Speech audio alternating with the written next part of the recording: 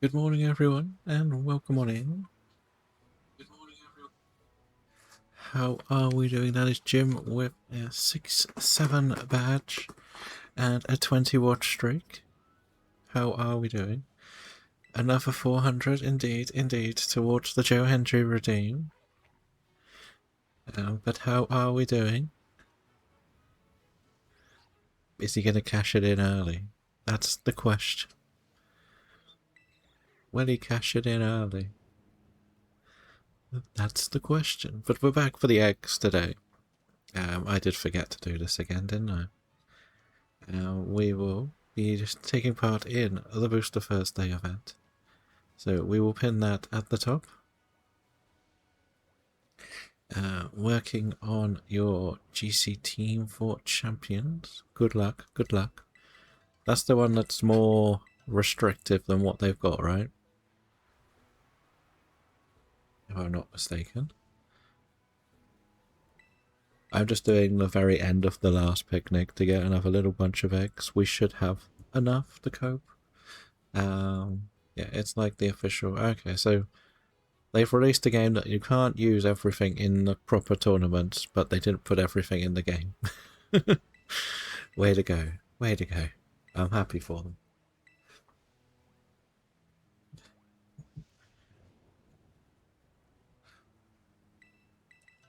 Oh, only they could have done the game properly at the beginning.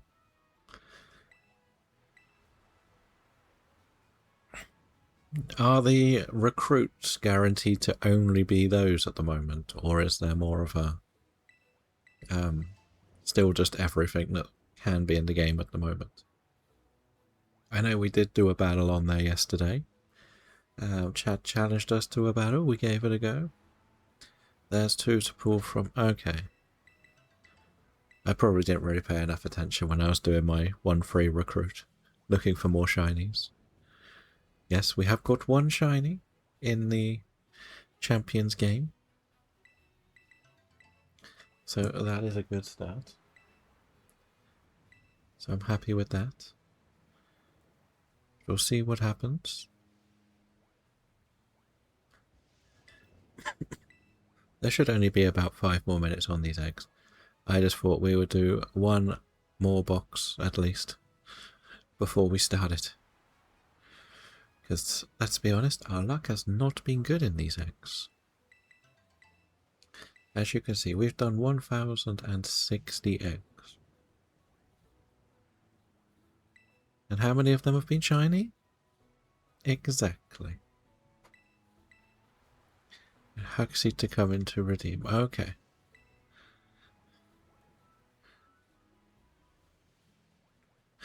Before it becomes too expensive, right? Before I make it too expensive. Dun, dun, dun, dun, dun, dun.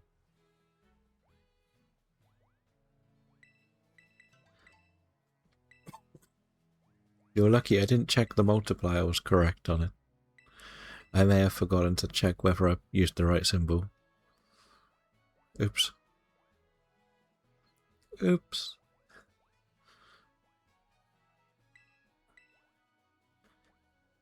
I don't want to spend too much time in the middle of like an egg selection, so it's not. It needs boycotting, so it's 100 per stream. No, it doesn't. One redeem that costs 100 a stream. Only once per stream.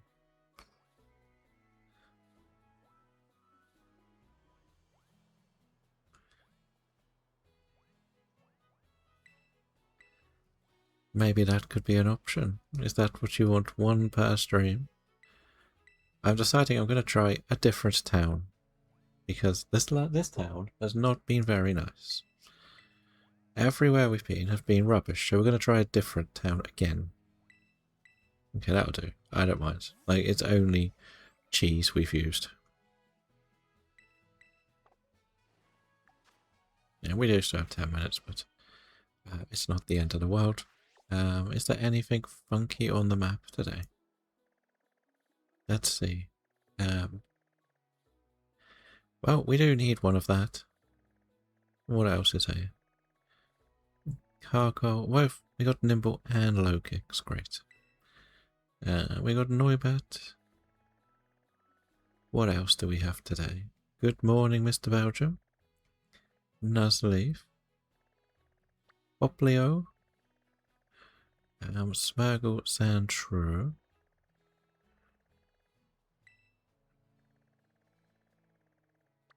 Right, I'm thinking of going here. Why not? We may finish the picnic at the edge here.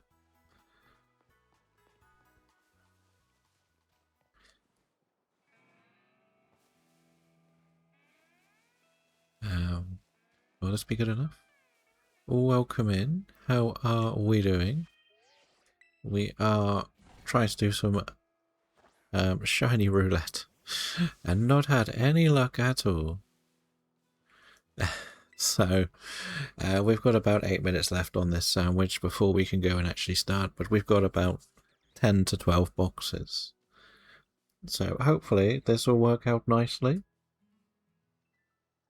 This thing just seems to hate me at the moment. I haven't got any in free streams of starter roulette. It's just pain. And I must have done like 200 to 300 without using any trackers. Is that Quaxy? Shiny Rowlet is hard to hatch. It took you 700 eggs.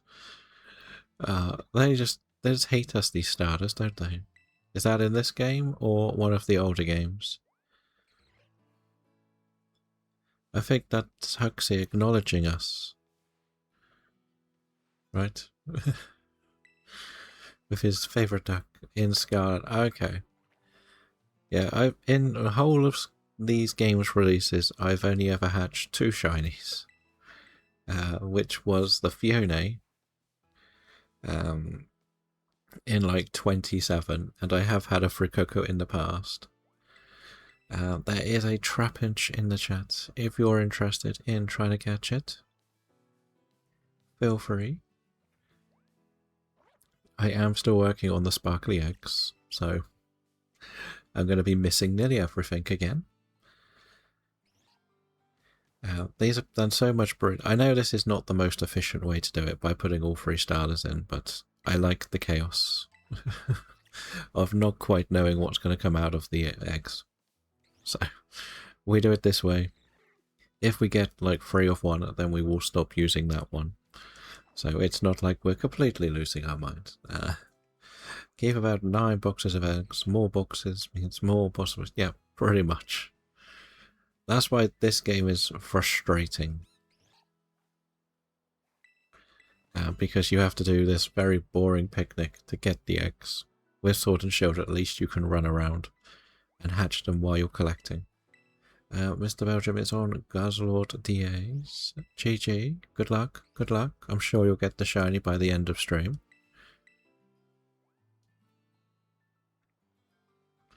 Right. That's how it usually works. You get a legendary. Oh, I caught one. We both caught one. Nice.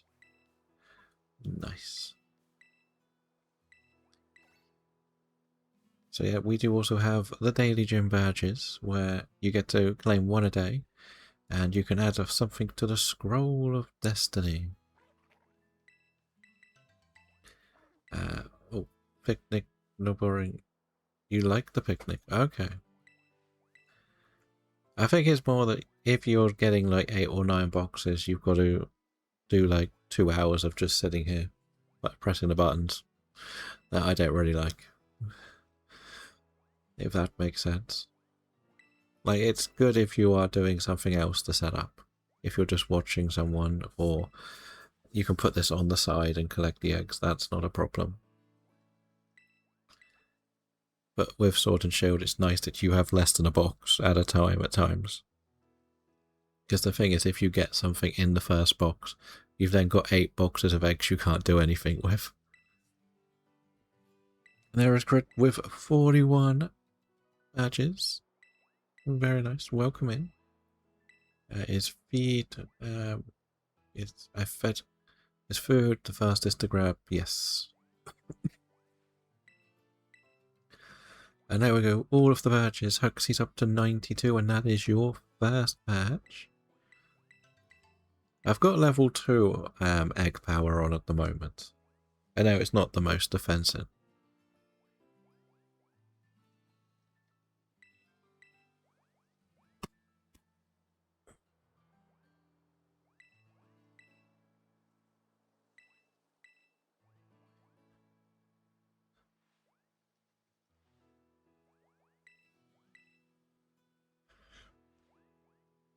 At least they both worked.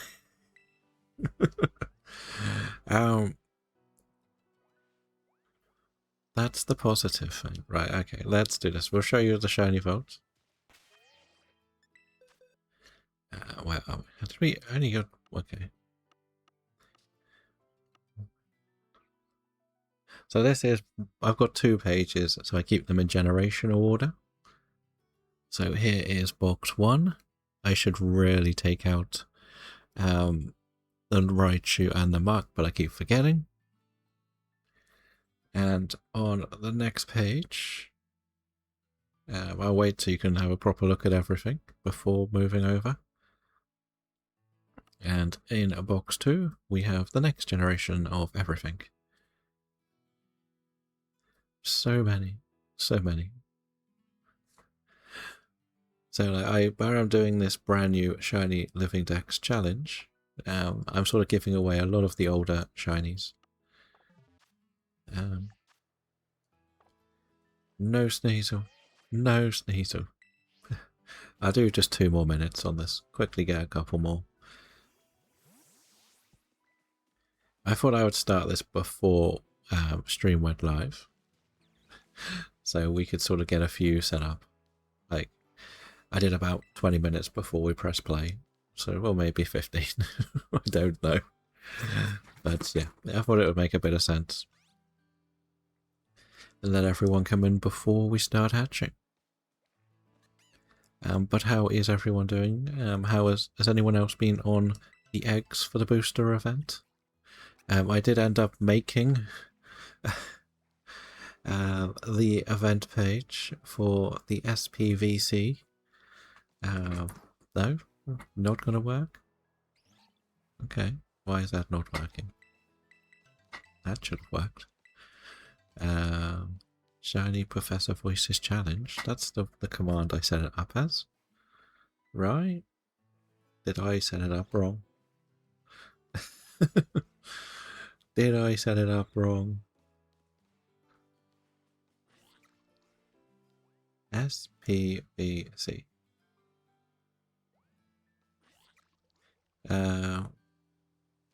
Is it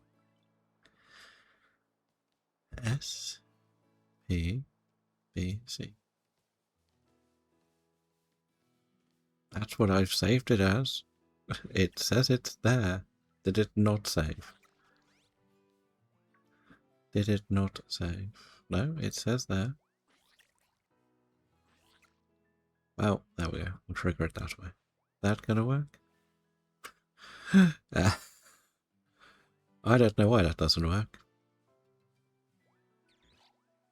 You know what it is? It isn't that I've set it out wrong. I am stupid.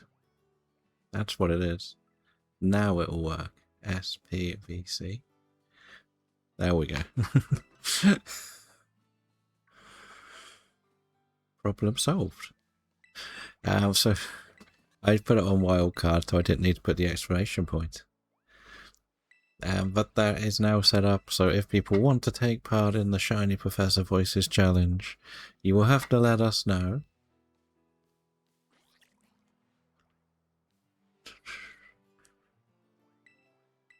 There is a Mrs. Astro too. Welcome in, Mrs. Astro. How are we doing today? That should be finished, right?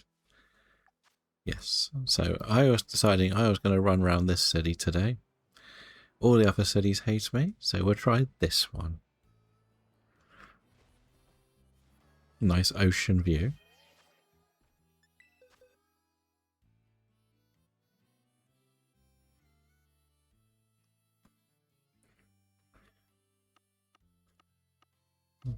Uh-oh. When Jim realizes what he's done. When Jim realizes what he's done. Has it worked? It's because of the song that they did on Raw. It was a bit tasteless. To be doing a song about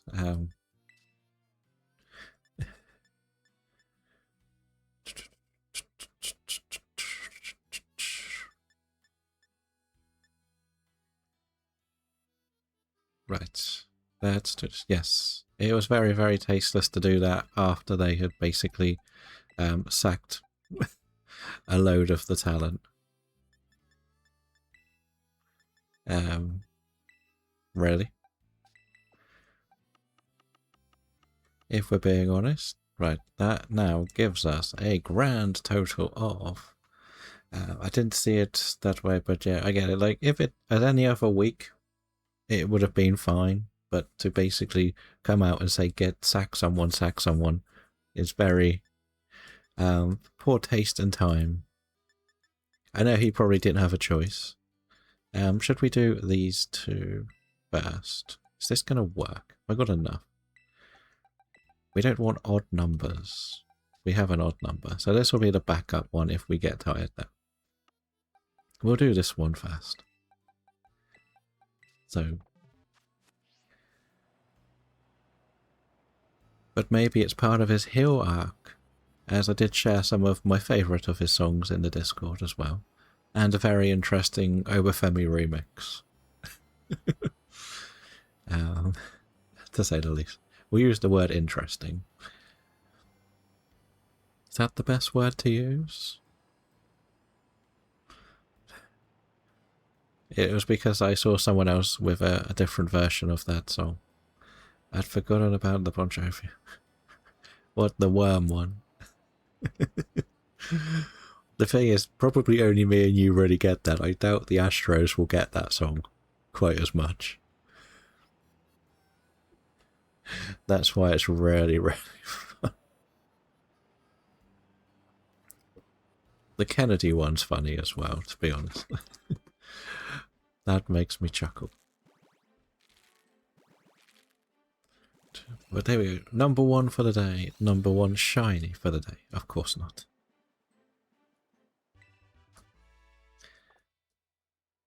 I think that was the first one I heard of one of his remix songs when the song first went viral. His entrance first went viral. I think the worm one was just popping off everywhere. But I kind of just want them to turn him heel when he can do like really annoying songs to like they need to just let him be unleashed to have proper digs at talent. It's his homemade jacket also. What oh yeah, for the worm one. Like, as I say, like the Astros probably don't quite get why it's as funny as it is. You missed the era of Too Cool being like the most over tag team in the world. Because they were just funny and their music was infectious. And the dancing. It was just such a funny... It was when tag teams were entertaining. Shall we say. But that was a long time ago.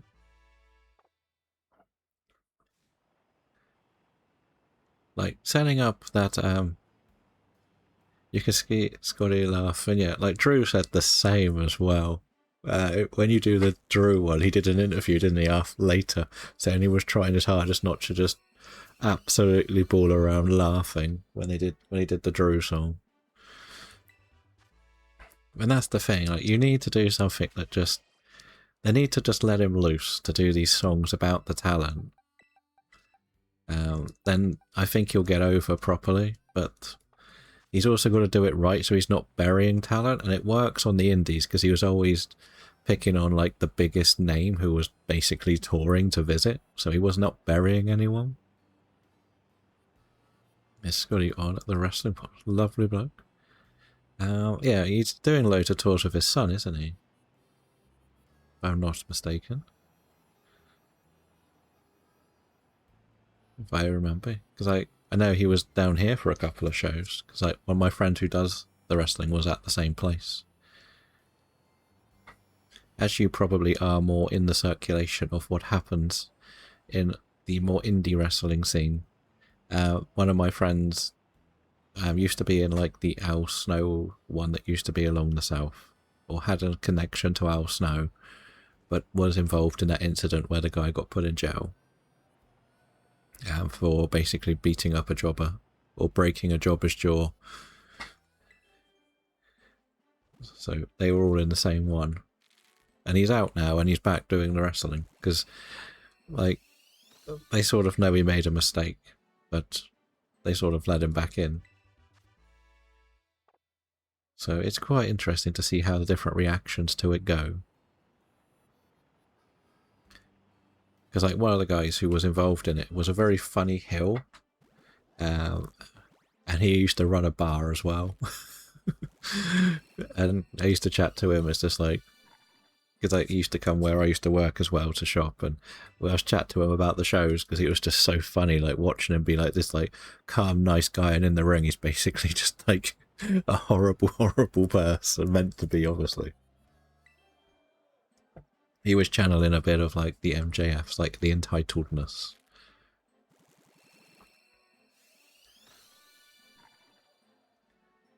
But now that ever since I saw the Peter Kay Amarillo, I can't take the Obafemi walk seriously anymore.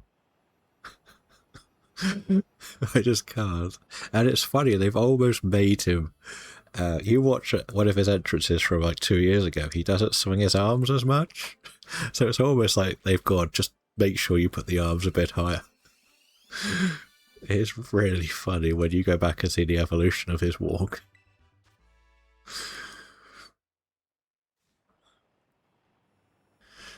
There is a Dolive in the chat. If you would like a Dolive, feel free to catch.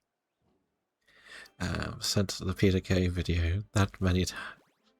Probably.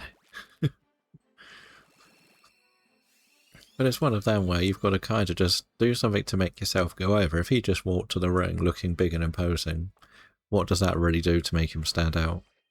Like, there's been so many big and imposing people that have walked to the ring and have been an afterthought within a month. You can say it's booking and all that lot, but it's not. It's aura, as people call it nowadays, right? They call it aura farming. Something we don't have. But wait, I didn't add them up, did I? I've got that. I can use the arrows today. I like how the quillfish just floats, like taking it for a casual walk. Why don't I take it for a little boat ride? Wait, I just saw your sister with a quillfish down there.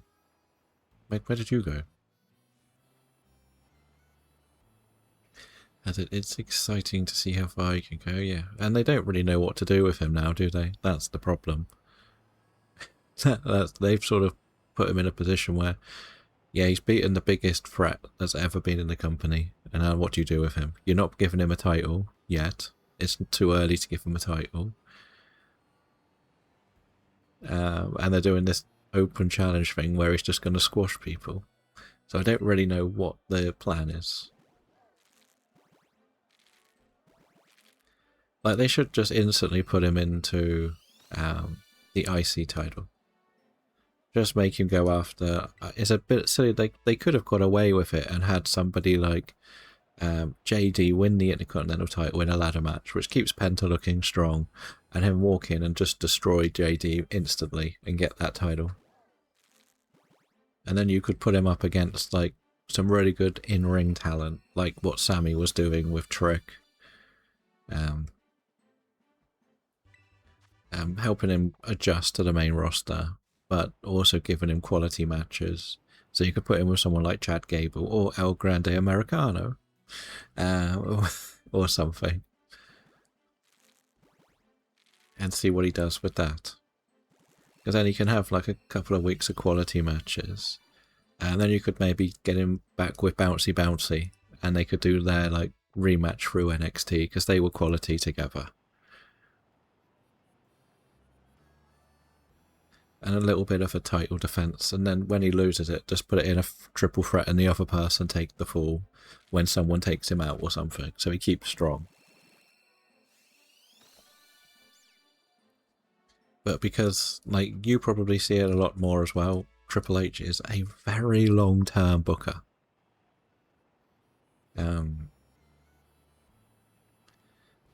People interrupting people and demolishing them. Yeah, that's why it's quite an interesting one, because it's weird that somebody that size is so fan popular. And this is NXT as well.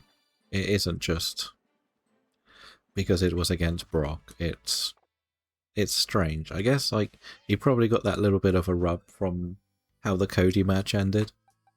Like, when he had that match when he looked like he was going to beat Cody, from what I understand.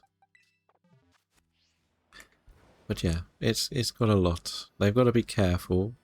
And there's already people that are bored of him, or saying he's not got the best physique. And it's just like, we're out here body shaming wrestlers that could probably punch you. Because everyone's a critic, right? I think it's because it's not a six-pack, and people are like, oh, we can't do that. If you don't have a six-pack, you can't be a big wrestler. Tell that to Stone Cold and The Undertaker. But it's one of these perception things. People are just, they only want, yeah, well, Foley was never seen as the big star, was he? That's the difference. What I mean is the biggest of big stars. But you could also say that about, like, a Brock. He was never built like he was built with muscles, but he didn't have the generic, like, six-pack with people who never really get over because that's all they really have about them. Like, you could say the same about Roman. He's not got the six-pack like others do. Like, how many wrestlers have we seen come in with the absolute, what they would consider perfect body, and be rubbish at wrestling at the end of the day? And that's what makes it so perfect. Yeah, I feel sorry for Chris Masters. I absolutely loved how they introduced him. Like, there's a place for it. There is a place for the vainness of that character. A bit like how there's that really fun little trio in NXT at the moment. If you're about, you know who I mean. The Vanity Project. They're actually called the Vanity Project. Or something like that, aren't they? And it works. It's funny. There is an auto fan with 54 badges. It's more just the fact that he was doing the Master Lock challenge and nobody could break out, and it was very protected for so long. So that's why it was quite interesting. But then I think, like, he was beating, like, the biggest of names, or somebody would cheat to get out of it. But I think he failed a load of drug tests and he just sort of completely crippled his career. I only really see the clips, but I know they've been doing a lot of stuff with Blake Monroe, who's playing the typical diva figure. Or I think someone said, I think I saw somewhere they said that she had been called up, but I don't know. But they've been doing sort of that, where they're like the Varsity Blues or something. Like, they're very good wrestlers. They've been doing a lot in Evolved, but I think they've been called up, so they've had to drop all their titles. Yeah, but they're smaller figures, if that makes sense. Because the thing to remember about Chris Masters is him and Carlito were actually the last two people John Cena had to get through before Edge's first cash-in that Elimination Chamber match. And they were both really over at the time. Because I think Cena hadn't broken, or was like the first person to break the Master Lock, or someone like that. Also, Josie actually signed properly now? No longer? I think he's been signed for a good long time now. I think he signed midsummer, I want to say. Because he's been in NXT for the most part of the last 6 months. Again, it goes back to what we said. They wasted the time with him. They took too long, and now he's lost a bit of the buzz. I have put the multipliers on them now, so hopefully they'll start going up in price every time they get cashed in on per stream. So we'll see. Oh, we've hit the ad lands, so we'll wait for the next egg. Shall we have a look, see whether they are? Yeah, so his name, say his name and he appears, has gone up to 10,000. How did that happen? Wait, did I put 2,000? Wait. I might have messed up one of them. Did I mess that up? Oops. Or are they all connected? No, they can't all be connected. What did I put as the multiplier on this? That's why. No. Maybe it's because I named it the same. That's not meant to be an X, that's meant to be this. Oh well. Jim redeemed the other one. Yeah. So your 5k one is correct, but the other one should only be 2,000 now. If that makes sense. That's how it's meant to work. Let's just do a coconut mall. Just see whether that goes to 1,000. Okay, I need to name them all differently, basically. Learned that. I need to make sure I name them something different. Oh well, we'll change that tomorrow. I named them all the same. I should have just named them, say his name up or something. Because they're all on... So basically it just puts it down as the new reward price. Actually, it doesn't make sense why Coconut Mall is 10,000. It should be 10,000 and... They should do all of them, right? No? Egg again, yes. The last attempt at the eggs, Mrs. Astro. They are being extremely toxic to me.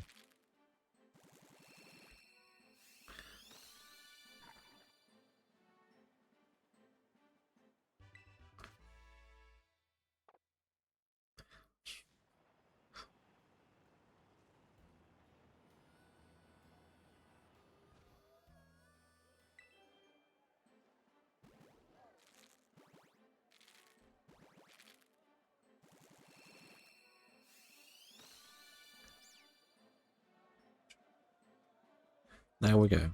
We have Kid Wilson. I was hoping to see whether Mrs. Astro could find a new name for it. So you could go, where's my Kid Wilson gone?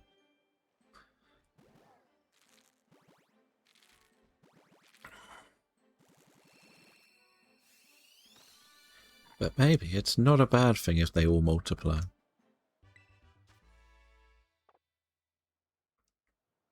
Right, that's another box. Well, I did it yesterday, but I was going to see whether you would find it in time. She said, don't touch your Kit Wilson.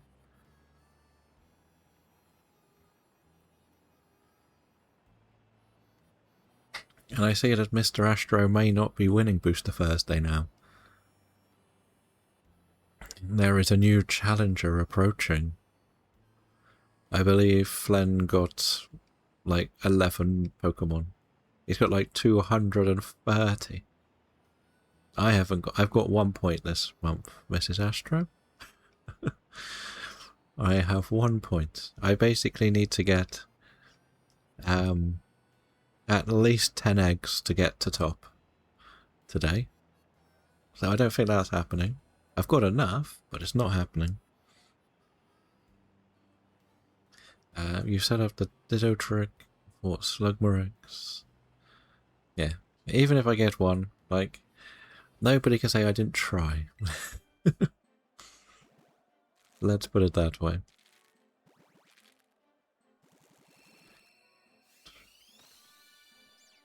But yes, so we've got a few more sign-ups to the Shiny Professor Voices challenge. I think the rules make enough sense. I'm still happy to discuss them if there are things that don't quite make sense. I'm perfectly happy with that. There is still the question of, are things shiny locked until you are at the right level to catch them? Encouraged Berry last night. Well, again, it's just trying to encourage people who like full-on shiny hunting. At the moment, if I think if she was to shiny hunt in the game, she is still at full odd for the most part. So it's just sort of doing it from the beginning. The challenge is basically the equivalent of a Professor Oak's challenge. So the idea is you would have to start a fresh sword or shield shave. And the idea is we've got to catch everything shiny before we do the first gym as the community. You can't do DAs, you cannot breed. That's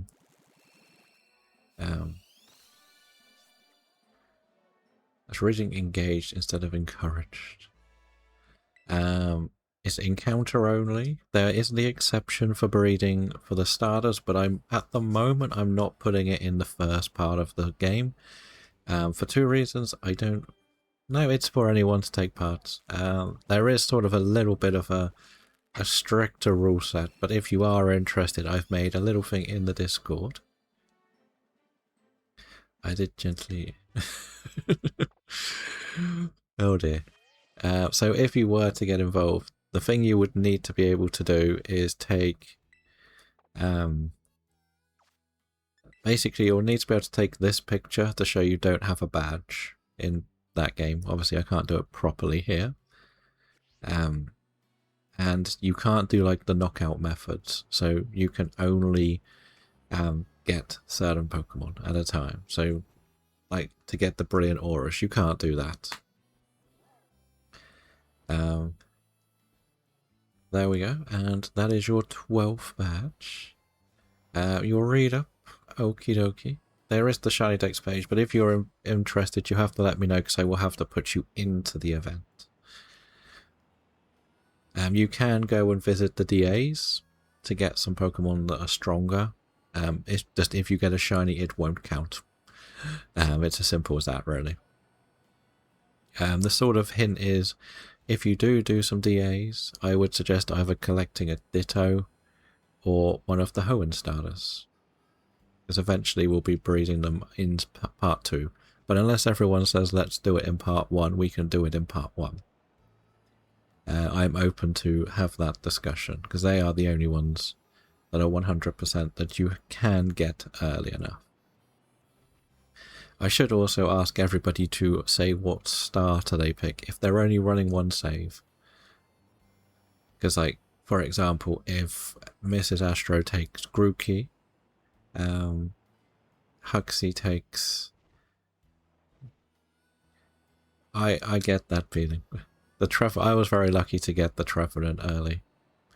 Like, have you gone for all 4 or all 5 of the boosted ones?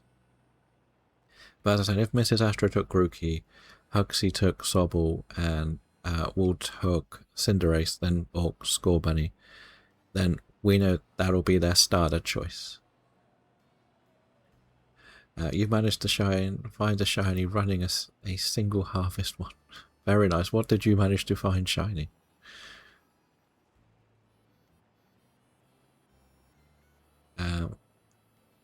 Excelgor. Okay. Nice, nice. Very nice shiny. But as we say, that you can keep the shinies to do whatever you want with, but anything in the DAs won't count. Sadly. But you might be able to put that in the Dex 2026. I don't know if we need Excelgor still. Like, I do have a save of everything, but you can get, back to Huxley's question, yeah, all the Hoenn starters are in DAs. Why am I walking around with a box of... How long have I walked around with this? Right, I'll leave that one. We'll go for this one next. Because one of the things I noticed is you can't catch Igglybuff. if that makes sense.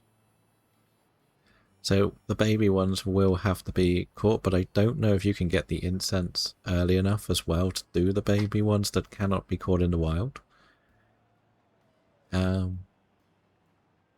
I mentioned, I'm a bit confused about the shiny lock. I don't know whether anything over level 20 is shiny locked until you have got it, the next badge as such. But the reason why I set it up the way I have is because if we don't want to... Part of me doesn't want to go across the Motorstoke Bridge, because you can't actually catch anything there. You would only go to the daycare centre. So that's why I've not included that area and the breeding. That's why I wanted to put it in the second segment, because there's not too much in the second segment.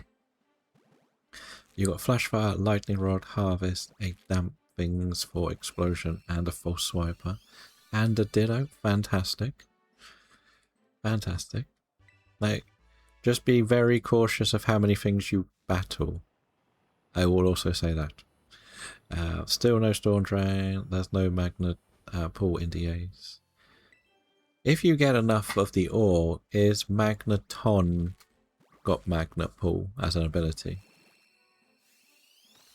I'll point out, you don't need all of these abilities. It is just sort of like a backup. There are some things like the Sizzlipede is going to be very hard to spawn, for example. Because Sizzlipede is like 1%, but with that you should be up to like 50%. That's why I say about Flashfire, like, most of these things are not as essential as you say. Thank you, RJ. There are a few things that work nicer, but again, you probably don't need all of them if you don't want them all. Like, you could probably get... I don't know if a Growlithe or Vulpix could have Flashfire, but you could just catch one of them as well. You could go and catch an Eevee and just evolve an Eevee. Most things you get in DAs are evolve things you wouldn't normally see in the wild, yes. I'm just being careful for a bit later, if you get what I mean. It doesn't help the shiny odds too much now. I was looking at that. So even battling 1 apparently increases your shiny, or the brilliant aura odds to 1 in 2,000, according to a table I was reading. I think they said 1 to 19 is the lowest roll on increased brilliant aura, but it's only the brilliant aura ones that get the increased shiny rods. But there'll be absolutely zero chance to police a brilliant aura hunt unless you're... because you can't expect people to take a picture of every single thing they get. Let's be honest. Like, every encounter they do. It's just like, some people might go in there and go and do the 500, and if it says 500, we're just going to have to reject it. That's why I've put 19 as the limit, because we are going to have to battle trainers. Like, and I would suggest battling the trainers once you get a shiny, because you get some cheeky levels on it. But it also depends what you want to go for. If somebody wants to go straight for the Eevee, go all the way to Turfield. It is your choice. There's not really a wrong answer. But the other reason why I say get the DA ones that I didn't really put in the description is you kind of will speedrun the battling. Yeah. So when we get to the next chapter, you can just keep those 3 or 4 in the team and pretty much just blitz everything. Like, all the way through the whole game. There are some, as I said, like, one of the challenging ones is the people who have sword. For some reason, the pot bottom desert is the highest level, so we really want to push the shield players to do the pot bottom desert.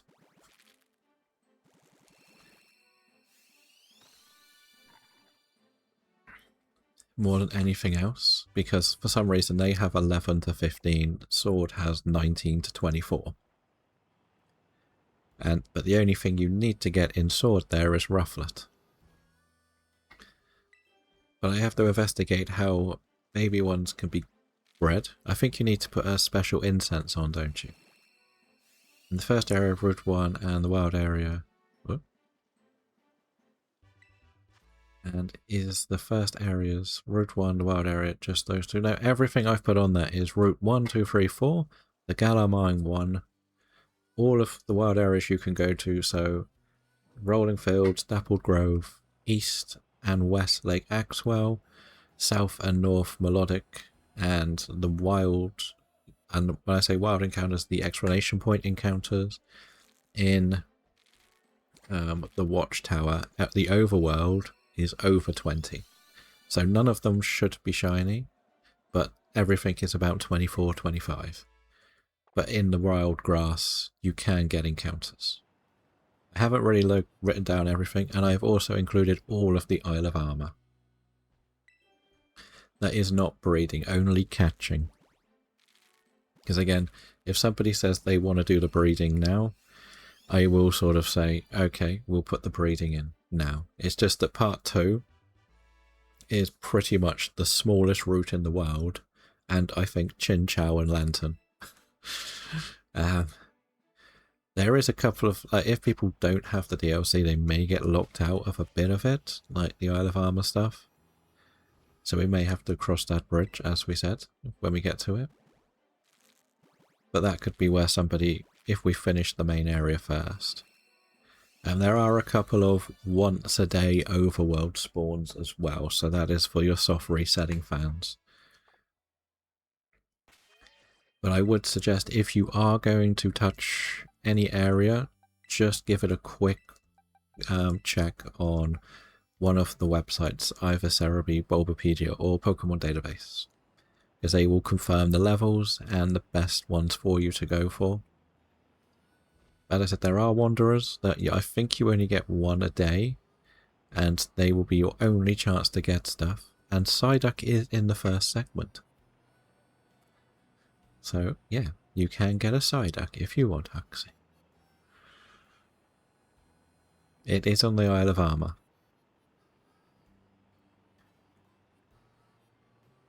So, yeah.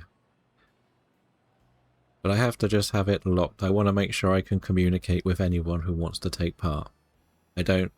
Like, Dex 2026 is different. It's more of... Like, I'm very... Okay, as long as there's some form of proof, it's good enough for me. But this one, I kind of want to be quite strict, as we said. Strict is also going to help with some of the approving, but anything that is currently on the event should be everything we can get at the start of the game. Which is 389, I believe.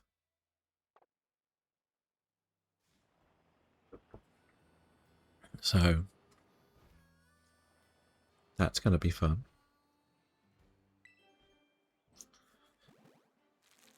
And it looks like we'll be committing to at least 4 times a day, 4 times a week stream. This is actually crazy.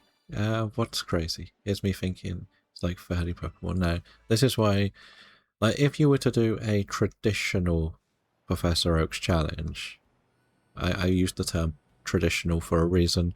It is just get your Pokedex complete and not have a living version of stuff. You can actually get 370 to 80 Pokemon in this game, maybe 60, before the first badge, because of how it's planned out. I think if you include the DLCs in Scarlet and in Sword and Shield, you're looking at 500 plus Pokemon. Because technically, if you include the DLCs, you would have to do everything from Dynamax Adventures. I've seen, it's Chaotic Meatball that's done it before. He does all of them, and he did the DLC version of it, and pretty much all it was just doing DAs on repeat. Like, the legends don't even matter. like the only ones that matter are your or the Kanto birds, because they will appear in your Pokedex. The rest don't matter. So there is that. If you are doing DAs though, you could use some of the ore stuff that you get to get candies. You could do it to get more of the Amorite ore, like I have been doing, to get more watts. I know I slightly confused you with the Pokeball of choice. It is not. It is completely up to you what you catch in. It's just at the beginning of the game you can only buy, I think, Pokeballs in a shop.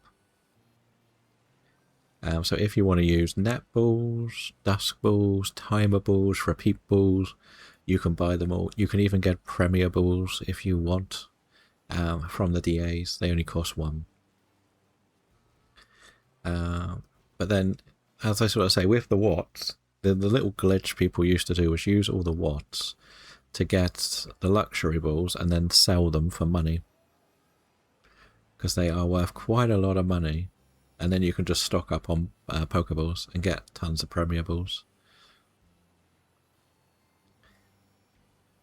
So that is a thing. And I should have put it in the rules, but it is kind of implied. If you are going to go for Nincada, make sure you've got a Pokeball.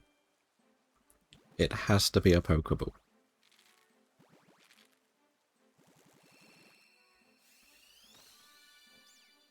Like, there are a couple of things where it'll get discussed more at the time, but there are a few abilities like Cute Charm that should increase the opposite gender turning up, which is going to be key for Salandit.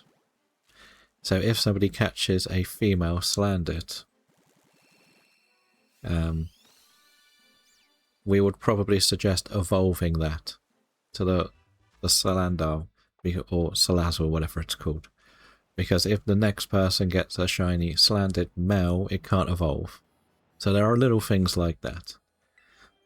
Terra Electric Wonder Guard holding an air balloon. That just sounds like a nightmare. That just sounds like Iona, though, doesn't it? There is a Lunatone.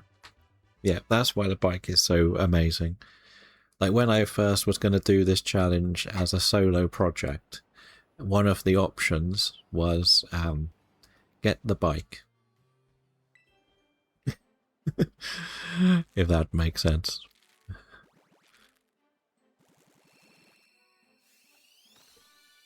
That was one of the few things I was looking at maybe doing. But fly was a definite. At one stage I was going to do it route by route. But I changed my mind because I want to be able to at least catch something there. Like, as we sort of said, outside of Caterpie, I don't really think you need to spend much time on Route 1. Everything else spawns somewhere else, if I'm not mistaken. Maybe not Wooloo, but then you're just doing the overworld for Wooloo and Nickit. But Nickit's quite a rare spawn. Like, Hoot Hoot is also on Route 2 and in the wild area. I'm pretty sure Grubbin turns up in the thunderstorms in the wild area, in the random encounters. What else is there? Like, Squovit's everywhere, and we have to do some headbutting of trees for Cherubi, which is going to be horrible, which I kind of think is going to be a group task. Just headbutt every tree, every day. See whether you get the lucky encounter. But with part 2, I think there isn't really too much more unlocked outside of what is on next area. If that makes sense. I think it's 20. No, it's 30 or 40% in a tree, but it's a tree encounter, if I'm not mistaken. But it's Squova or Cherubi. They're going to be horrible to do, but it's just going to be... Like, the whole thing's going to take so long, so if we just go around each day and headbutt every tree... it's annoying at this stage because you've got to run. But, again, it's another one to check the Cerebi page. And once it's underway, we can use the general chat to maybe put that as just a reminder for people to go and check the trees. So I think you only get one encounter out of a tree as well, which is not great. So, yeah, that's going to be one of the annoying ones. And also, Pukamuku and Wishy Washy, they're such rare fishing encounters.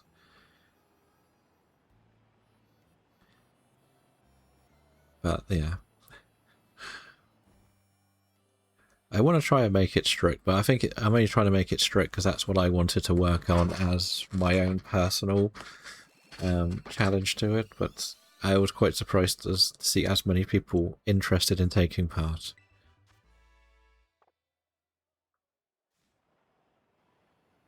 To be honest.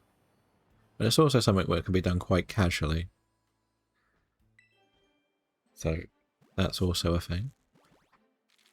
I might even say in the general chat, is there something people particularly want to go for?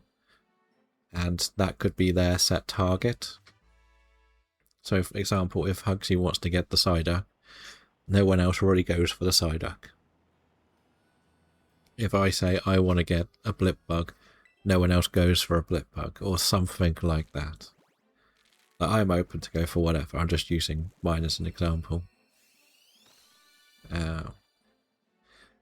That is a thing Brisa too. She's going to get all the setup, so she happened to have time ready, and she'll be able to do an hour or two, for example.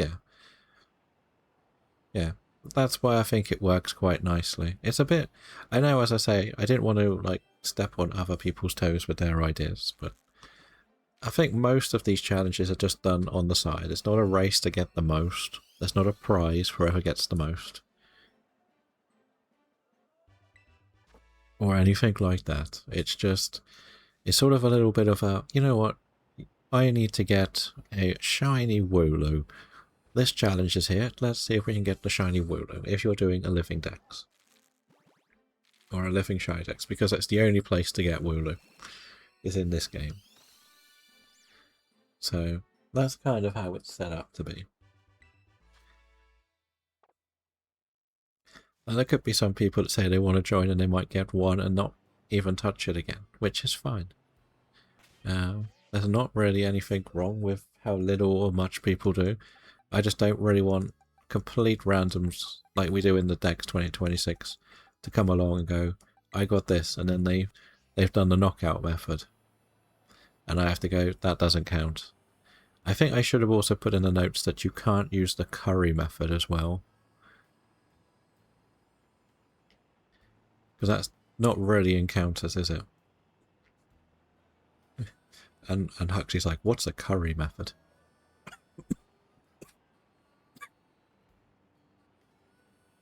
Right?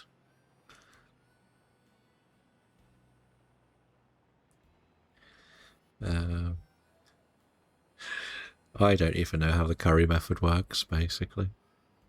But of course, it's a food-based thing to increase shine. It's got something to do with if you make a curry, there's a chance a Pokemon will appear at your camp, basically.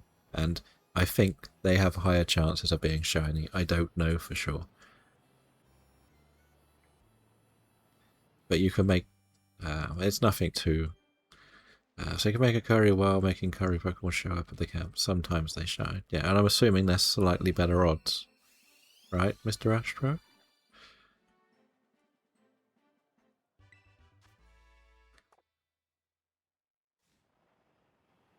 I feel like this just feels like something we could build in Pokopia. In fairness, it looks a bit like what Kitty and Briggy are building slowly on the beach.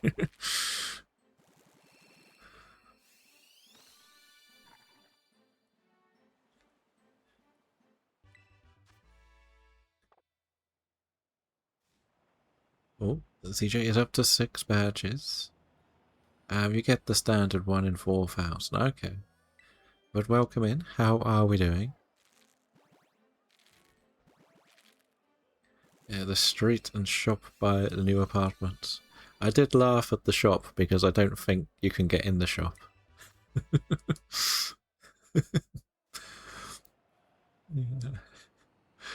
I think it has a different encounter rate, but better shines. Okay. I might just... I don't know. Maybe we moved it. You did put the counter and place it here. I think you put the electronic doors, but you didn't put a pressure thing to open it. Good morning, Michael. How are you doing today? It's full odds with charm, not affecting Wild encounters. It's a fun way to do it. Okay. Fair enough. Maybe if somebody wants to try it, they can try it. I don't think it does too much. Oh, we've hit the Outlands. Was that the last egg? It perfect timed it. Doing fine. Relax a bit, but practice for the race later. Is this the long one that you're doing? The bit that's part of the 24-hour? Or are you doing the full... I'm assuming you're not doing 24 hours. The Outlands. The Outlands, God CJ. I'll go to when the egg hatches. I won't hatch the egg.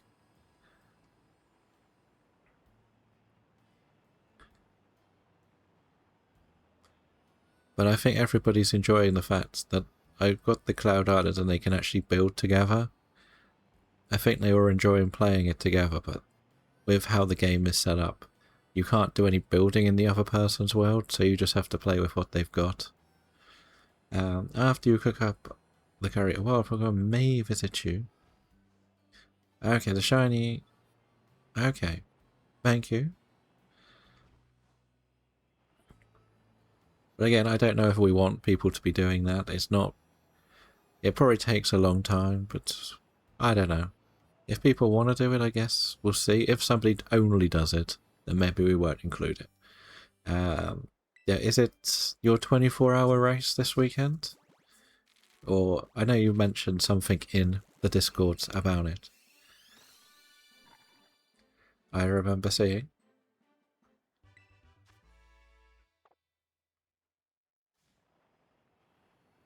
But we'll keep rolling. Keep on rolling.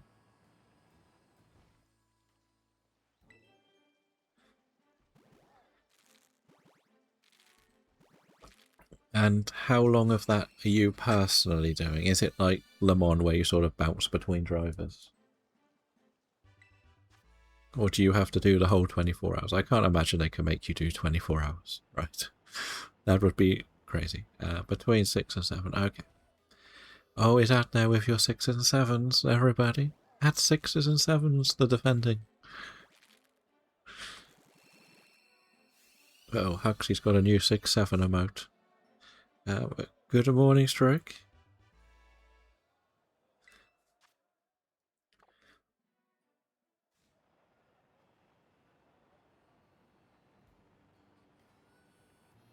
And how is Stroke today? We have 4 people, so we try to spell it equally. That makes sense. I wish you good luck.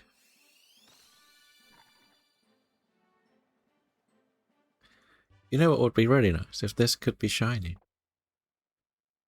At some point.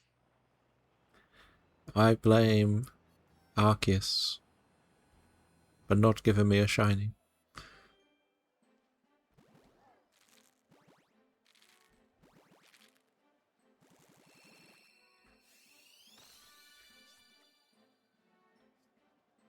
Of course it's another no. Of course it is.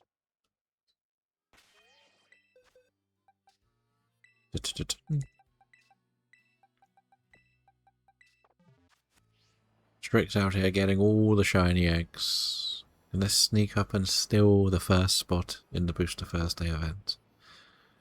You watch. Secretly steal it all. Got my first Rikuku 1384. Don't make me think that I've got to hit those numbers, please. Are we sure Masuda even works in this game? Is that the thing? Are we sure it even works? Right, I'm just going to do this.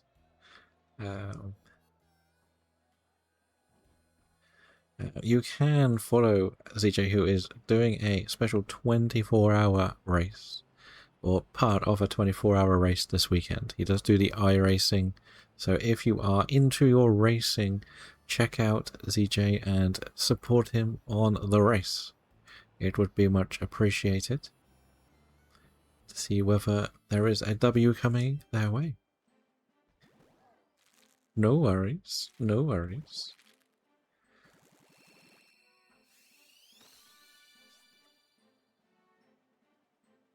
I'm starting to think that this might be the worst selection of starters in the history of Pokemon.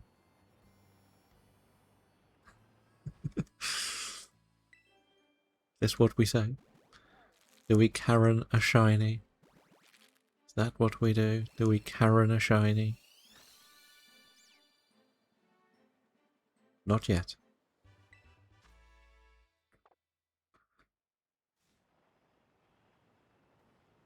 Knew we couldn't.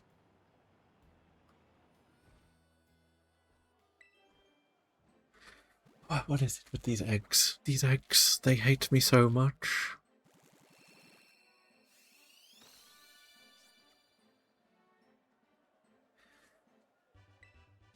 The other thing I would make that... Oh, we have a raid. Do, do, do, do, do, do, do. Oh, welcome in. Italian Speedy, thank you for the raid. Welcome to our Switch 2 Shiny Living Dex Challenge, where we want to build everything from fresh on the Switch 2. Brand new saves, brand new shinies, everything. And we're hating starters. But how was your stream? What were you up to? We have done, what, 1025? I am good. How are you doing? We do a lot of shiny hunting across every game on the Switch. So we do Sword and Shield, Legends Arceus, ZA, a little bit of Fire Red. You were playing Pokemon Sun? Nice, nice. First playthrough or challenge run? Or just casually playing through it?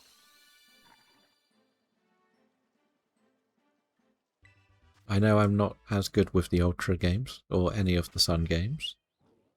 I've played them about once each on a Nuzlocke, so I have not ever completed one properly. I kept dying. There is also Ezwelos in the chat. You do Shiny Hunt mostly in Let's Go Pikachu. Nice. I feel like I would be quite good at the shiny hunting in there if I could actually finish the game. But you can also follow along with Italian Speedy, who, as you hear, is on their first playthrough of Sun.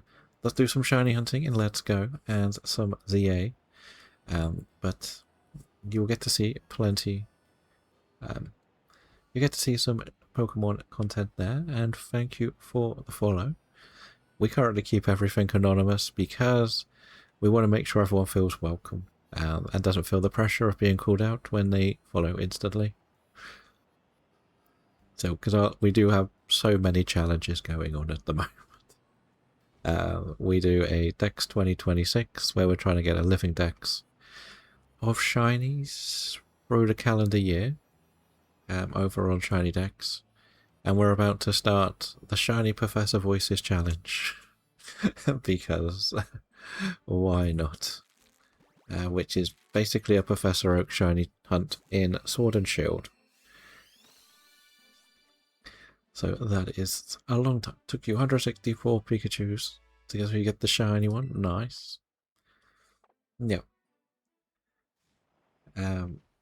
Yeah, I've done a tiny bit of shiny hunting in Let's Go. I'm not a fan of the throwing mechanics. It upsets me a lot.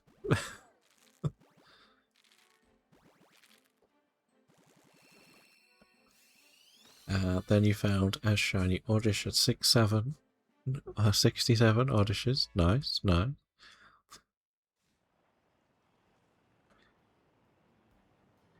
I think all I've ever found in there is a Pidgey and a Golbat.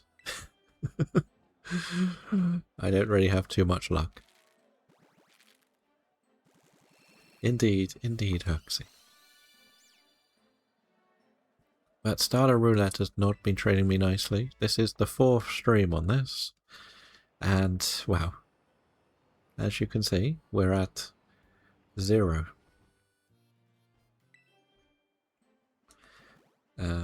Autofan missed the Zwelos. As you can see, I've got a sparkly egg ongoing, so we're not doing too well. Pokeflex. Oh, it already hatched. It was a Toxtricity. Nice. Did I need that? Probably not. Spike is at 116. So you like the catch combo method. It fits your style, shiny hunting, unless the combo ends. Yeah. I think once you get going, like once you finish the game, I think Let's Go will be fun to shiny hunt in. And good morning, Huntress. No worries. The 6 out of 6. We made it. We made it. Congratulations. Congratulations. Now time to celebrate with a shiny legendary, right? Now that you have officially joined the bird keeping ranks. As we saw yesterday, you are officially a bird keeper too. And Arsene up to 13. Nice, nice. I hate how to get the shiny Chamina. It was a grind. Did you end up getting the DLC as well or not? I feel the DLC will help a lot. There are a few methods to get the shiny charm that are very mind-numbing, just battling in the restaurant battles. But it's whether you have the time or patience to do it. But you can also follow Mr. Astro, the host of the GBA Diaries, which should be live today. I don't know what we'll see, but it could be a Nuzlocke in Fire Red with a new catch-up video. It could be a Mudkip shiny. It could be a Reggie shiny. Or it could be battling his way up the ranks in Champions to become the very best, like no one ever was. But check in with Steve, ban PCG, and see what happens tonight.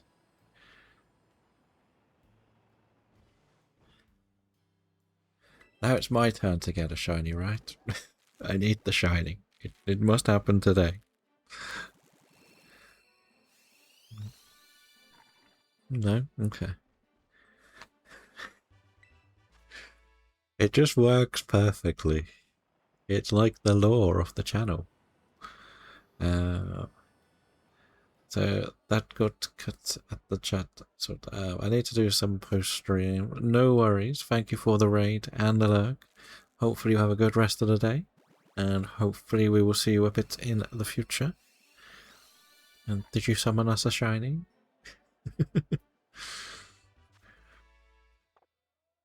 Maybe I need to get a spinning Spearow emote. For everyone else. I love how that in Huntress's gacha game I managed to get Suicune, Ho-Ho, and Lugia this week. But not the Entei. Not the Entei. Shirio's hit 150 stream streak. Thank you, Shirio.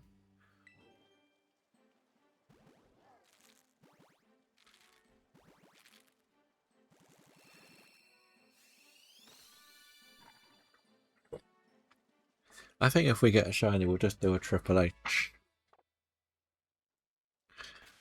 I sent that video of the Obafemi to the Lucky song to my friend, and he says the aura is killed now on him. So, we killed the Obafemi aura. So, oops. Oops.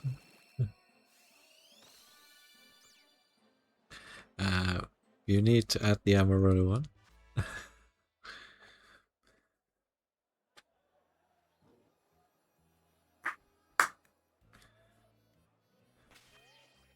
We could try to do the Amarillo one.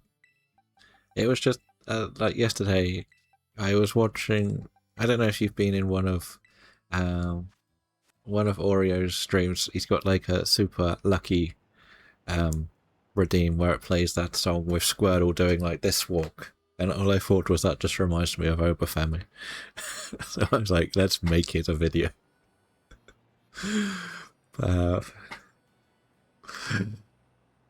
And it's just, every time I see someone do a power walk now, it's like, that's Oba.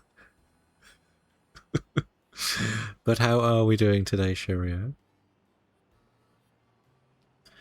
Every time Shirio says hello for the first time, you'll get a free Joe Hendry, okay? But I don't think many people can afford a Joe Hendry at the moment. Because I've set it up wrong. Very wrong. So, oops. Oops. It looks like that's some work to do after stream today. But oops. It worked so smoothly yesterday. Streamers can chat out of points. Something like that. Something like that.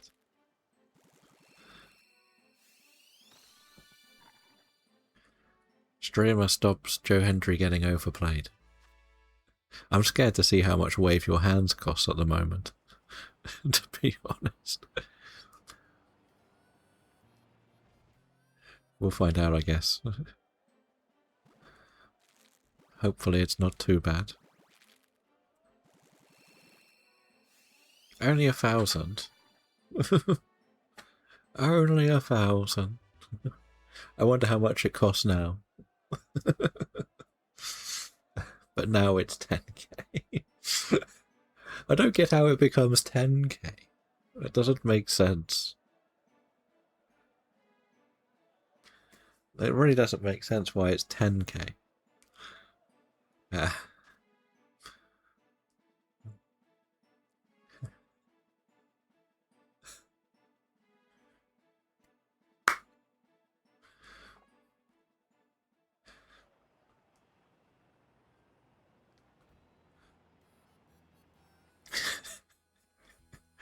Mrs. Astro's cashed everybody out of the next one.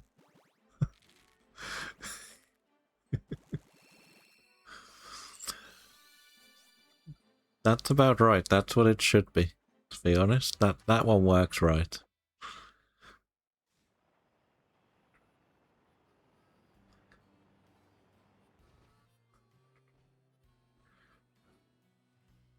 I know what I've done wrong.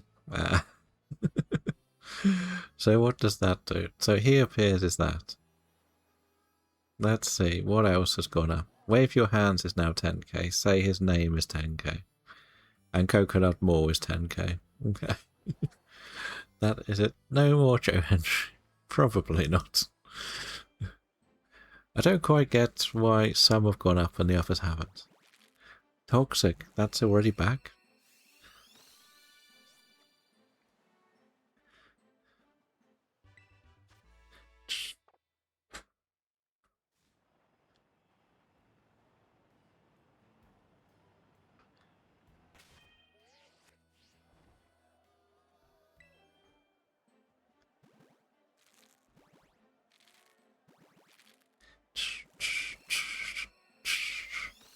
And now we'll find out Kit Wilson's now worth 30,000 or something. Is Kit Wilson still cheap? It should be. It should be. I was basically just trying to add multipliers on the basic Joe Hendry ones. Because they were going off a bit too much. So it was either it's going to cost you a lot, or yeah, it'll have to be put down on more cooldowns. I am doing good, Cheerio. How are you doing? Ready for the weekend? Dun, dun, dun, dun, dun, dun. That is good to hear.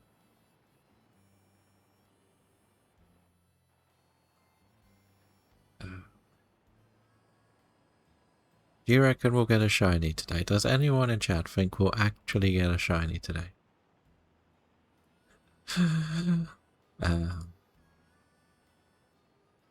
What time's the meeting today, Huxley?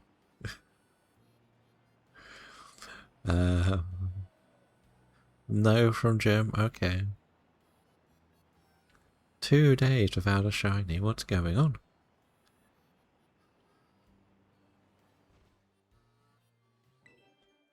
Dun, dun.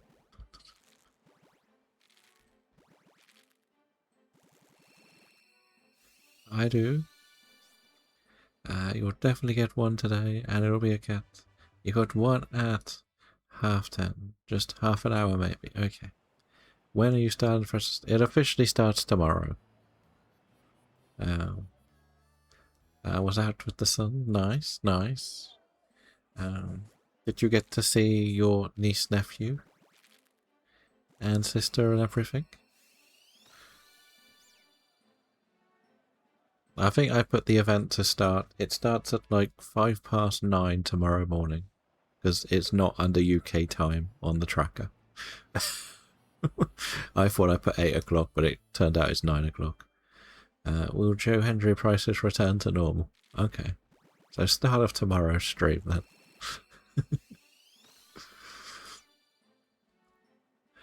Let's see. Your sort of niece and the wonderful sister. Okay, what about Karen?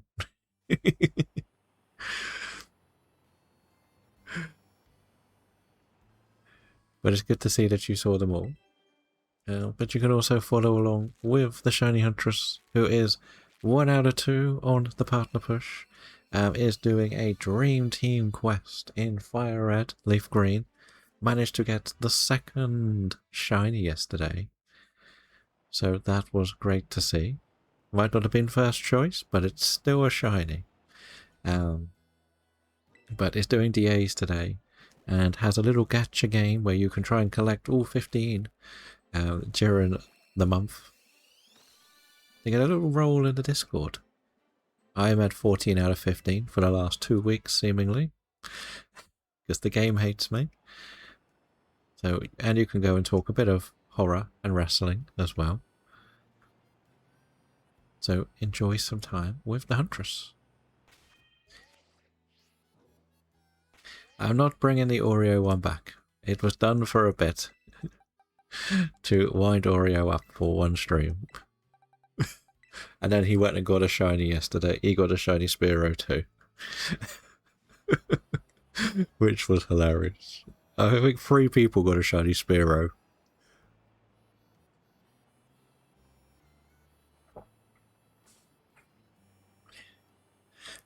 There is an Iggly buff in the chat, if you would like an Iggly buff. That will stay in a Premier Ball, right? Actually, I don't want to throw this, do I? I need to change. We'll wait for the ad. We're near the ads. We'll do it during the ad lands. That'll be the safest time to do it. It won't. Well, I've already hatched my sparkling egg, so I don't know. I was meant to change it. I didn't realise I'd done 3 catches already.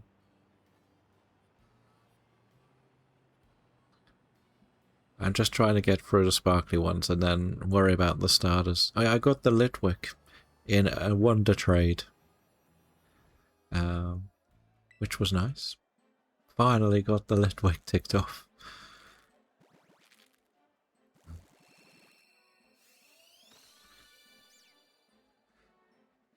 So that was nice.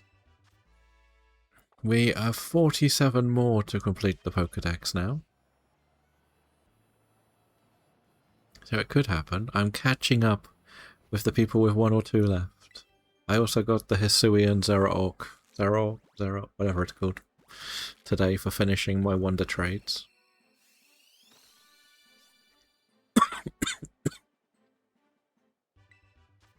No Pidgeots, no. I'm trying to put like the rubbish stuff, the sea level tier stuff through. Just so maybe I could get the Pidgey.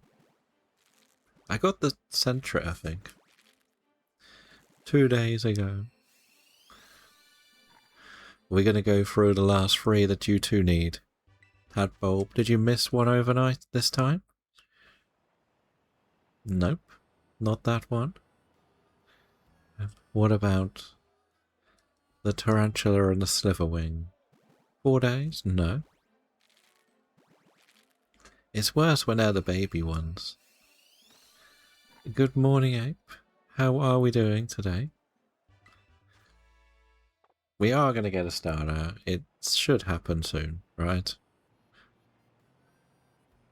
We just can't get one. It just hates us. Just hates us.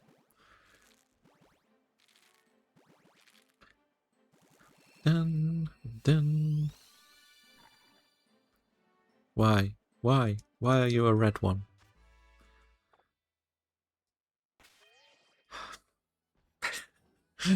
The disappointment. I am doing good though. I am, yes.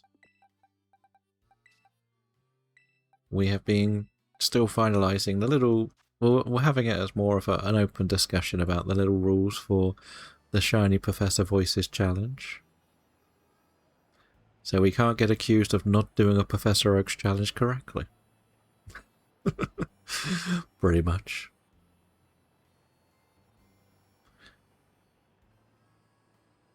That's probably the best way to put it.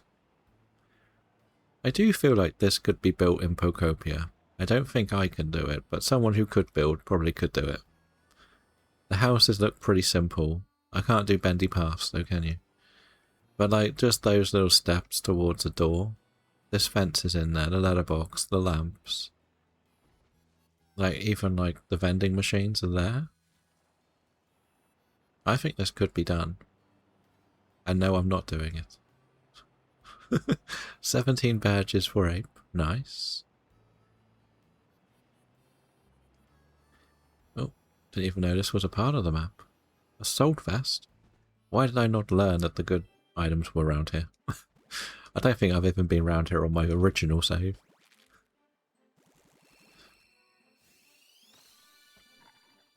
Now, I will leave the building experts on this.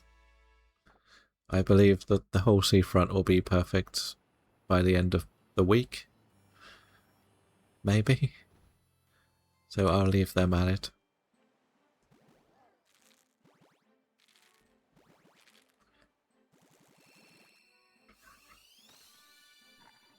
Oh, it's collect your coins day today, isn't there? If we're lucky.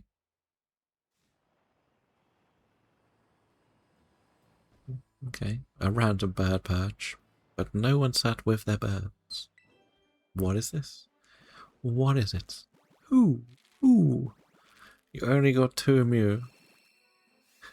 I have got a full collection. I've got 3 starters. No, 3 legendaries at least. But you can follow along with Huxley, the Psyduck trainer, who is working on some Pokopia, doing some BDSP, mastering the shiny hunting methods. Also, does own a questionable video shop that Dave is supplying, and a few other bits and pieces with some 2000s music. We've got the twins in, and Strick has hit 75, so Strick can pick a new shiny on-screen appearance if you want. The Switch OLED which you found sold out, but I found another one, Mario Theme 260. Okay, nice, nice. Hopefully it will be in good working order, especially if it be a Mario year and everything. Did somehow show you the Psyduck in the Pokemon Center? Oh, the shop one. Oh, and number 8 on the badges. Huxley is going to go broke building the Psyduck mansion, not in the game.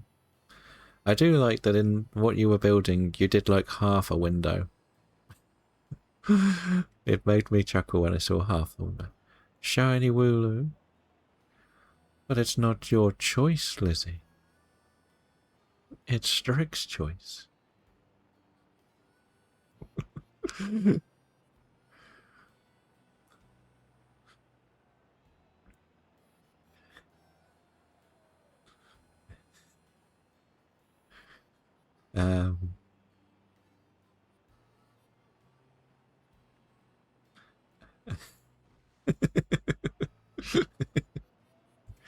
That's the 3rd day in a row I think I've added Wooloo to the list. It's quite funny. Or added a ×2 to it. That was all the story I need to make. Fair enough. Fair enough. I think you can find it on the Arcanine Island, if you get lucky with the building.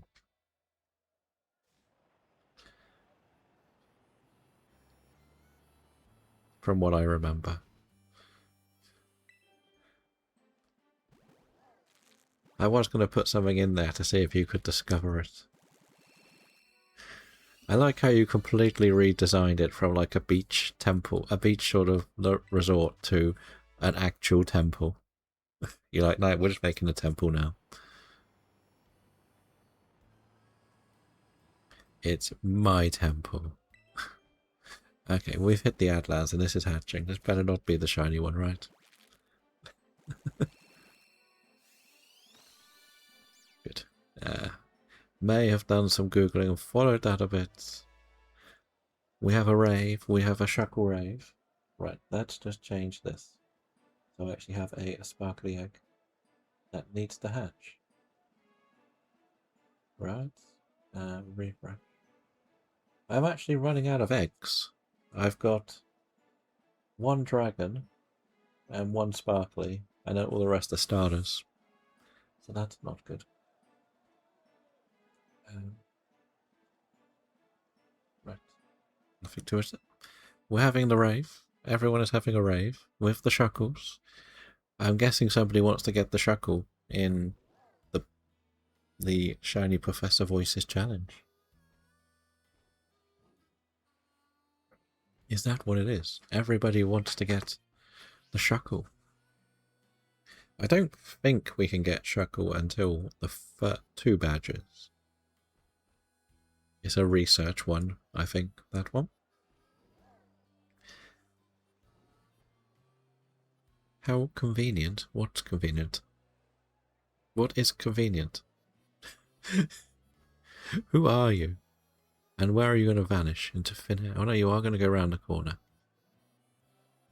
Welcome back from the Outlands. It wasn't a shiny one, so don't worry.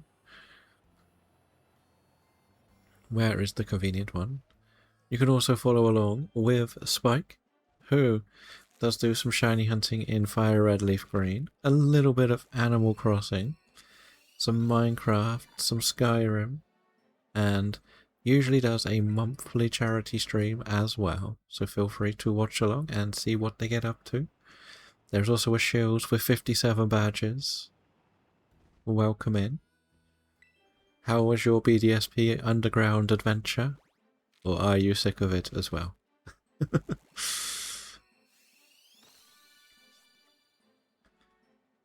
I know that you didn't seem like you were enjoying it.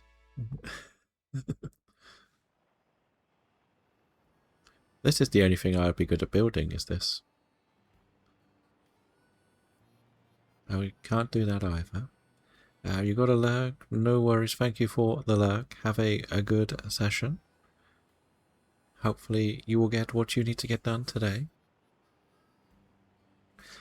Huxley has gone to the meeting. In comes the shiny, indeed. Would it be 3 out of 4 days that we put a shiny in a Huxley meeting?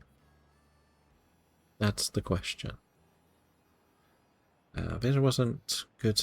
Didn't find a shiny. Didn't enjoy it. Probably because you're by yourself. Yeah, it is one that does take a lot of... well, it's a very patient game because it's more... The odds aren't that much better. Whatever you do. Wait, why did Magma leave? Come back. But we'll get there. We will eventually. I guess it goes back to whether you want to do the full odds hunting or the most efficient hunting as such. Like, it's not terrible when you do it with randoms online, but sometimes they don't. They just stand in the zones and wait for someone else to do it. From what I've seen, whenever I've done it with randoms. But you could also roll the dice and fall into one where they're nearly halfway done. Which is also kind of nice.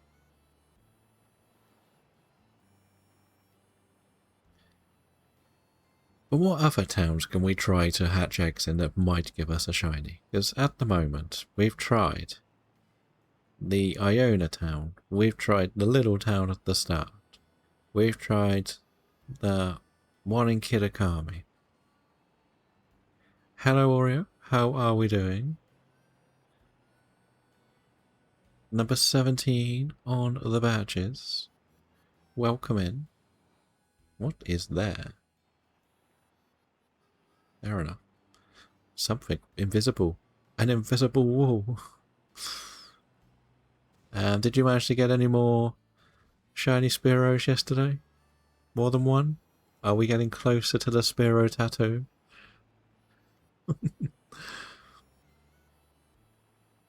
I can say from experience, the Medali does not give you Charlies.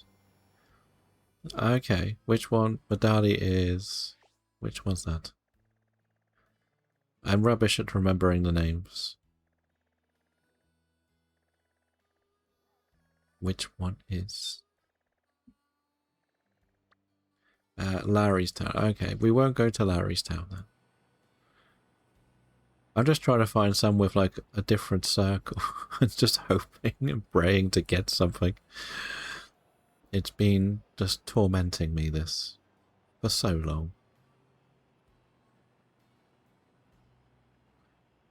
I'm just glad that this is the last week of Booster Thursday and I won't have to do eggs for another 12 months.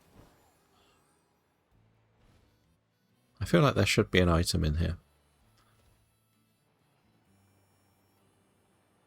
We did try a little bit in Tulip's Town. Didn't get very far. But have I actually got... Like, it's good job I'm doing this with eggs on the party, isn't it?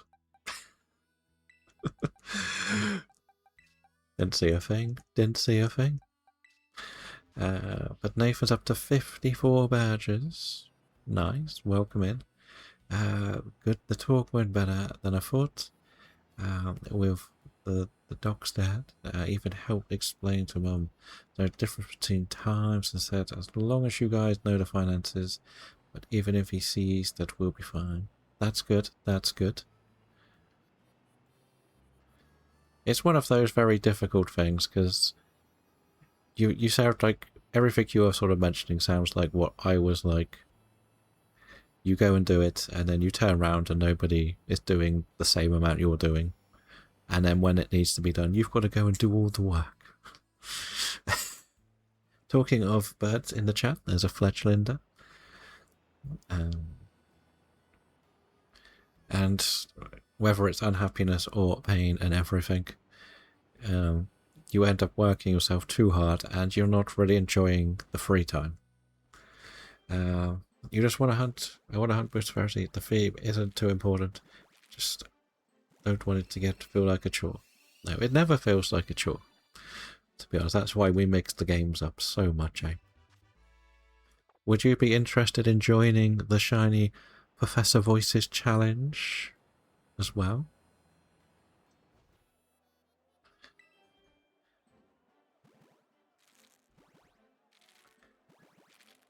And I guess the important thing is to show that there is something coming in when you're doing the event, doing everything. And that is number 6 for Jesse. Welcome in. Hopefully you're doing well. Well, it takes the money that was making an IT job. He knows the money can be doing.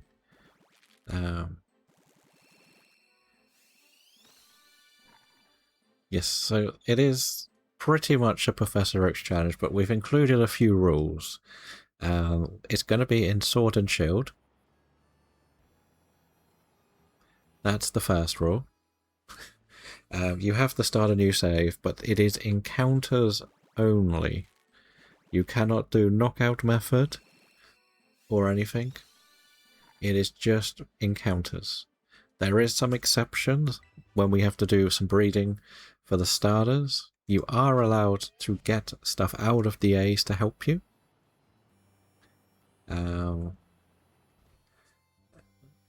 So that's kind of the idea. Well, I hope that being around here or being able to talk to some people will help with that a bit, Jesse. I know the feeling when it goes into a negative for a while. I was lurking the event info. You were looking at the event info on Shiny Dex. Yes, we have made a Shiny Dex, but it is one where you will have to be in the Discord to have discussions about things, if that makes sense. Like, as I've sort of set up all of my saves. You can have more than one save as well. You do not need the internet to do any of it. That's the key thing. But DA shinies will not count. You can go in DAs, get a Pokemon that has Harvest, Flash Fire, Lightning Rod, etc. to increase your encounters, but you cannot enter anything shiny in DAs. The reason I suggest doing DAs is to get some watts, so you can get more Pokeballs, basically. It is up to you which Pokeball you want to use, but you can use the digging par, and then to get you, usually gets you about 20 to 25k free at the start of the game for watts, so you can go and get yourself extra of the Pokeballs you want. Only in the wild knockout you count all the shinies. Did I understand that? Yes. Breeding is the discussion of choice, because I'm thinking of introducing breeding after the first badge, because to me, you can't go over Motorstoke Bridge. You shouldn't go over Motorstoke Bridge, I think is the key word to say. To get to that daycare centre, so I was going to include it there. Like, the only things that I know at the moment need 100% breeding are the 4 starters, like 4 areas of starters. I've got one little... let you click the link.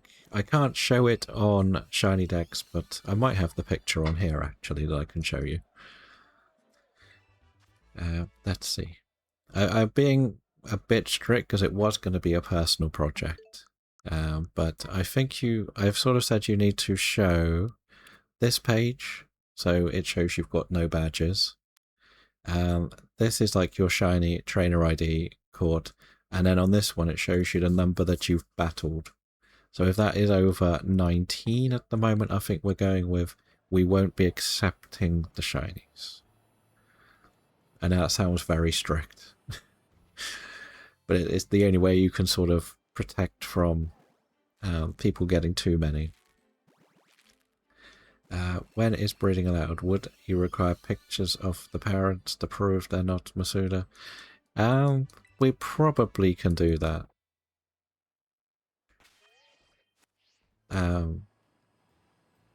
That would be the best, I guess, because I know you've got yourself a Ditto. Like, part of me was going to not include Masuda until you could officially catch a Ditto in the wild as well, if that makes sense.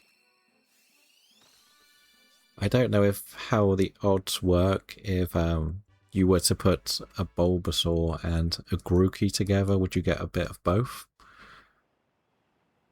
Or is it only going to be what the female is? If you get what I mean. I'm not really too sure how breeding works outside of give it a Ditto to get jiggy with.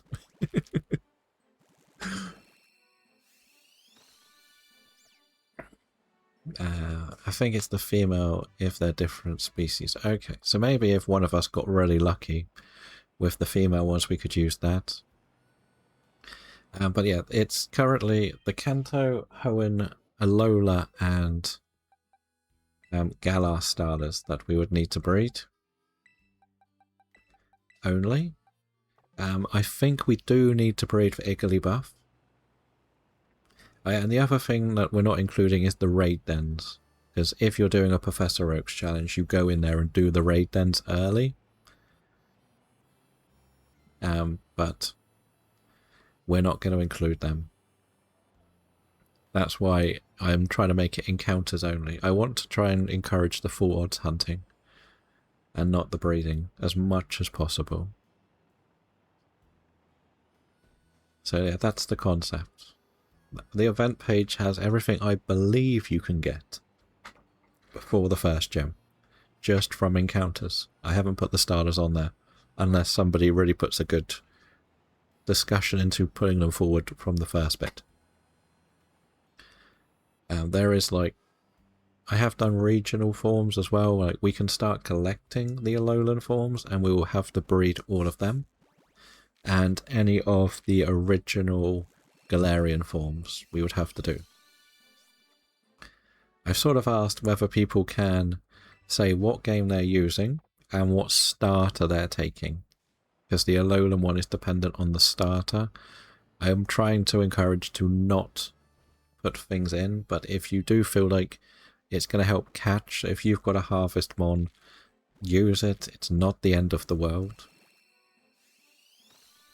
It's not going to listen to you, so it's up to you whether you want to do it. And the other boosted ones, it is completely up to you. As I said, I've currently got 4 saves set up for it. So again, it's not as strict as a traditional Professor Oak's challenge. Like, you can have more than one save, and we will accept trade evos. If you've got 2 switches, you can do them yourself. If you want to wait till you're online, you can do them with someone online. It is completely up to you. But it's just trying to encourage some. That's pretty much what we were doing yesterday, part 1. Again, it was going to be an individual project, but there's been a lot of interest in joining in, so I've made it an event. But if you are wanting to take part, you will have to let me know, because I will have to put you in as a participant. You can't just randomly put one in. That's a key little note to it all. But we can't do Gala Impalder because it's a Professor Oak-esque challenge, Elite. I did get my Entei and my Celebi this week in Go. At last. So raid dens are off the table too. You can do the raid dens if you want to just get candies. Like, I don't mind you doing them. So one of the best examples is if let's just say Dreadnought and Choodle are done. If you find that there's Dreadnought and Choodle, just go and beat them up. They can be your training fodder. If that makes sense. You could use the DAs to get candies for evolution. Didn't catch the past stuff yet. No, I only just finished it this week. I will make sure, hopefully you get the role. I think you can select it. It's meant to be a little area where only the people who want to get involved are. You're at 179. I think I'm at about 120-ish. Because I got it before this week's tasks started. That's when I got the Entei, not today. Not exactly today. If there is something that you really, really want to go for at the beginning, Roots, let us know. No, I didn't buy it. No, I just did all the tasks, but before the last week's task came out.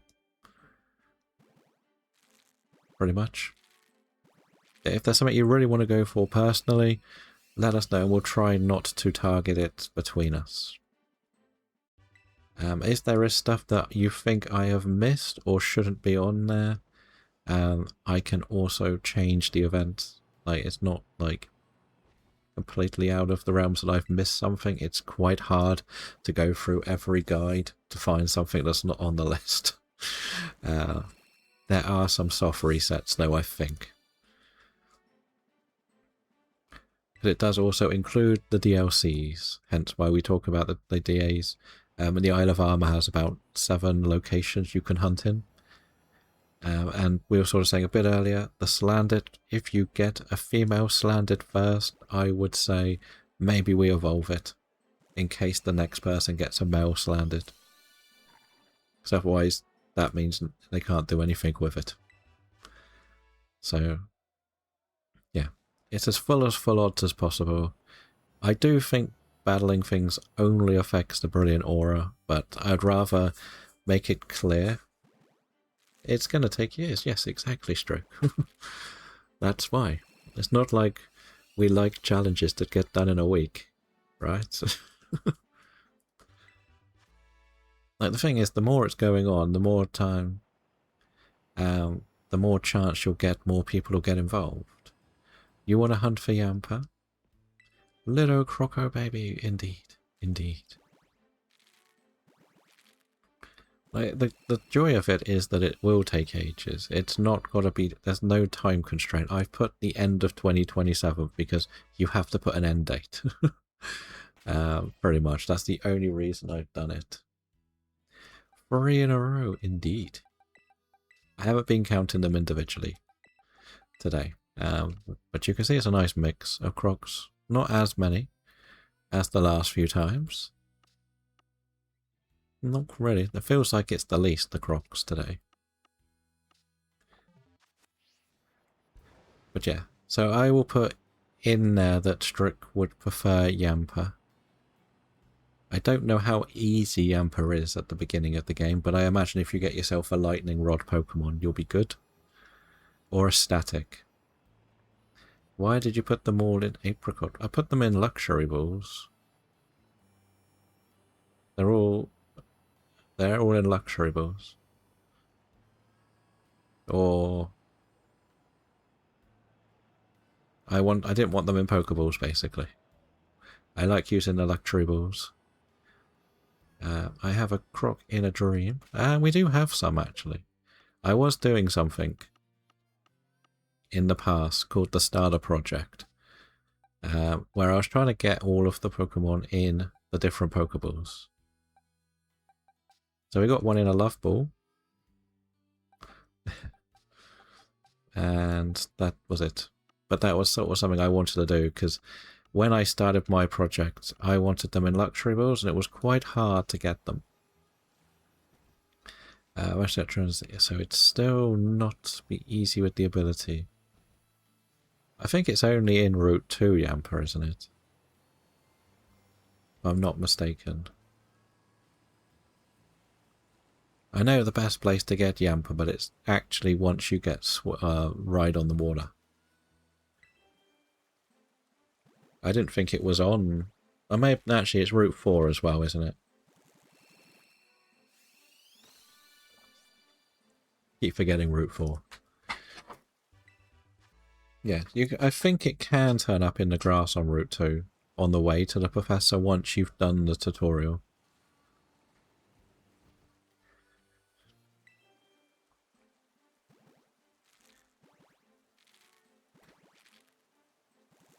Will we get it? Will we get it? Crawdont in the chat if you would like a Crawdont. One other thing I did forget to mention is we are trying to encourage not to reset for weather, if that makes sense. But if we get down to only needing something that turns up in the snow, we'll start allowing it. If that makes sense. We just don't want it to be... because it's just so we get the dates and everything. We don't want to just be sort of over manipulating too much. With the number we've got to get, which we said I think is 389, it's going to take a while. But I will be streaming it at least 3 times a week, but with a plan to have 4 days of the week on that challenge, depending on other events and other things going on. I'm probably looking to plan like the days off to be the Professor Voices days.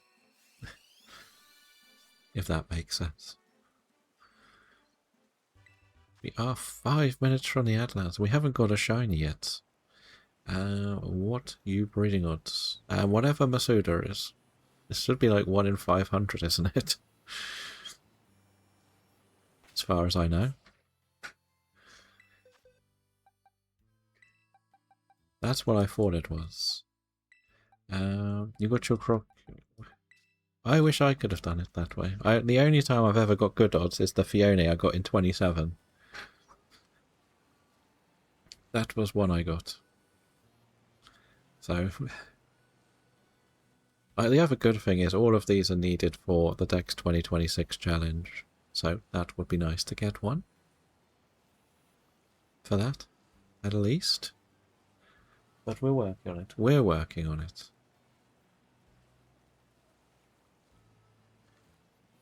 I think when we have the break, we may swap towns again. We'll try a different town. I don't know if it's just try Messagoza. Is it going to be worth trying just Messagoza? The only place I don't want to go to is break to, well, around 15-20 minutes. We got a new challenge for you. Are you going to want to take part in the game, Elite, today? That's the question. Scraggy challenge. Not the Scraggy challenge, no. Scraggy is actually something we can get at the beginning of the game in the Shiny Professor Voices. It's a very difficult one to get, but we can apparently get it. You only play Pokemon Go now. Okay, you've given up on ZA? Didn't you want to get your shiny? No shiny Volcanion for you?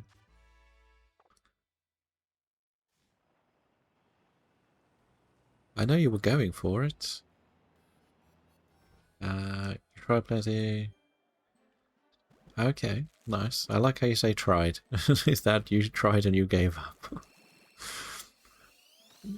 Where were you into the story now? Or is it just you just finished the game? Or is it you usually do the living decks on the alts? Okay.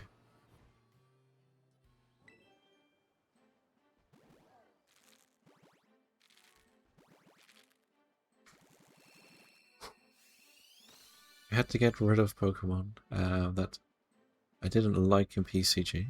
Okay. It does give you the money, so that can help. What is your Pokedex at now?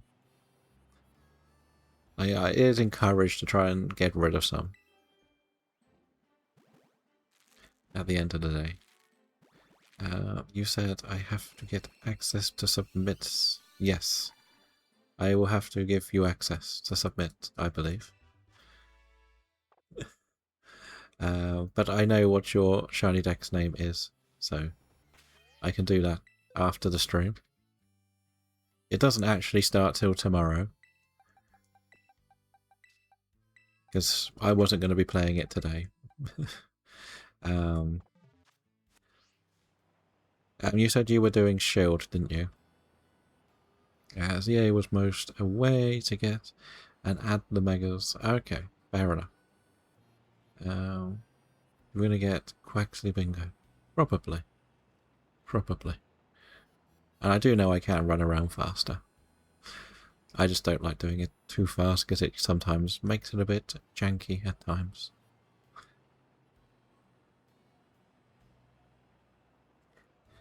Just want to do this. No, not that one. This one. You can also follow along with Shields, who has been doing some BDSP shiny hunting without much joy. Some Scarlet and Violet, DA, Arceus, DAs, Fire Red, Leaf Green, but also has their own Let's Go event, which you can follow along with. If you are shiny hunting in Let's Go, you can enter stuff in here. I definitely can steer this without looking. The only reason why I want to I want to know who is involved is, well, it's different for you. For example, you can tell me, I can see your stream, you can come and talk to me. I want to make sure I can have a communication if somebody puts something in wrong. I don't want to just put denied and have to go through the denied. Like, I want to discuss it if there's something wrong. If that makes sense.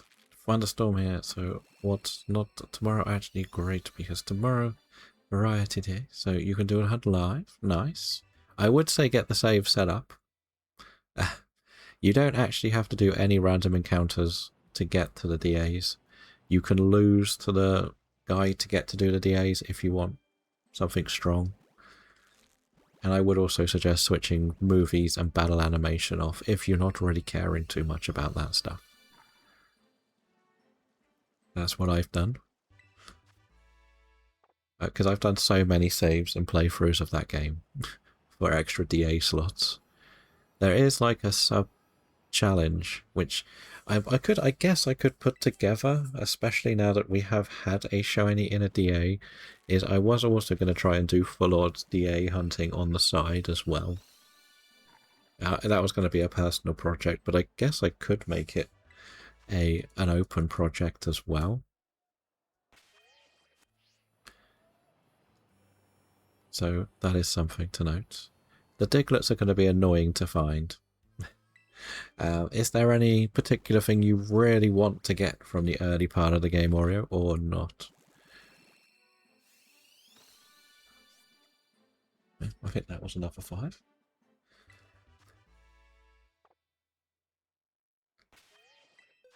Okay, that's perfect. We hit the Adlands right on the time I get to swap the eggs. Just what we needed. The chances are I'm probably going to do these last 2 batches and then we'll take the break before we do the next box. And Amy has hit 100 badges. Welcome in, Amy. And 100 badges means you can pick a legendary for the Scroll of Destiny, if you would like.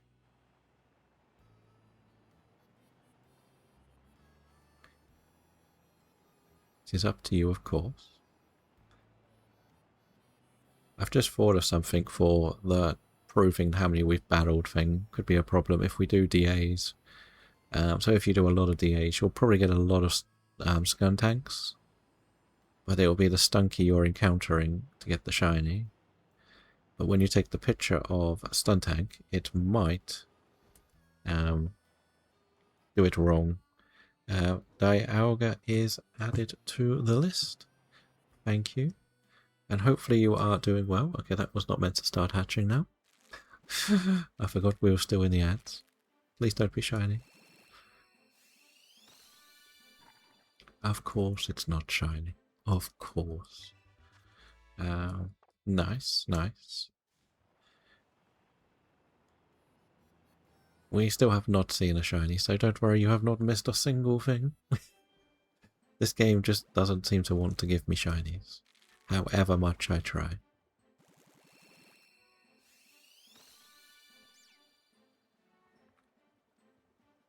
So I just don't know what I'm meant to do to make it happen.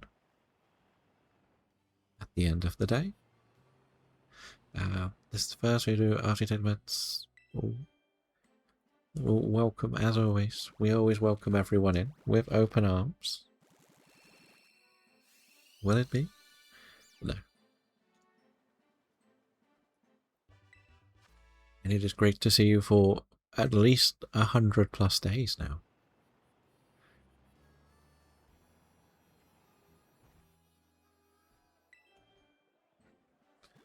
Like, I'm getting sick of starters. I really am. Just getting sick and tired of these.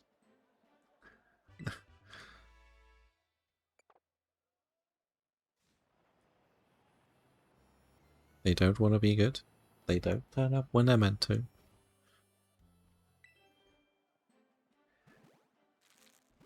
I'm glad I didn't do a timer on these.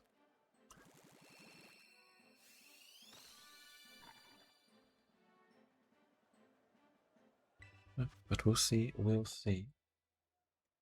That is a full box again. How many? How many can we get through? Let's do this. Phalanx and Galarian Meowth. Okie dokie. Also, hatching on Switch is so much faster on Switch 1. Okay. And maybe that's why they're not shiny. They're not getting enough time to cook into shinies. Okay, we will point... I don't think you can get Phalanx too early, so that should not be a problem. We'll try and do reminders when they are available, if that makes sense. But I know the Galarian Meowth is pretty early. There's 4 boxes in an hour, and on 2... Okay, nice, nice. I guess, are you sprinting when you're doing yours as well? Not going my speed.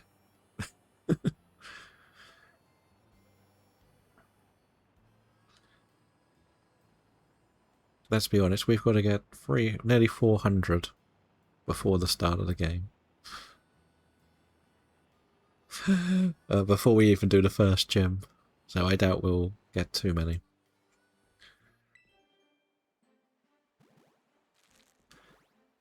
I don't know if you did see Strict, but we got a Melton and whatever the evolve thing's called as well. Melmetal entered into the Dex 2026. which was very nice to see. So even like the mythicals and legendaries are being ticked off so fast. The thing that's really causing all the problems, I think, is going to be the fossils. Like, I think we've had one of the Galarian fossils put in already. But I'm just looking at all of the fossils, like nothing's, apart from maybe the Gen 4, the ones you can get in Blueberry. I've just not seen many get them coming in. They're not easy to encounter, are they? I can't even do them in the Professor Voices, because only 2 are in DAs. Can't get Kabuto or Omanite to the end. I think we've had the Aerodactyl, but fossils are scary. What if they come back to life?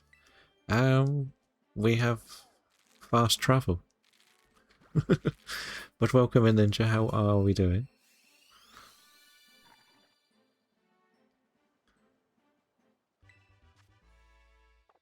And how was your shiny hunting last night? I did see you did some more in your Heart Gold Soul Silver. Elite wants the croc. He wants the shiny crocodile. So here's the question for Elite. Rikoko or Crocodile? Who is the best? Who is number one? Oh. That's your question. You always ask me. So it's my turn to ask you. Coco, okay. Shiny was good. Swap to Soul Silver was going to go longer. Tech issues appeared. No worry. I get that. I get that. Oreo also likes the croc. How many boxes have we got left? Bravery in the chat as well, if you would like a bravery. Wow. Okay, we haven't got, what's this? So 1, 2, 3, 4, 5, 6, 7, 8. 8 boxes left. Shall we see how the catch goes? It was getting even closer to forcing me to do Entei. Oof. It's not too, unless you're doing it in Soul Silver, Heart Gold, whichever it is. That'll be frustrating. I'm going to put the little game up for you to play. Which is this. This is Paldea in Dex order. Dex order. I can pin it for now, can't I? So yes, and again, it is available in all the languages that it has to offer. So I will be back very shortly. So I will wish you good luck. It probably only includes all of the DLCs. So I'll be back very shortly. So good luck and have fun.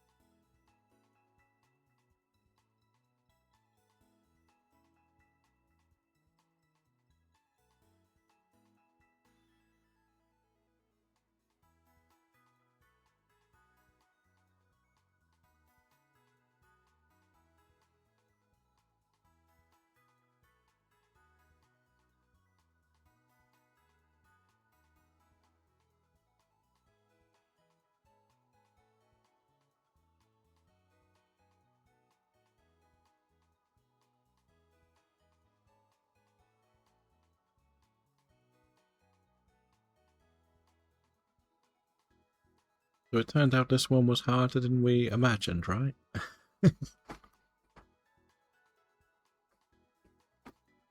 But at least you got them a positive, Huxley. Do we abandon it? Do we finish it?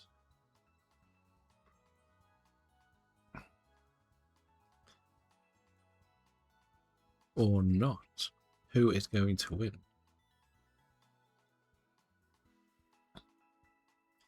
That is the challenge.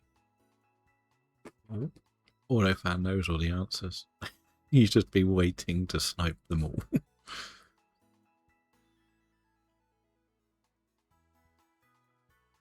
Right, you got this far knowing stuff. It's a bit of a learning curve. Like, as we sort of said, we did it where it was an open field. Anyone could go for anything, and they were getting done so quickly.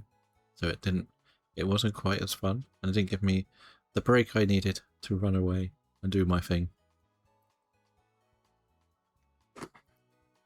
We've got cloth. We got cloth. It's in. It's in.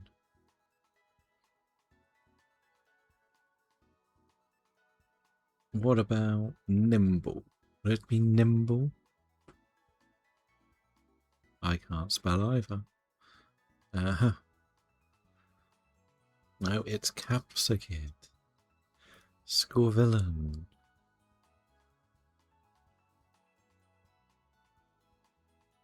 It won't be any of the iron and everything till much, much later. So there's no need to worry about them yet. We're a long, long way away from them.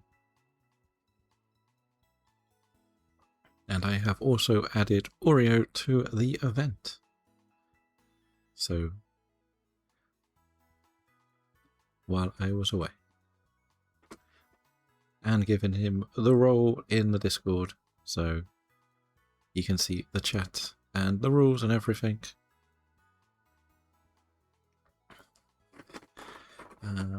Tatsugiri.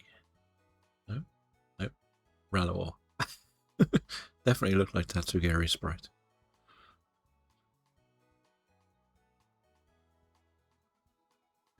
Now would it be a Flamigo? A little Sabarafra. Now Flamigo. Nope. Earthworm? Is it the worm? Tink? Would it be Tinker-Tink? Tinkerton? Tinkertuff? I can never remember which way round they go. They're largely...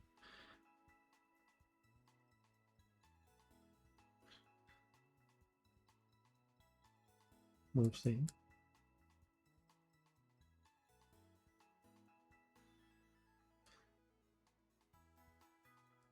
What's that? Now it must be Flamigo.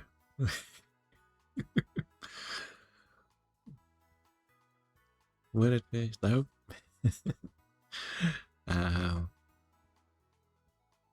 There we go. Wiglet and the Wug Trio. Maybe Veluza now.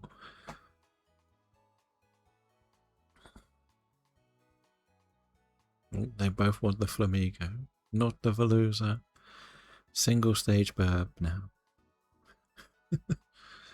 There's more. The Bombardier. The Autofan's just teasing. He knows all the answers. He knows all of them.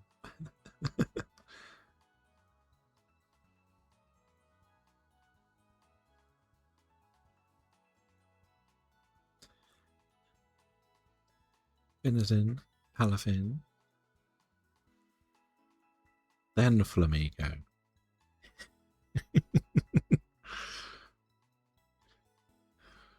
No, Autofan knows everything. Autofan knows all. Maybe not. Maybe not. Or Veluza. But we get to go Varoom.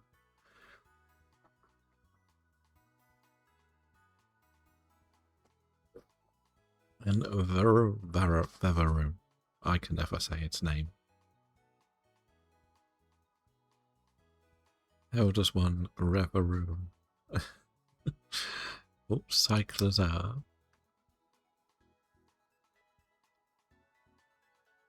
What's next? Huxley's determined to get Flamigo. Absolutely determined to get it.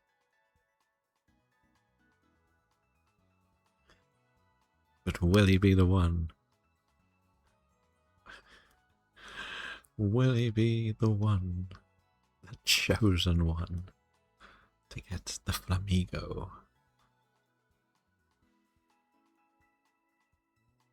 What even is that? Okay, the Glimmet and Glamora.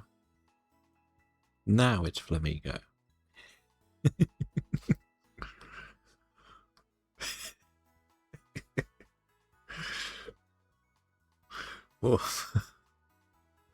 One more set.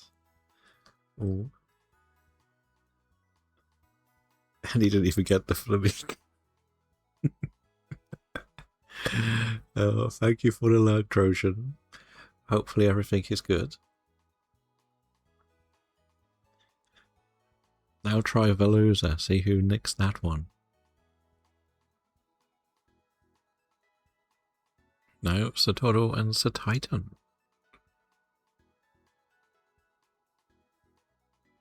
Good luck spelling them.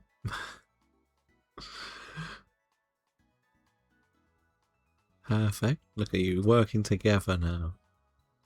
An Autofan steals the Veluza. Then is it Clodsire? I know Clodsire is quite late in the decks. No, it's the Tatsugiri. Wooper won't be in it. Anything that is called Paldean something won't be on this list. It's just anything that evolves differently. So, Tatsugiri? Is that how you spell it? Nope. So things like the Annihilate. Now is it Clod? We've hit 20 minutes on this one. I feel like it's gone a lot longer than we anticipated.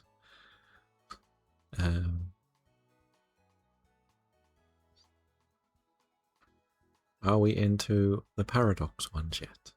That's the question. Have we made it to the paradox? No.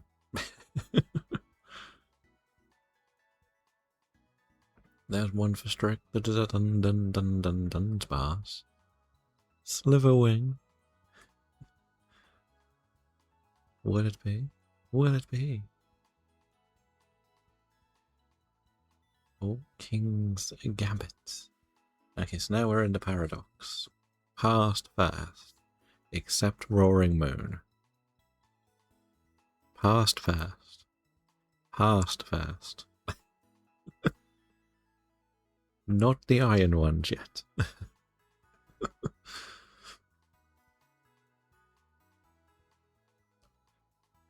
Bird Bonnet. And not Roaring Moon.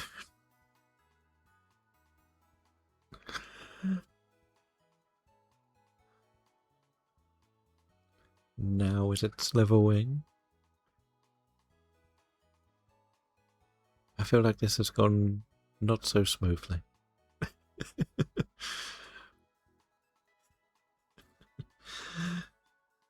Now I think we're on to Iron Treads. I'm pretty sure Iron Treads is the first future one.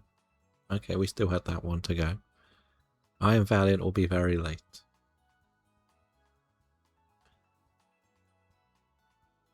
Was it the bundle?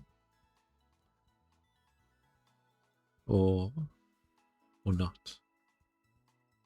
What do we reckon they pair up to be?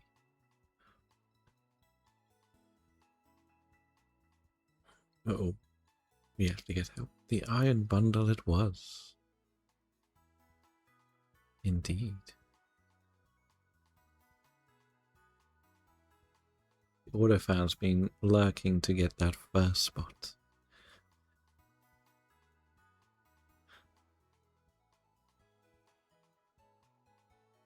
Let's go this.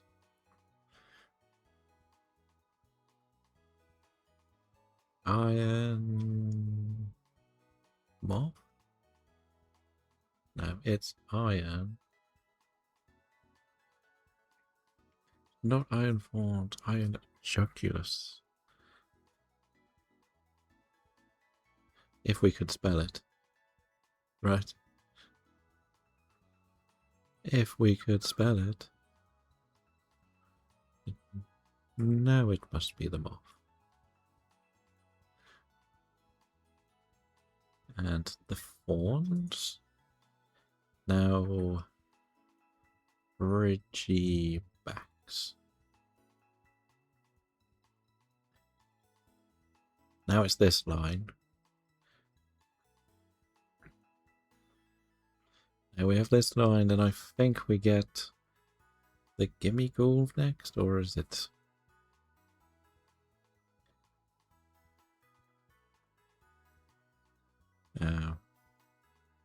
Golden goo. No worries, Ninja. Thank you for taking part. I can't spell golden goo. Okay, now it'll be this, I think.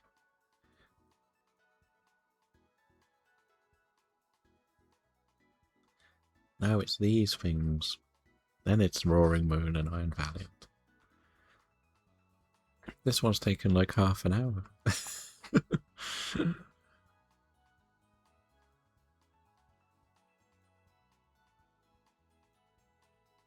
Chen Pao. Tinglu. Then it'll probably be that one. Now the Roaring Moon. And the Iron of Valiant.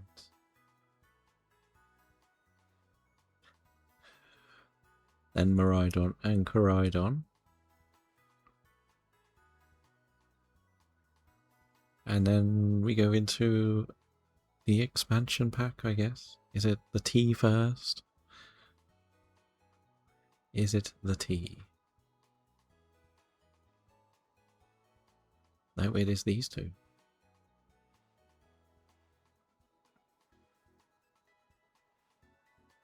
Then it must be the Sinister and Co. Not many left. Not many left. Oh, that one. Diplin. The Iron Boulder will be probably one of the last couple. I think it'll be the fourth from the end. No, third from the end.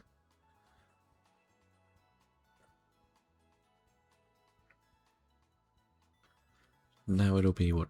Ogre Pon?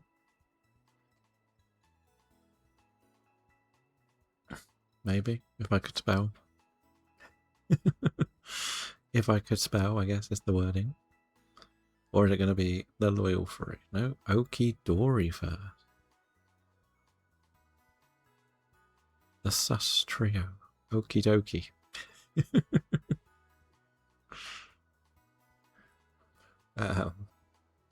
So then Monkey Dory. Oh, now we have a Rector joining in. Serendipity, then Ogaponi.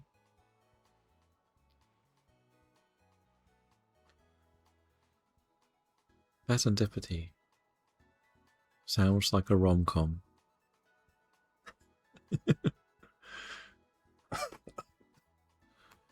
There we go. So now what have we got? 1, 2, 3, 4, 5, 6, 7, 8. This will be the Ursaluna. No? Okay, the Ursaluna might... Oh, those two things. I always forget those two things. Raging Bolt. Gouging Fire.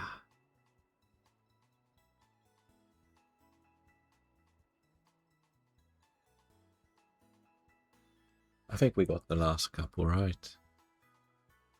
I think we do. Iron Treads. Iron Crown. Then it is Terapagos. And we all know the emote for the final one. Right? We all know the emote. Autofan, Ninja with 1 and 2 in there. GG everybody. GG. Let's just close that because I don't need it anymore. How many did I end up getting actually? I got 7 in the end. Yeah, that did not go smoothly. Let's get one of these for us. You can also follow along with Level Up Oreo, who is doing a Hard Gold, Soul Silver, Shiny Living Dex challenge. Has been headbutting trees, collecting birds, but has plenty to chat about and very fun to watch along with his torments of the sparrows that haunt his dreams and nightmares and basically every single day until one of the Apom or the Heracross appears and there may never be another sparrow again. I have added you to the event on Shiny Dex as well and given you the role in the Discord, so you should see the channel as well. Rick is up to 3 badges, very nice, and good morning to you. I'm going to try Messagosa for a while. So if anything is going on in the event, or basically I would like to have a message to anyone, I'm going to try and just use that area instead of all the other chats. I'm hoping I've set up roles correctly. I'll find out. There's a Pupitar in the chat if you would like a Pupitar. I have got 1 egg left that I'm going to be able to hatch. I've got 1 dragon egg left. I've done all of my sparkly eggs. At least you caught it this time, right? Flamigo. All the rest are starters and battle eggs, so we won't need to worry about the battle eggs. They're going to get wonder traded or sold. Probably. I don't know yet. Only 17 sparkling ones left. Oh, I've also got painted eggs. Yeah, they're a thing, aren't they? I think once I've done the dragon eggs, I might just put one in the team next week. And if I accidentally do the challenges, I accidentally do the challenges and it hatches. That's the thing. So we'll see what happens. Monday morning buddies. Pretty much. I've only got 3, but this week they were quite rubbish missions for a painted egg. Weren't they? Like, I think one was do special attacking moves, so I could do that at some point. Like, or super effective, isn't it? Like, I might be able to get that done. It shouldn't take long. But I think I've done the rest of the week's challenges. And like, basically every time I get a shiny Sprigatito from an egg. From an egg.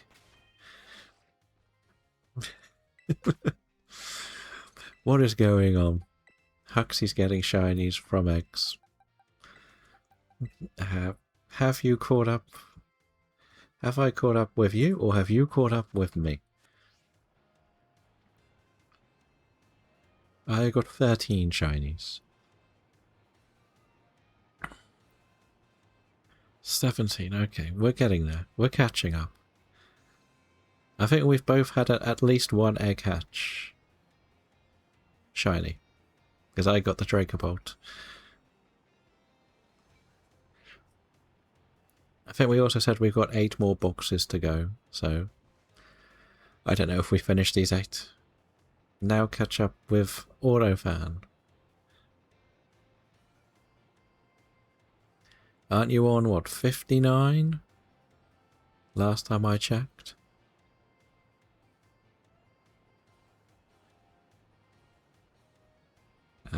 88. Wow. Autofan has been playing this game a lot longer than us. Autofan wins. But the 6 charms help, right? We're still working our way to our charms. Yeah, you've got 6 charms and that's all you've got. Look at us, charmless shiny, full-on shiny hunters out here. Don't need no shiny charms. Right, who needs a shiny charm? Only 3 of them help the odds. Okay. But you just like the gifts for completing the decks as well, don't you? If I'm not mistaken. But Amy's dancing away. Huxley missed everybody coming to chat in the meeting. He also missed all of the shinies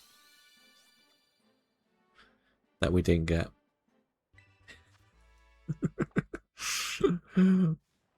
All of them that we did not get. What are shinies? What are shinies?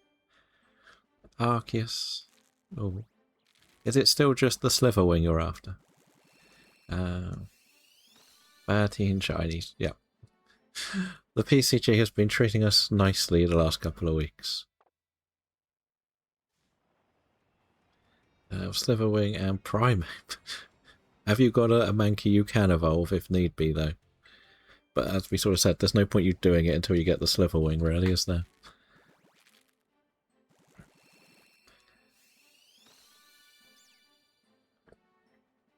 No point wasting the stones until it's the last thing to get. It's this song again, right? This song again. Annihilate. I think we've had a few Annihilate. They started. Ooh.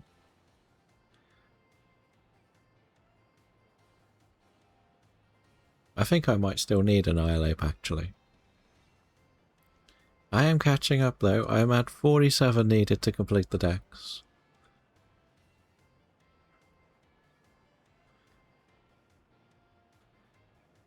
But what is everybody up to at the weekend? Anybody got any exciting plans?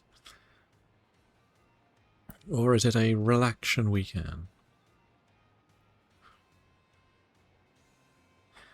I hope I got one. I really hope I got one.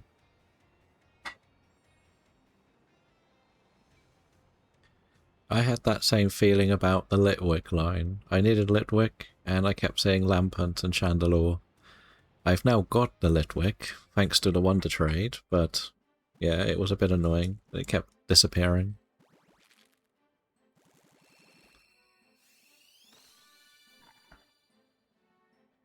So, yeah. Like, my ones that are missing, like, for Kanto I need Pidgey and Nidoqueen. You're doing DAs with Sophia tomorrow, nice. Later on the day, Kentucky Derby, ooh, very nice, very nice.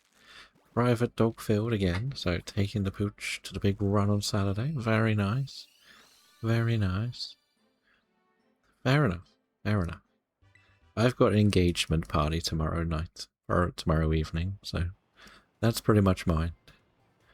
Get to see a lot of people that aren't around too much. They live either up north or in different countries. So Sunday will be sleepy. Sleepy DAs. And local gala on Sunday, I think, if the weather permitting. If not, maybe some Professor Voices hunting. Ooh. Just watching streams. Nice, nice, cheerio.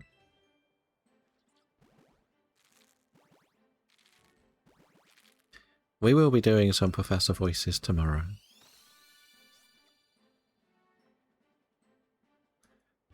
Definitely do a little bit. Well, another potentially 5 or so hours.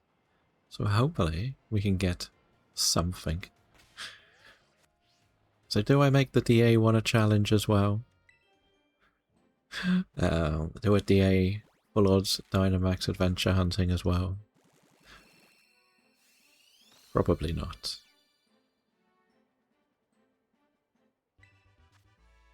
Probably not. The thing is, I don't want people to spend too much time going for all of the DAs, because the reality is they will be something. But if people are only doing the Dynamax adventures, they won't help with the difficult hunts as such, or the full floods. We forgot to mention something else in regards to the weekend. Oh, the challenges, indeed. I also plan on trying to take part in Bradlow's bingo. So, that is also a thing. You ordered a Switch 2 game on Amazon yesterday, and it arrives. But I'll be running away on Pokopia. Nice. Hopefully you'll enjoy it. And you've probably watched enough people to know what you most want to do in the game. I think it's the best way to put it. I think most people are sort of saying focus on the story first, but some people want to just do the building. If you do want to come to Cloud Islands, get certain stamps, let us know as well. Yeah, it all depends though. If you want to focus fully on the building, it is very strongly suggested to focus on the story. Just because of like the abilities to build so much quicker.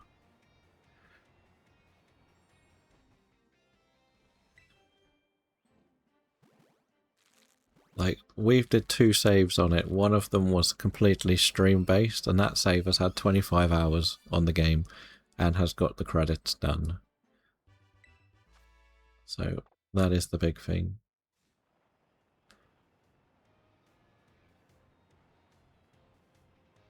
I know that we probably won't be doing Pokopia on stream for a long time. That's the main thing. We will visit it and see what happens. Or what is happening there.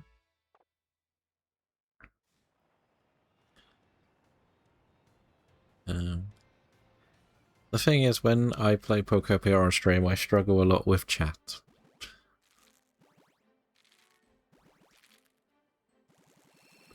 So I want to make sure I can focus on... Is that the shiny one? Is that the shiny one? Or is that lighting tricking me again? That's the stupid lighting. I hate you so much.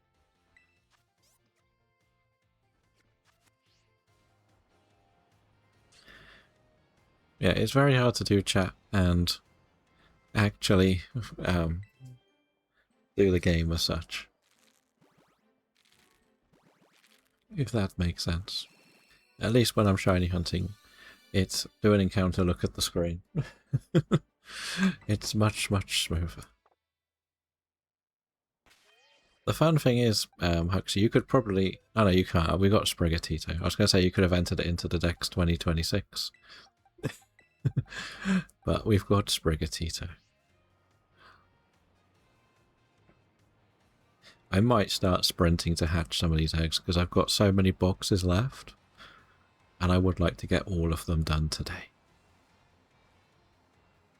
See, it runs so much smoother now. Should we go this way? Oh, that was good. Time to study. Okay. Good for you. Just checking the other event shinies for that event.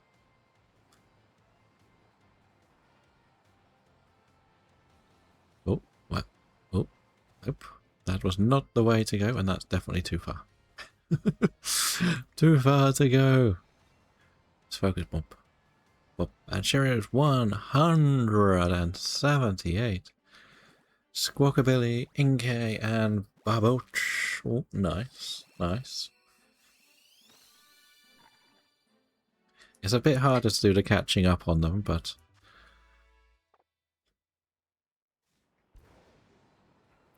as it's not, like, set out to be the strictest of events, I'm sure we can figure a way of putting them in. I was looking at the Paldean Pokemon, and I think apart from some of the starters, the Paldean Pokemon are actually nearly all done. It was really ridiculous. What about... if we need Sylvalion, it's good. I'm not doing all of the plates on Sylvalion. I think we've had a type Null, but not a Sylvalian. If I'm honest, I can't quite remember.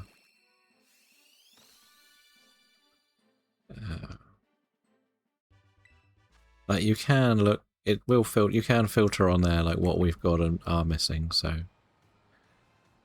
which is what I was looking at the other day.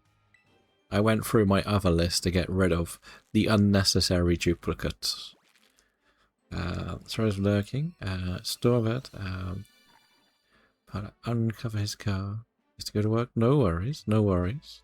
You have missed a grand total of 0 shinies. I do like how you managed to get a Togepi in an 8,000 game before I got a shiny starter in numbers. So that's the thing that's happened.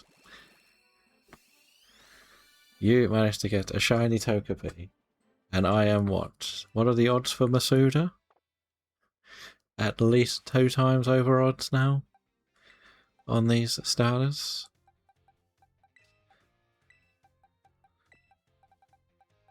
So, actually, I might be closer to 1,400, maybe 500 as well, because I didn't used to count these, because I used to just do a box a stream, just because I knew I had to do them, but I hate breeding. So I thought I would do them this way. But not today. Wait, what was that? Okay, I swear I saw a Floatzel. Oh no. Don't tell Brie there's a Floatzel. There's 2 Floatzels. Why aren't they walking around with weasels?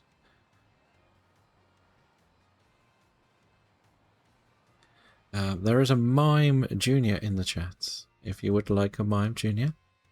As this is why your friends say Masuda. Because the odds and RNG, yeah. I seem to remember the over odds or under odds. You never get about right, you always forget. And the thing that's worse with the eggs is you've got to kind of dispose of the eggs more than anything else, and that's really annoying. What Gen 7? I know we've had at least one of the type Null or Sylvalian, but I don't know if we've had both. The birds, I believe, bring me the luck, not Arceus. Indeed. Because now that you and Huntress are only collecting shiny bird types, it just seems to be the new thing. The best friends and the birds.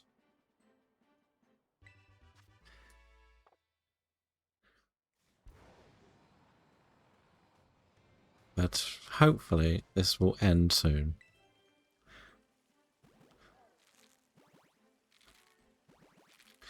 Oh, only 2 catches. Only the 2. Nope, that was the wrong button. That's literally another box done, isn't it? Wow.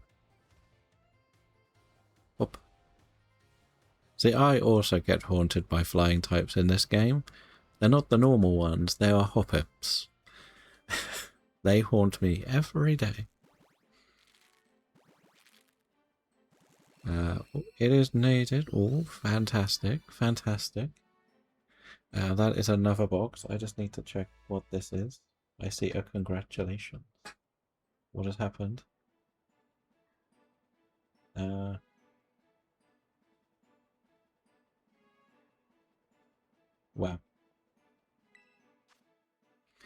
I don't know if there is one on there, but I kind of know you got it, so it should be okay. It's different if I've spoken to you, if you get what I mean. That's kind of why I've tried to put the restrictions on the other one. Like, if somebody had randomly put it in, it's very difficult to prove that they got the shiny unless there was the clip.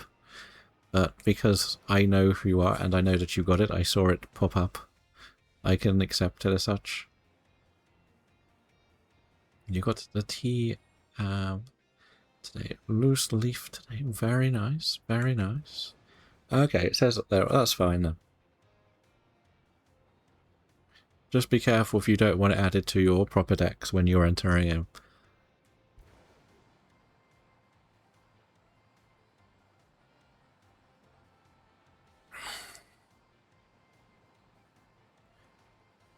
Crazy.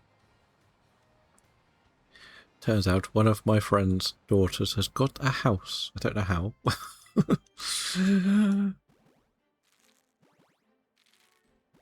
Unless he's paying for it.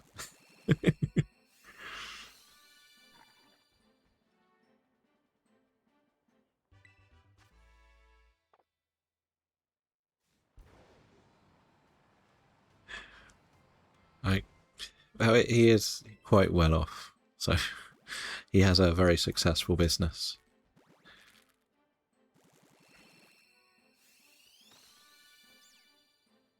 But I don't know. I don't know. I'll see him tomorrow.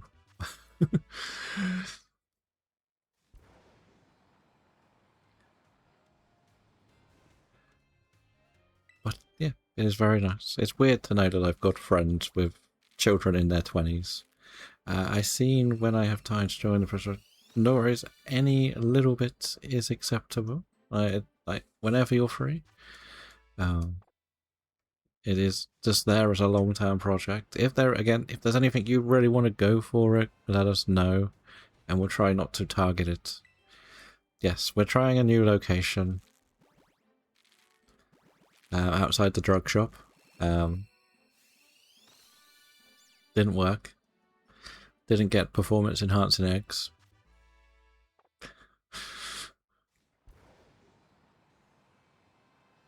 So we'll try again. And well, all of them have been unlucky, Mrs. Ashton. I just don't want to run around the grass, because you'll know what will happen. I'll find a shiny hoppip. Again. Always the shiny hoppips.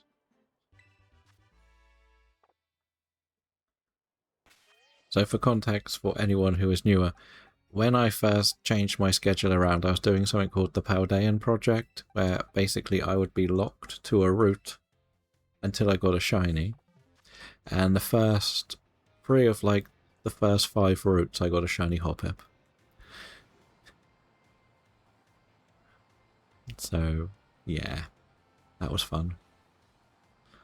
And then the next one of the new extra locations, I got a jump bluff in Area 0 when I've already got jump bluff. And I think I got one in one of the higher routes as well. So it's just hoppips everywhere. Partially why I stopped doing it. So just needed a break from it all. I'm guessing Joe Hendry is too expensive now for everybody.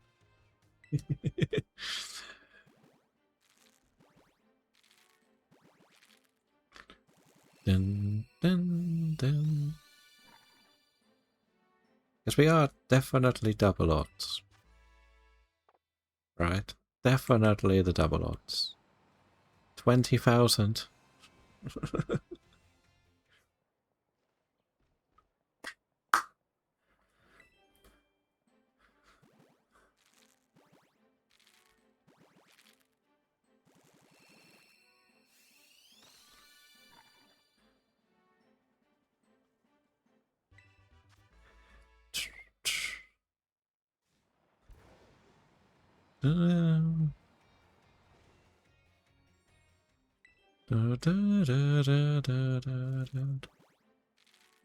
Isn't that now 40,000?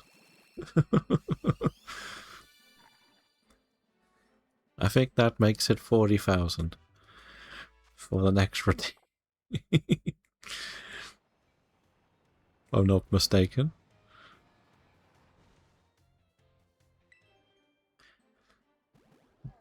Yeah, I think it works to times it by 2. Yeah, 40,000. Joe Inflation has taken over. Yeah, it's worked, just not how it was meant to.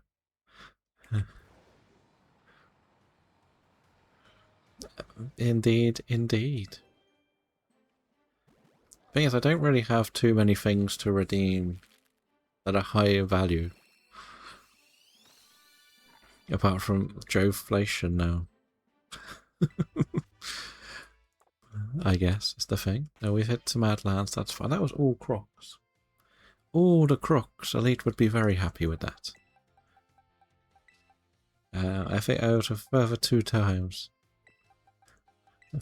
Fair enough. A good job there's a long cooldown on it for another 45 minutes to an hour.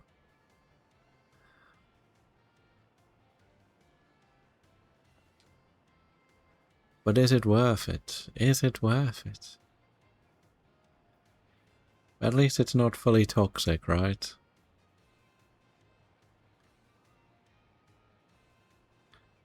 That's the key thing. Toxic? Well...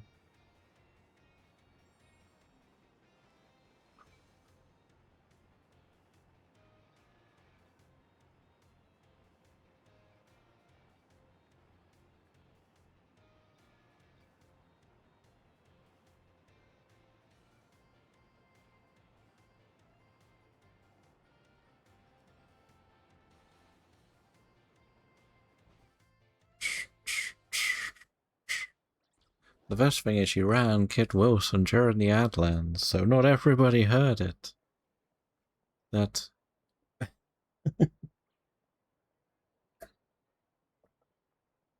It is Huxley with his new sussy emotes.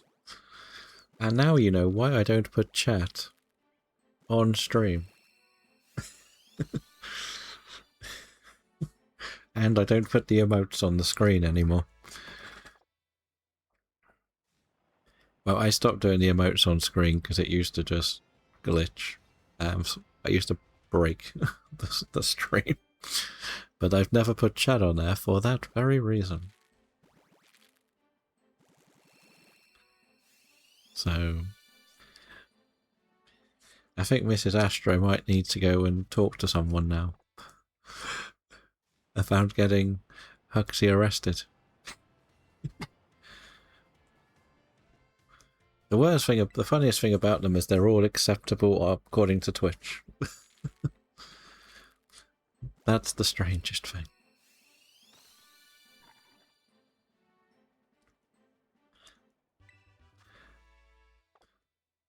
That is where it is very odd.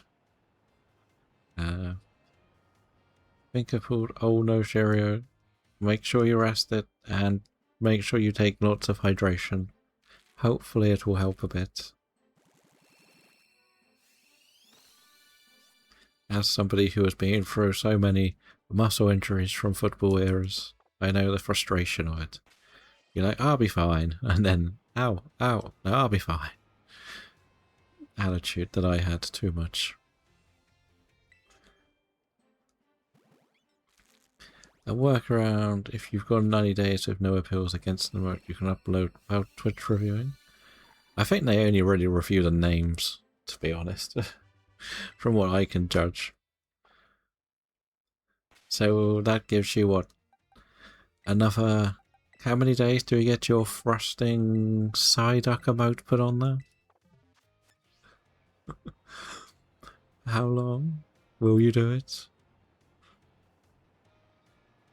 Or should we make somebody get a thrusting Golduck emote?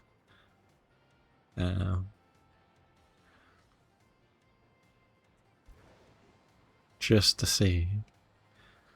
Bit like getting a Spearow emote.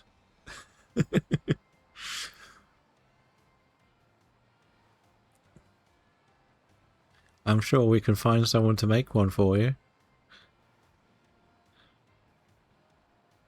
I'm sure we can. It won't be too difficult.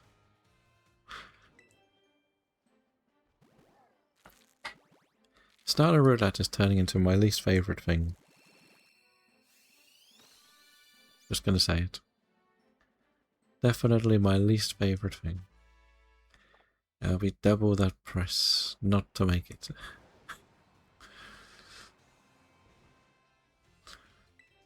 What about if you didn't make a Golduck, you make the other one?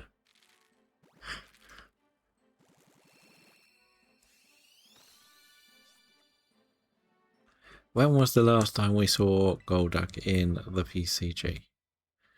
Shall we see?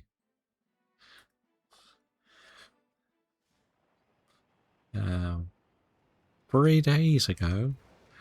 Ooh.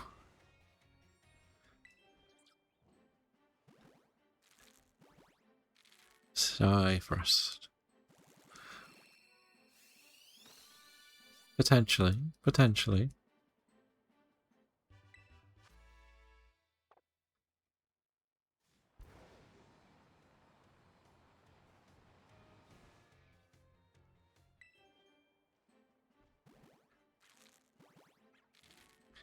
Well, Duck, you need to shine. Any of them will shine, right? I'll take the cat. I'll take the weed cat. I'm starting to think. No innocent duck frosting. Interesting. Why not? How else are you going to have one for dinner? I'm sure there's one of Daffy Duck doing it.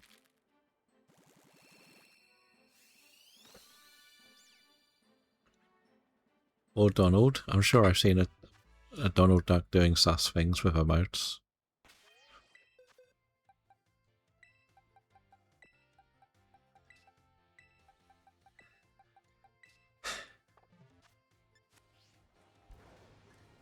Come on.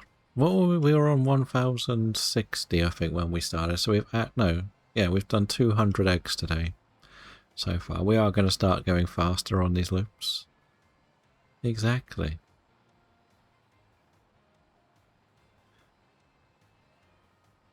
So there. There's a Del Caddy in the chat. If you would like a Del Caddy, feel free to try and catch.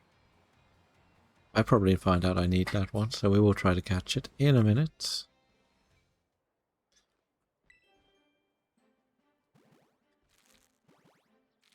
Will we be free of... Well, we're not free. We've got to do all of them. Why are you red? Like, why? Why have you got to be red?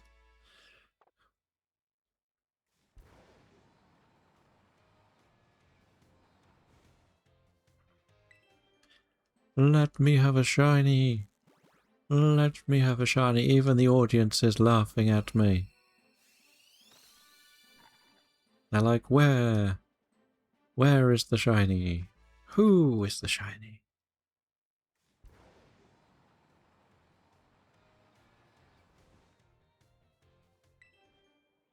He's a fire truck red. He's a fire truck disappointment.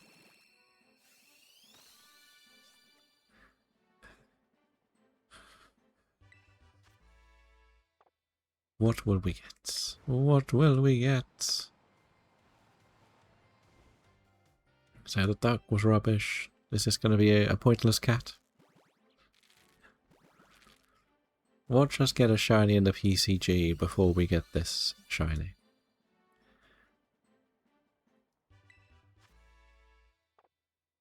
So how long does it take to set up that Togepi hunt?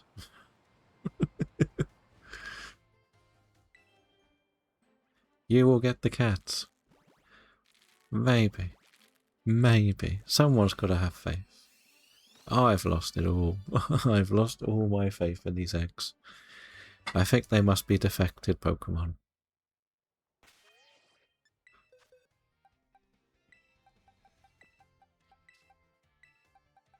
I'll be focusing on winning the Radar Mump. That's the target. We'll win Radar. How about that? And in that time, Huxley will master it. Be prepared to hunt all of the Psyducks. All of the Psyducks. If this is double points, is an egg worth 50 this week? Or is it still just 25? / 27.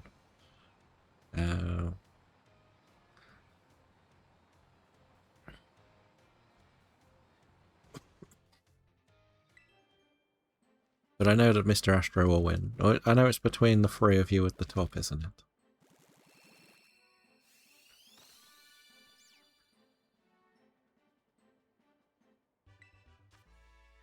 Sulameda radar. Indeed. I don't think you need to do Madar radar, but because that's literally what the dar in the May is. But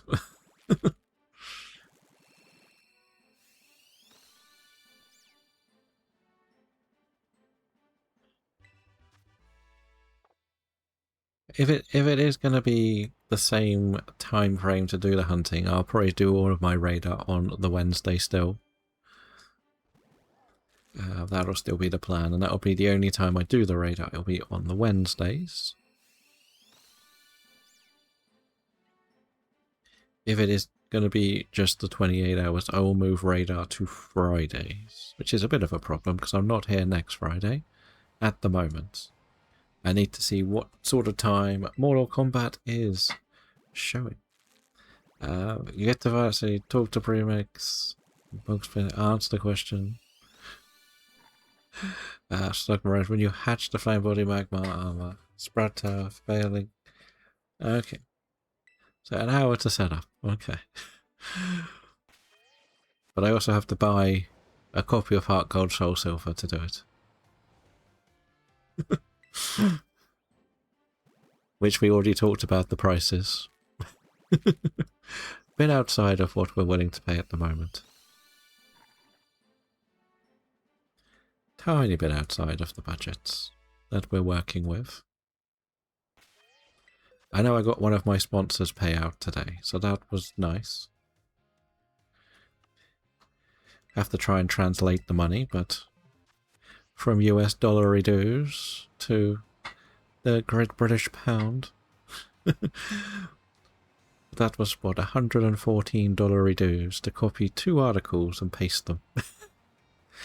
Okay, maybe I am going to keep this website going, just to keep spamming it with rubbish.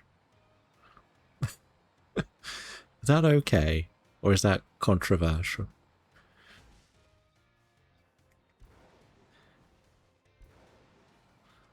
Like, nobody reads them anyway, but they give me money to do it.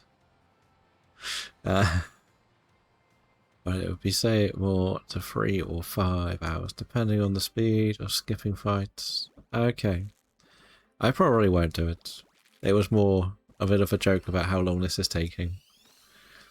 And how frustrating it is. Well, the thing is, the website costs, I think, it costs £300 for 2 years. And it's got another full year to, like, somewhere in May next year.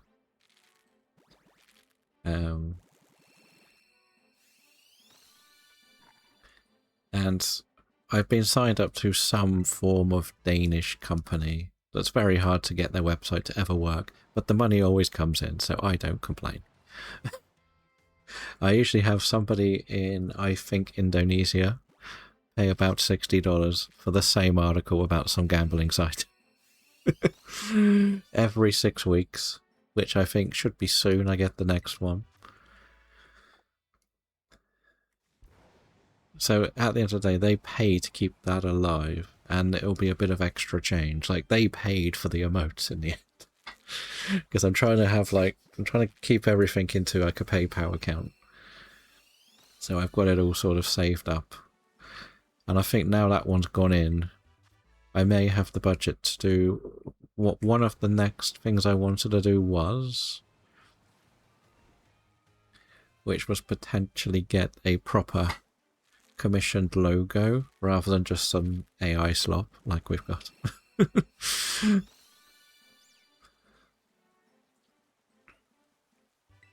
But I don't know.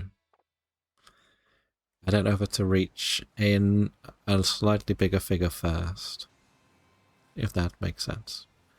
You know what it's like. You kind of set yourself targets.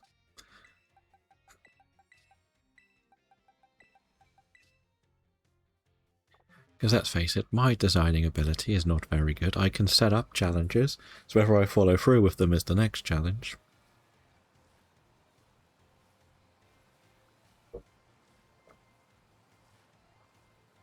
The funniest thing is I made full-blown spreadsheets for this Shiny Professor Voices challenge. And now I might not need them all. Not so much a rebrand, I just would like to actually get a proper logo, if that makes sense, rather than just something you kind of throw together. Like, I've changed the logo about 4 times over this, like, the about 17, 18 months we've been doing this. Yeah, that's pretty much the only thing that would change, is just to have like a proper logo. I don't mind using the AI to send what I would like done, if that makes sense, because it's easier to do that than describe it for me. But I would rather have it done by somebody who can actually design rather than a little bot. It's funny, like, for funs, I do a lot of playing around with the AI artwork for funs. I don't usually put it out there or use some of them. I did put in the Shiny Professor Oak's challenge in Sword and Shield, and the free rubbish quick one did a logo for it. But when I did the thinking one, it said, oh, we can't use a famous person's name. I like to compare the abilities of them. Like, I did get one that was really nice that I liked, but I would like it cleaned up, and it was Professor Oak's, because it was going to be my personal one I was doing. But the first time it did it fine, and then I said, could you do one thing to the background? And it's like, no, we can't do this, it's a famous person on. Like, some of them really do play with the copyrights, some don't. It's really weird. Like, I think Gemini doesn't really care about copyright. But ChatGPT does. It's really strict with copyright. The one Musk has is absolutely awful. It doesn't do anything. It's completely useless.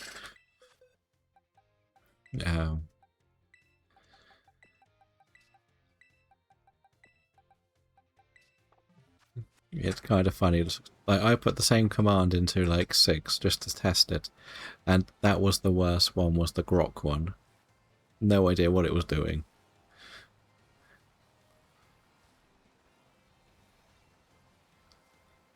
But like, in a world where we talk about how AI is pretty much destroying the productivity and opportunities for an everyday person to actually have a job nowadays, makes it so hard.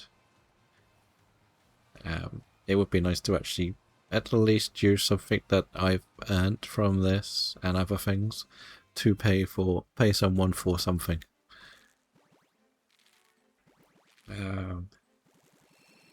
I don't think many people like him. Like, the only thing I will ever give him credit for is the fact that his Tesla cars are designed to not run if somebody is trying to use the screen in the front of the car, if that makes sense. If you're trying to watch a movie or play a game, the car won't start or stop if you try and do it. I think that is very good, and more people should put that in. But he's a bit... The thing is, he struggles because he's got away with a lot because of certain other things that's wrong with him. But now, what he used to say isn't acceptable anymore. And he can't use that as an excuse like he used to get away with, seemingly. Because there's no doubt that the guy is smart enough to change the world. He's just not smart enough to understand how to.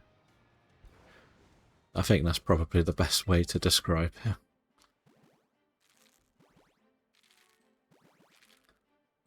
Like, that's where it's frustrating.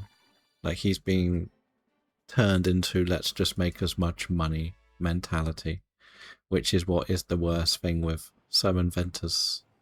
Hello, Pokemon Gamer. How are we doing? Number 84 on the badges. Very nice.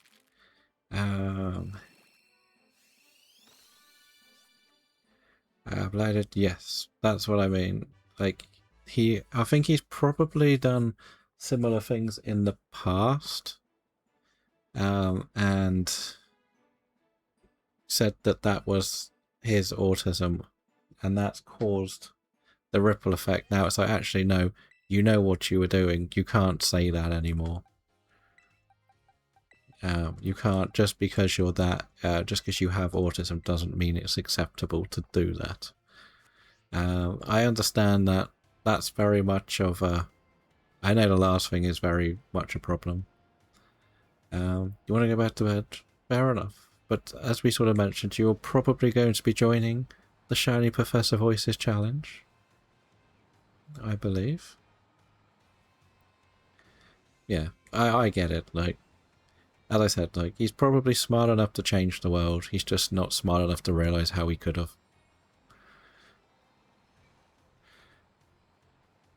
It will be starting on Saturday, and I'm assuming you read through all the rules. We've been talking about it a bit more today. But I will need to add you to the Shiny Dex page. It's not going to be something anyone can enter into. They have to ask to join.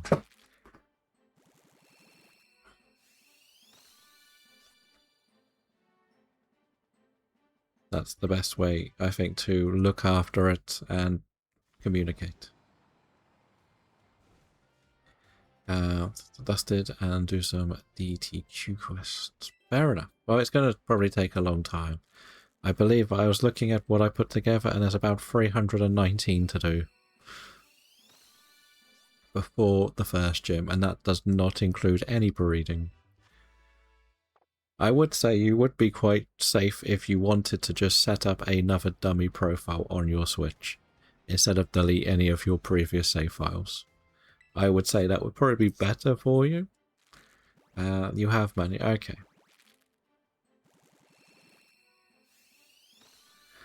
But if you are joining, once you set it up, just let us know which version of the game you're using and what starter you're taking. So there is a Pumpkaboo in the chat. You would like it. You also have 2 switches, so I can do it on it. It's okay. Okay, fair enough.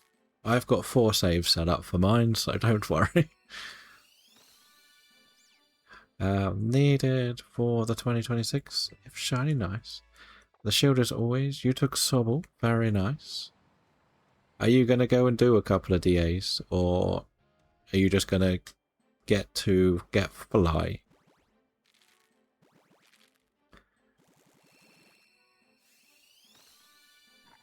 Like, I haven't even got all the way to Turffield. There again, there's no rule that says you have to do the DAs, like, to get a squad together. I'm just thinking because it's easier to run away from things, and once we get a couple, we're going to need to evolve some stuff. So they can beat up the big things, or the scary ones.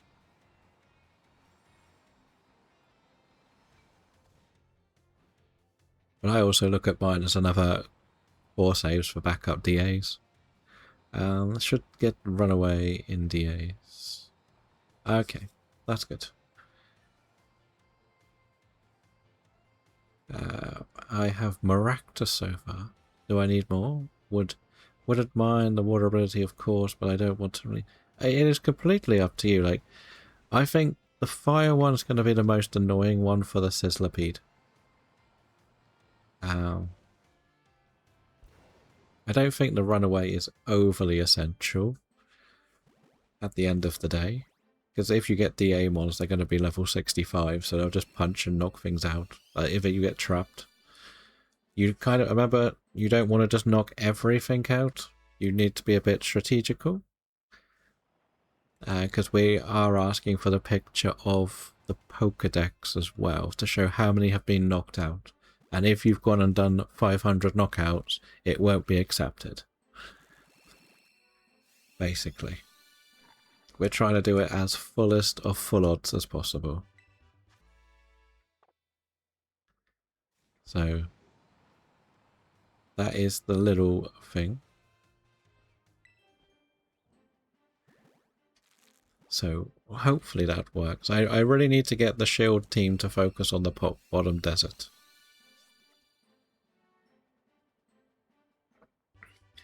That's why I've sort of said 19. It's sort of my limit for it. But no worries, Pokemon Gamer. Thank you for stopping by. I'm glad I could tell you a bit more of the rules. Yeah, I've made 19 the limit because, let's face it, you could accidentally knock a couple out. It's doable, especially when, like, if I'm streaming or someone's streaming it, you might be on and accidentally click fight.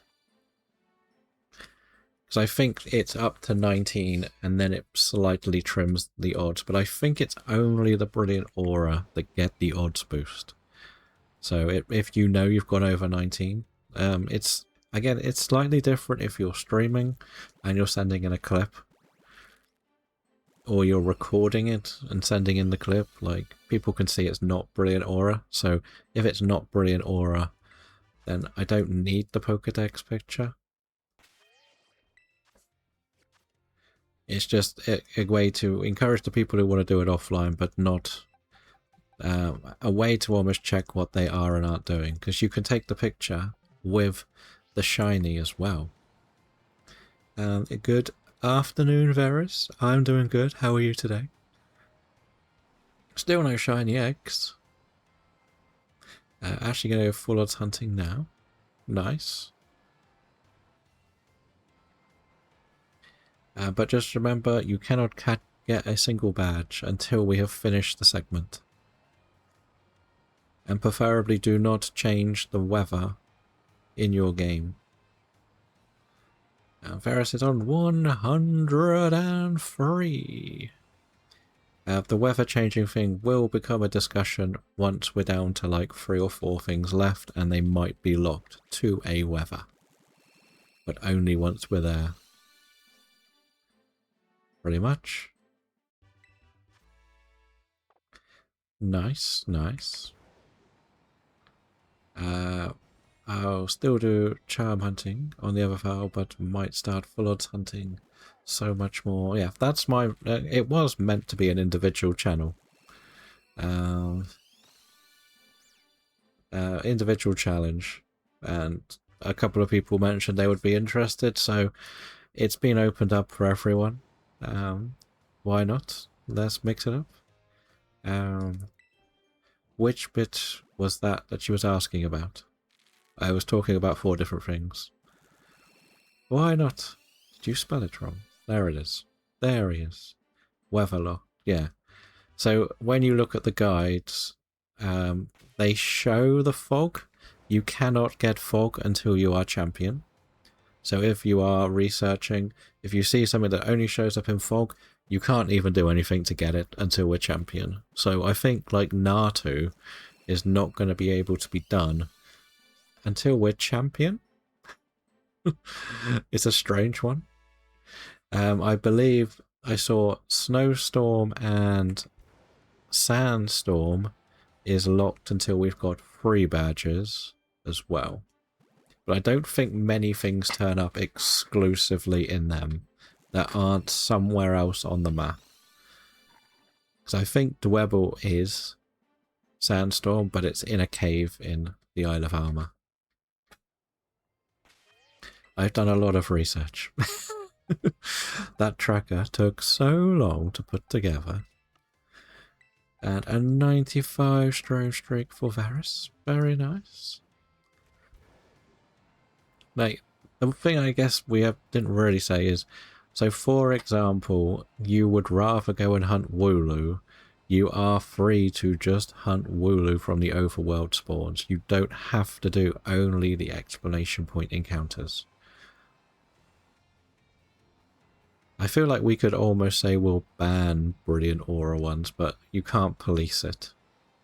That's the problem. There's nothing you can do.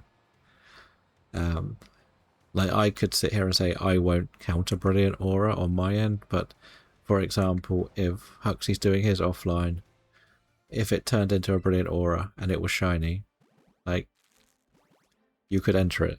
I know you probably wouldn't if you know what I'm trying to play towards, but you know what I mean by that. Somebody could just say, I got it shiny. And it was only 1 encountered or 1 defeated. Because theoretically, getting to Motorstoke, the only thing you encounter more than once is a Squovit, I believe. So I think all of us have all of the longer definitely all have better odds on Squovit. How do you know if it's brilliant? It should have like the sparks around it. Oh, this is Atlan. Amazing Spider-Man trilogy. I think it would have only had a perfect outcome if we had seen how it had actually ended. A few times from Ballinghop, yes. That should be 2, I think. Because I haven't gone into Route 3. If you go to Turfield, it will definitely be 3. Or just the 3rd film. Like, the 3rd film would have decided how good or bad the franchise had gone. Yeah, it has, like, the yellowy wisps around it. Like, I don't really have... Well, the thing is, it's good... If you haven't got the DLC, it's good to go and do it for the watts. Oh yeah, like, yeah. That one. So theoretically, if you've battled one, that brilliant aura should have a 1 in 2,000 from what I've seen with some of the odds. If you've battled over 19, it goes down 1 more, or when you've hit the 20th, that goes down even more. So I don't think it really matters if you've battled 500 and you're doing the non-brilliant aura, because it's only the brilliant aura that are meant to get the shiny roll, but it's so complicated to understand how it works, because there's about 7 theories out there, and nobody really knows. I think the Anubis person did a lot of research. Was it Anubis? There was somebody who did some insane research on it, and they figured out that it's only brilliant aura get the roll, but if you knock more out, you get more chance at brilliant aura, if that makes sense. You watched a furry that wasn't the right one, Headspace. Might have been actually killed Rhino in enough strength he could destroy the tank, but he went for the head. Okay. Well, it was more that it ended in a cliffhanger, the second one, didn't it? Like, ready for the next fight. You call it that, the yellow Soraya aura. Fair enough. Like, you shouldn't see too many, I would say. If I'm honest. Like, you've seen from, like, talking to, like, a Bradlow who did, what, 10,000 on Zigzagoon at full odds. Like, I did over, with a shiny charm, I did over 2,000. And from your understanding, it's a 1% chance of brilliant aura under 20. It increases at 20, 50, 100. Okay, that's kind of why I put 19 as the knockout sort of limit, if that makes sense, because it doesn't make much difference if you've knocked 1 out or 18 at the end of the day.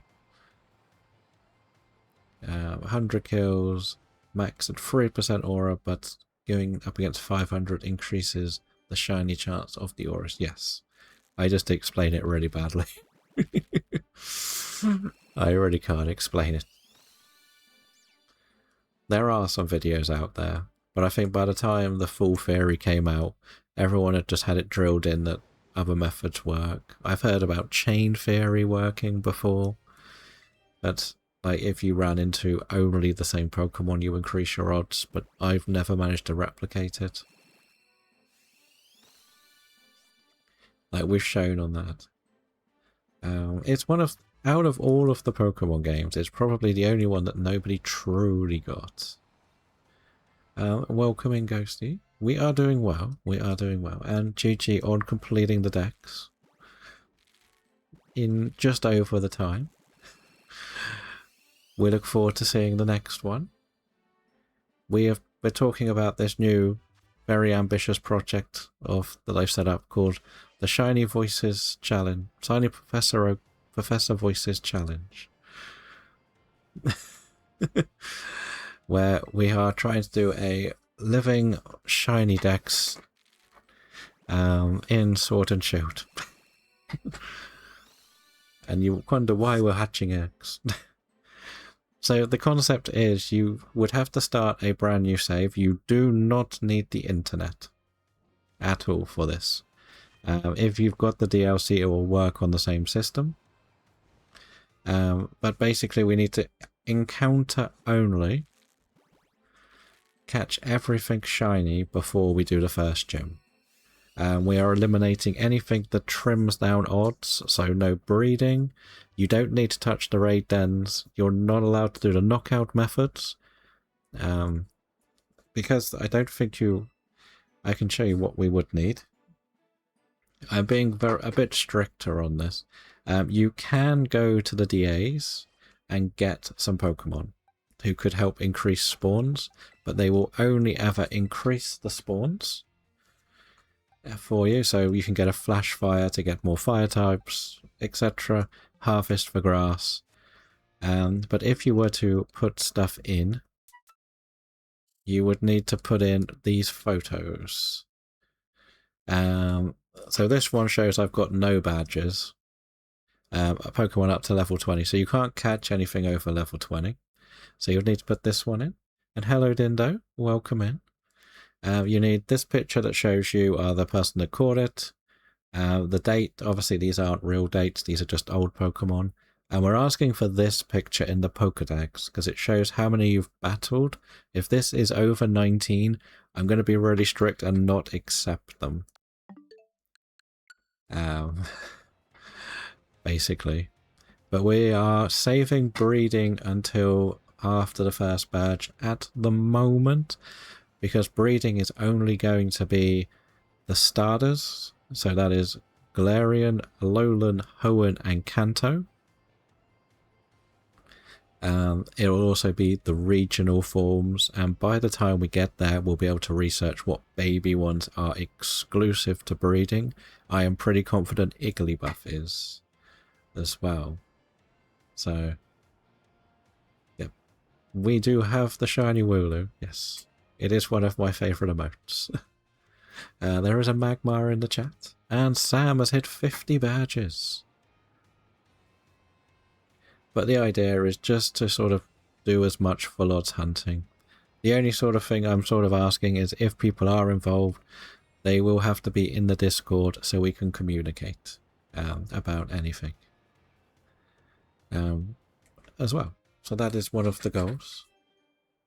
But you can also follow along with Ghosty, who did do a Kanto Living Dex in just under 24 hours. No, just over 24 hours with the community, including getting a Mew in an insane amount of time after finally learning how to catch it. It was fun watching you get angry at Mew. But the community came together and did that, so there will be another one hopefully in the future. But you will also join in with some very infectious laughter and joy when they are streaming too. A lot of different Pokemon challenges. But I will give everyone roles in the Discord. I know that I've done a few. I'm hoping you can get and see the select a role one. Refuse to go for somebody after Mew, so I'll leave that to the others. It is a frustrating one, to be honest, but I'm sure someone will have Celebi ready to do. I think. I won't. You hit 50, yes, Sam. That means you can pick a legend for the Scroll of Destiny. Preferably something that is shiny huntable. I will point that out.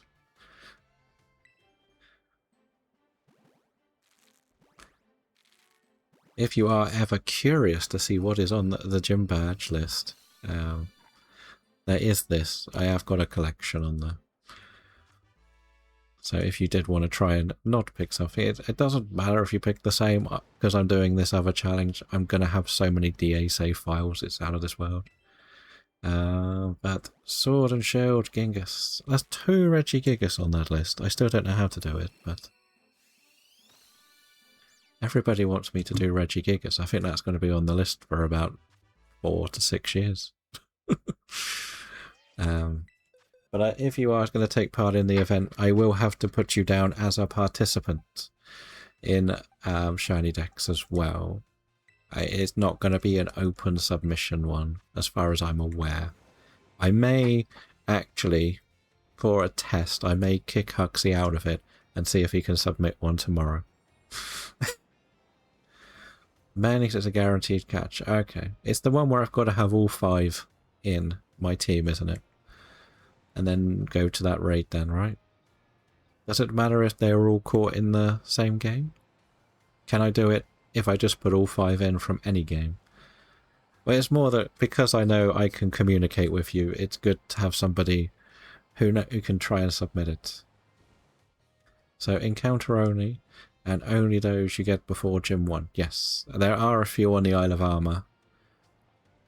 So I'm putting out the suggestion to go to the Isle of Armor to get some watts, so you can stock up on preferred Pokeball of choice, because you should get about 25k from the Watt guy, and all of the Watt traders in the wild area will give you the ball of your choice, or a chance at the ball of your choice. Or if you want to just use Pokeballs, you can do the little glitch and get loads of luxury balls and sell them for a lot of cash. I'm happy if people go to DAs, get a couple of Pokemon that they feel will be comfortable to use, because they're level 65, they'll listen to you. It's all good. It's all good. That like I've got 3 on each of my saves. Welcome in, Crow. How are you doing? I will be doing it again tomorrow, because I was doing it as a personal challenge, but as I said, people are interested, so let's open it up. Let's open it up. You put the number to 19 to knock out because trainers count towards. Yes, that's why I did it. Because I always suggest do that. It depends where you're going to hunt, really. If you're going to go and hunt in Route 4, you want to go and do all of the gym battles. Oh, not all of the battles, not the gym battles. You want to battle all the trainers so you don't accidentally do it. And you're going to have a couple where you're going to meet them, so... popped off with the shelfers, congratulations. What are we up to? I think I heard, was it like a 16? Wow. I feel like I should be doing more. ZA is obviously going to be your top one at the moment, right? I will also point out there is no pressure to put all the commitment into it. If you want to do 5 minutes a day, do 5 minutes a day. If you get 1 shiny in the whole event, I'm thankful that you took part. So that is the thing. But you can also follow MC Sam, who is doing a Shelfer Living Dex challenge on Arceus and ZA, where he is trying to get every single form of alpha between him and the community. You can check out the event here, where, what are you at, 200-ish, I want to say, so far. So if you are a Shelfer Hunter, or just a ZA, 174 in the first month, amazing. There are a couple that will be needed to be caught in actually, yeah, no. There are a couple that will need to be caught in there and evolved in other games, like the ones from Hisui. So there is going to be normal Decidueye, Samurott, and Typhlosion. Is that the only ones? Oh yeah, and Lilligant. Basically anything that evolves into a regional form is still required to get the original form, but he will generally be streaming a lot of it, and a few... Oh, and the Bravery. And so yeah, and other luck, right?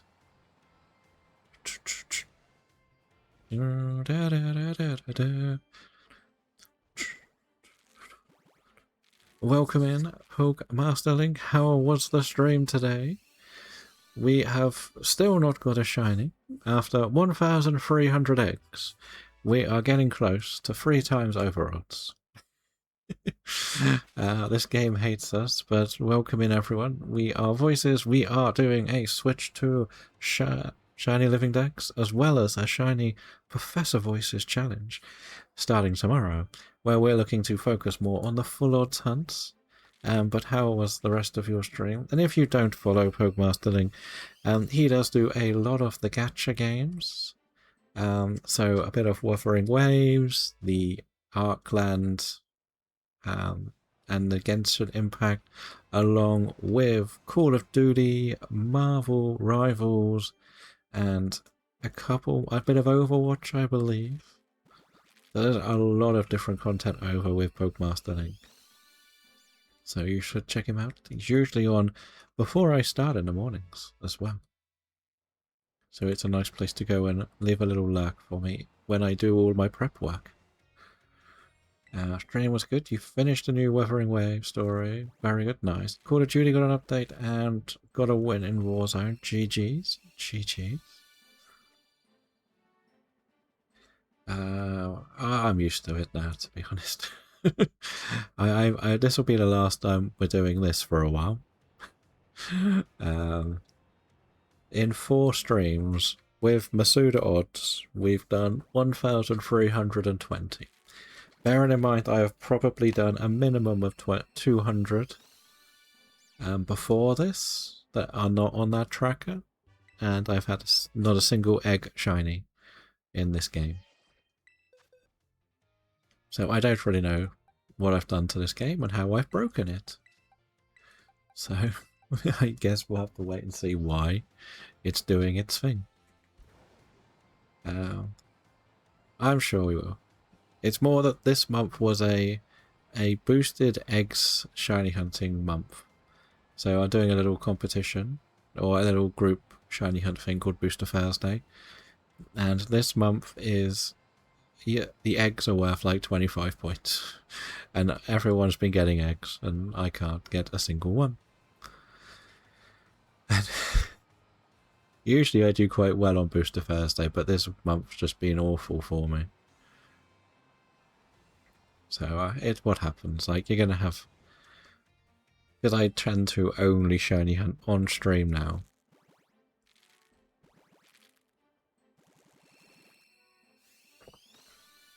I need to take a bit more of a calmness to it. Otherwise I will burn myself out if I do too much. It's definitely the most important thing to do when you shiny hunt. Take extra days away. Don't commit too much. If you go too hard, you will be exhausted.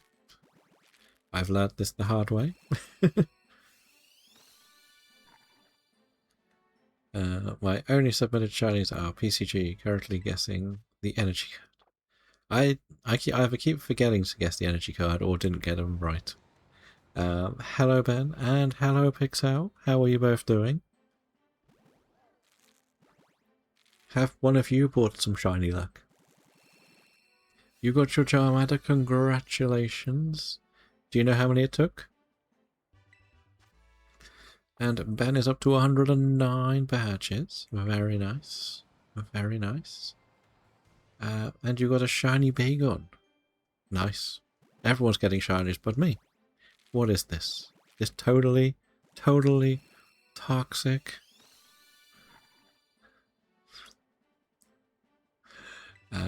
Thank you for the shiny luck. Pixel's up to 48 on the badges. 66 in a new sci-fi. Wow. People out here getting shiny starters in like less than 100. 2,691 in total. That's still very, very good odds. I know people that are still going for it. Or a starter. 19 shinies in PCG. And hopefully it'll work. How many? 1, 2, 3. Well, we got quite a lot. We got 2.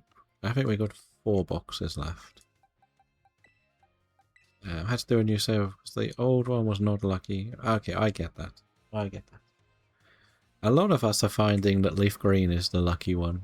Like, I've had 2 shinies on Leaf Green, but nothing on Fire Red. And I had Kakuna and Syl. I don't think there's anyone else in the world that has those 2 as their only shinies in a game. But you can follow along with Ben, who does do some marbles on stream. So if you want to get involved in some marble races, beat the streamer, have a little chatter about the football, see the scores come in, follow along and see how you do in the competitions. I have decided to start going much faster with the running around because, let's be honest, we weren't getting anywhere. So I think it's safe to say that unless I get 10 eggs in 4 boxes, I'm not winning Booster Thursday this month.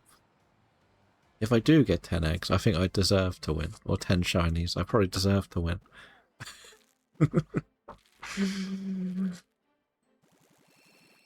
But if anyone else did have any more questions about the Shiny Professor Voices challenge, feel free to ask. We are an open book. A lot of it is still, some of the outsides are still being trimmed around a few of the bits. It'll be back to back to back. I know it's a slightly different subject, but did anybody see the trailer for the new Resident Evil movie? It looks very weird. It kind of doesn't feel like a Resident Evil movie. But it might just be me because I've never played the games.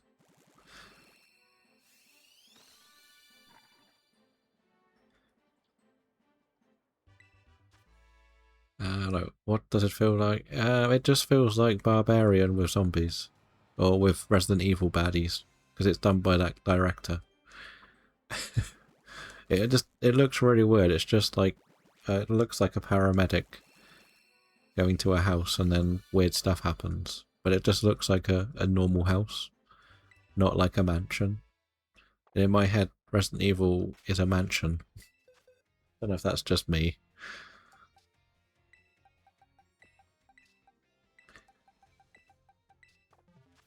But yeah, it does look like it's trying to be scary. But I just don't know. Talking of Wooloo, it is in the chat if you would like a Wooloo. Try to catch a Wooloo. They did not bring Mila back. It looks like a completely original idea.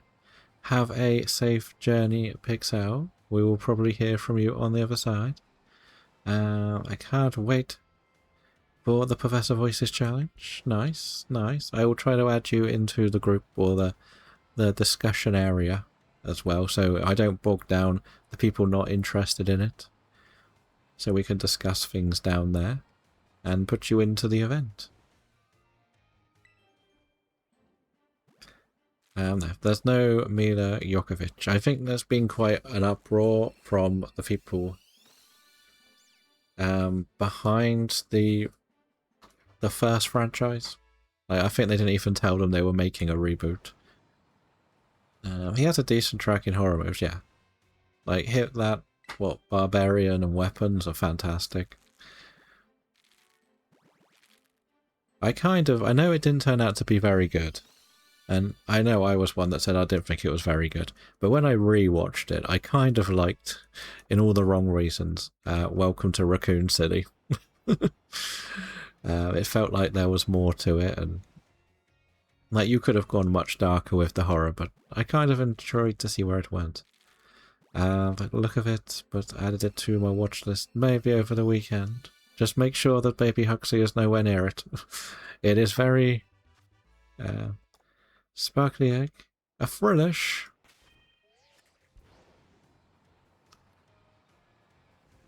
Well, you've got a shiny already, so you can't complain. You can't complain, okay? Mine's still there, okay.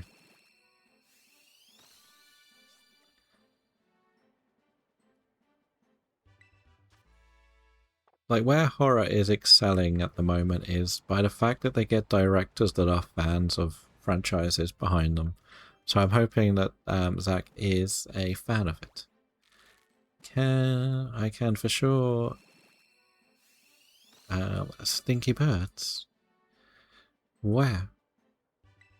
The only plus about it is it's a C tier, potential for tap bulb trade. You get to Alex.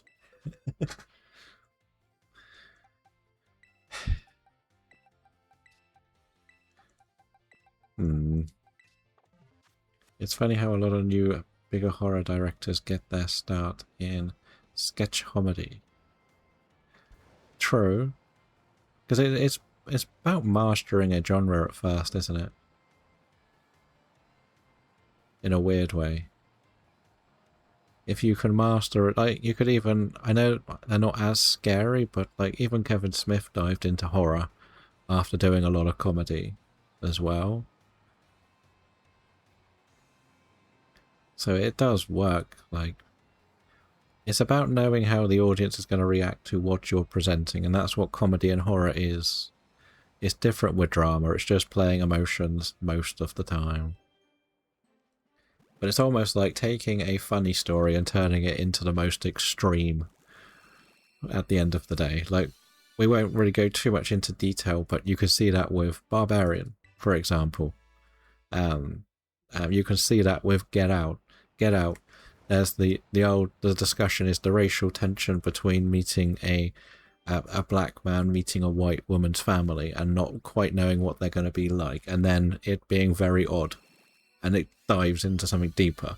It plays from what Jordan Peele probably would have experienced at some time, and goes to the extreme of probably his fears of what could go wrong, and it worked to give us something really, really good. So that's kind of what you can do with horror. Because he's probably done the same idea in a comedic tone as well. Like, you could easily see a lot of the dialogue being comedy for Get Out, as well as horror, but it's how you direct it.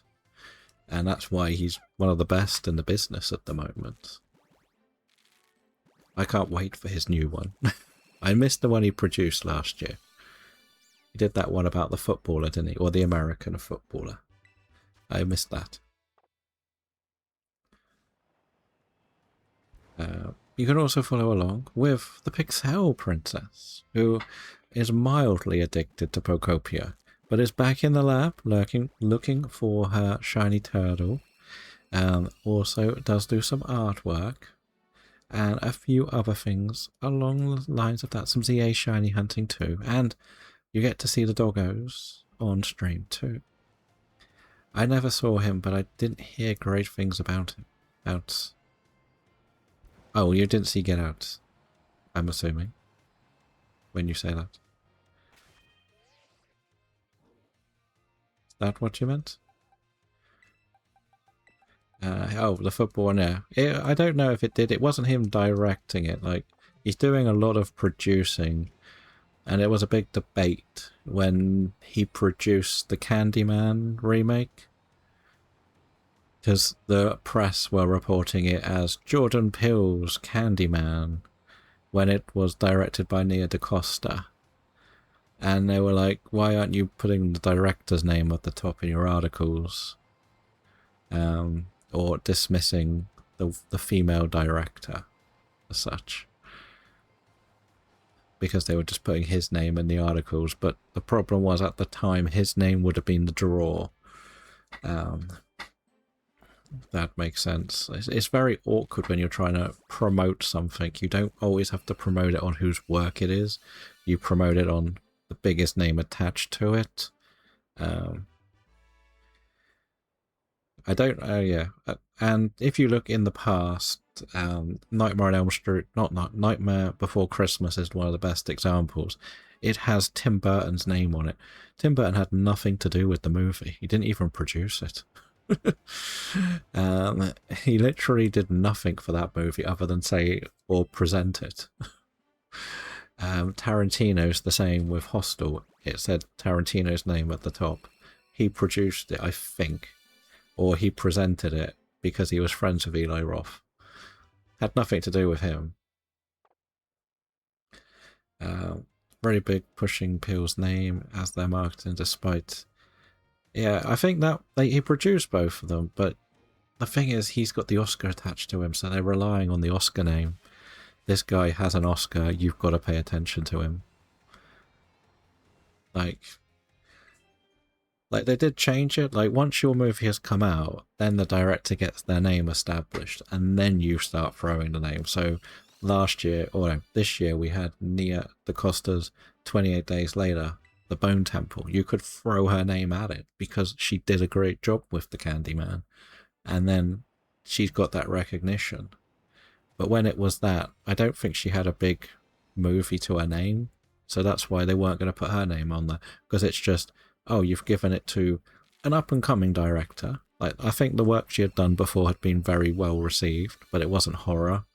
Horror generally needs a draw of a noticeable name, and always has. We have hit the Adlands, so we will take a moment to fill up the water. I think one of the older ones that is one of the bigger stories behind it is probably Poltergeist, which was directed officially by Tobe Hooper, the Texas Chainsaw Massacre guy. But the story is Spielberg was pretty much stood behind him throughout the whole movie. You can get Galarian Slowpoke on the beach in the Isle of Armor, I believe. Once you go over to the Isle of Armor, and it will be under level. I'm pretty confident it's there. That's the two I've put on there that might be wrong, as I don't think we can get the evolution item yet for both of those two. I think you have to swim to get the lady to make the reef and everything. But I've put them in there. They can be removed if that is wrong.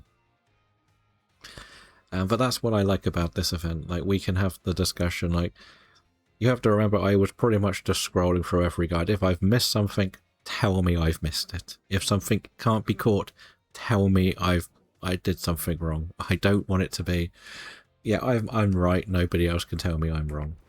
Like, there's usually a discussion about anything that I've missed. That's the joy of it. So, I know that one you can't soft reset for, so I know you don't need to worry about that.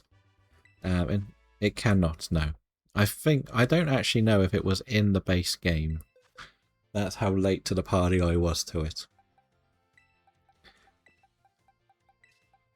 I think technically anything that you, quote-unquote, must catch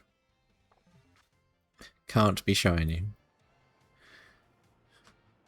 I know there are a couple of exceptions later, but we'll worry about that later. Okay. It's not... Because I knew that some people were catching it before the DLC came out to do the DLC with it shiny, if you get what I mean. So breed it. So I didn't know when it came out. I was never really that sure. Wait, did I do this right? Yes, yes.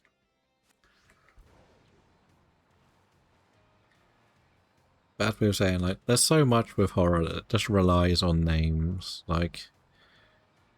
And some of the best horrors are coming outside of what would have been more of a traditional idea. You're diving into different people's backgrounds. A lot of them it used to be like a generic white-collar family dealing with horror, but now they're doing a lot more around that, which is quite interesting. I will say I wasn't the biggest fan of the Bone Temple. I'm more interested in seeing what the next one is. If you've seen the Bone Temple, you'll understand why. Considering, like, 28 Days Later is one of my all-time favourite horror movies.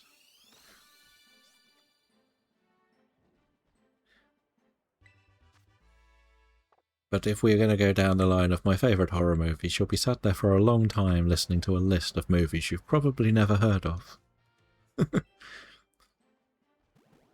And not like some of the ones I do like.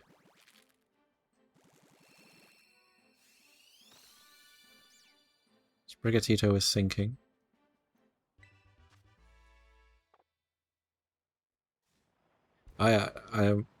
I know I'm not really doing as much of the reviewing as I used to, but I had a movie come through, and it was called World War Bigfoot.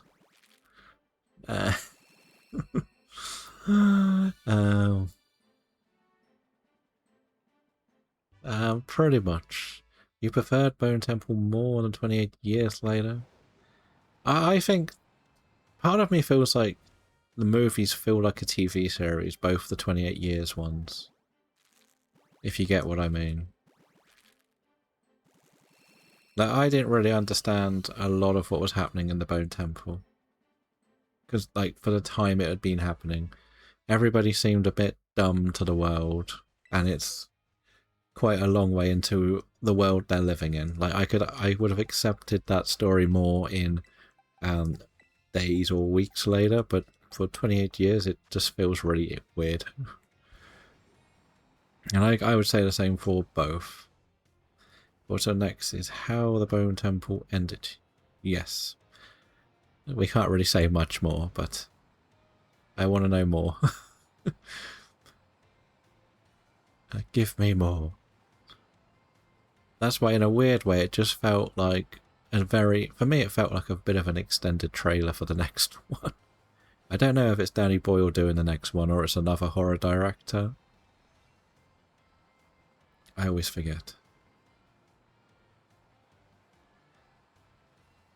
Like this is before 28 Years Later came out. When I was doing a lot more of writing about film, I did a massive article about 28 sequels that I would have liked to have seen, not number 28, but different ones. And one of them I put together was 28 Hours Later. So like the first spread in like a village. I did also do one like 28 Minutes Later. So like the outbreak in the facility and trying to lock it down or escape with them trying to catch you. I did do just like obviously we can talk about the end of 28 Weeks Later, but it's in Paris. So 28 Days Later in Paris. Like what happened there? Put us anywhere in the world, that would have been interesting. So they were a couple that stuck out. But the idea of 28 Minutes Later was we were following the activists breaking in at the beginning. Then you have the whole sequence where everything breaks out. And then you're sort of following security guards trying to see what's happening and some of the activists trying to get out the building. And also like the army trying to close it down before it escaped, or the military. And I think I even started writing like the very idea of a concept. I am not a very good writer, but I was trying to write a story around it as well. But then I've got too burnt out on doing too many films. So I will be watching World War Bigfoot. Immediately craziness would be cool to see opposed to yeah, because we don't really know where the facility was. I don't think they really make that much of a point of where it was. So my idea would have been it would have been a small village or just outside of a village.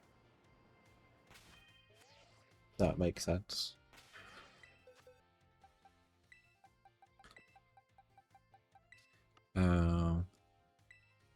Is the army of Bigfoot fighting or an army fighting Bigfoot? I think it's the second one by the looks of it. From what I've seen from the poster, it just looks like one of those military vans knocked over with a Bigfoot sort of staring at it. But I don't know for sure. I don't expect it to be good, but it's like the one press person I'm still taking all of their stuff for. Because they're not pushy. There was one guy that got really pushy that I wasn't replying or doing his films that he was trying to send out, and I just got really annoyed that I wasn't interested. I don't like doing shorts. I find them quite uncomfortable to review.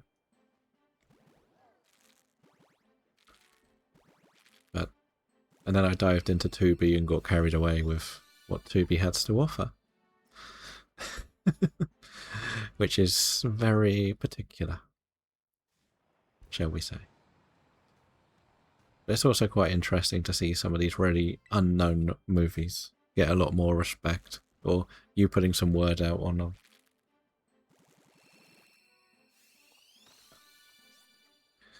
Have we noticed that we still don't have a shiny, and we have actually done 300 eggs today?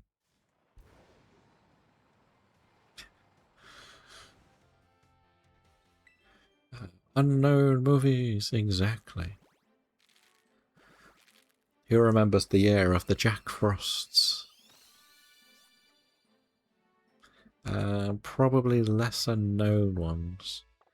I feel like it's too well known now, but I feel like I want to say Repo the Genetic Opera, because it's just crazy and it just sort of ticks a lot of boxes for me.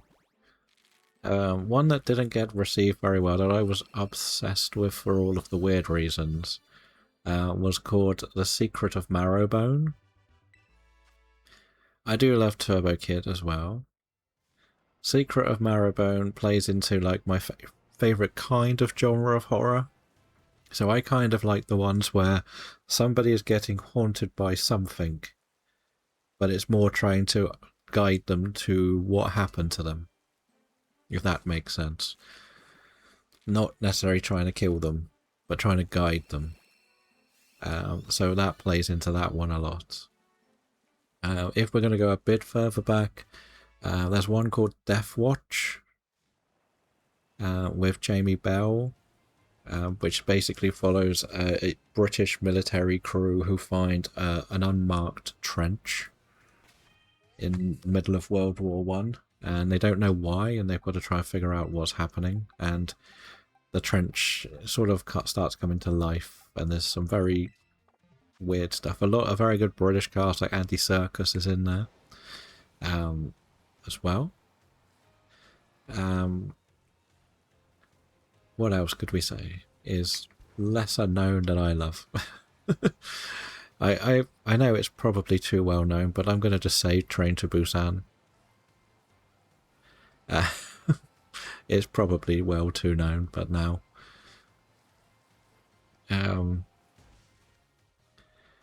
There was this really weird one that I liked. I always forget what it was called. It was one of my late night ones, but the idea was some girl ends up in purgatory. Something like Left Between or Trapped Between or something. The idea is she goes to a party and is left in purgatory trying to be guided by two people, and it's what's happened, and she's got to try and figure out what's happened to her. Isn't going to happen this early because you have to battle the girl's father. Yeah, you can lose to him. You can lose to him. Just put one Pokemon in your team and lose. Don't take the Slowpoke with you. You still get access if you lose. It's not a problem. That's why I sort of said about it. I wouldn't have mentioned it if you had to beat him. Don't worry, I would not have said it at all. I have seen both versions of Old Boy, yes. You don't lose any money. I think it's the same for Blueberry, actually. I don't like the American one, but I loved hearing how people who saw the American one thought of it if they had not seen the original. If that makes sense. Because I'm quite interested in seeing how people react to the remake and then go and watch the original. This is probably one of your favourites. Never saw the remake for that reason. The thing is, you can't really do a remake and watch it if you know how the movie ends. Like, the thing with Oldboy is very, very disturbing as a movie as a whole, but then the final act takes it to the next level. But once you know that ending, you can't go and see a remake of it because you know how it's going or how it should end. If it doesn't end that way, it's not going to be as good. Pretty much. So it was one that didn't really need remaking, and there was nothing you could do to make it better. Like, I've heard this discussion about remakes a lot, and the one thing that always makes is interesting to see is the argument is, why do you keep remaking good movies? Remake bad ones. And it's like the best description of like horror. Like, why did you need to remake Nightmare on Elm Street? Yes, I don't hate the remake of Nightmare on Elm Street. I think if it had the guts to pull off the ending it presented, it would have been better received. But I didn't mind that it tried to do serious, to be honest. I don't hate the Rob Zombie Halloween movies. It's like, you go violent, go for it. You've committed to it. You didn't hold back. You tried to dive into the origin story, which was a thing at the time. You committed. It doesn't mean it. Like the second one was weird. I don't like the second one, but he committed to doing something outside the box, rather than just here's Michael walking around in slow motion, killing people, chasing Laurie. It was different. It stood out. Like I know, like the weird one, like the remake of Friday the 13th was technically a spin-off from Transformers, which is just bonkers. That's a funny one. In my opinion, remake is safe because you have a fish memory. Well, that's fine. That's fine. I think it's to do with the twists and turns that come from the stories.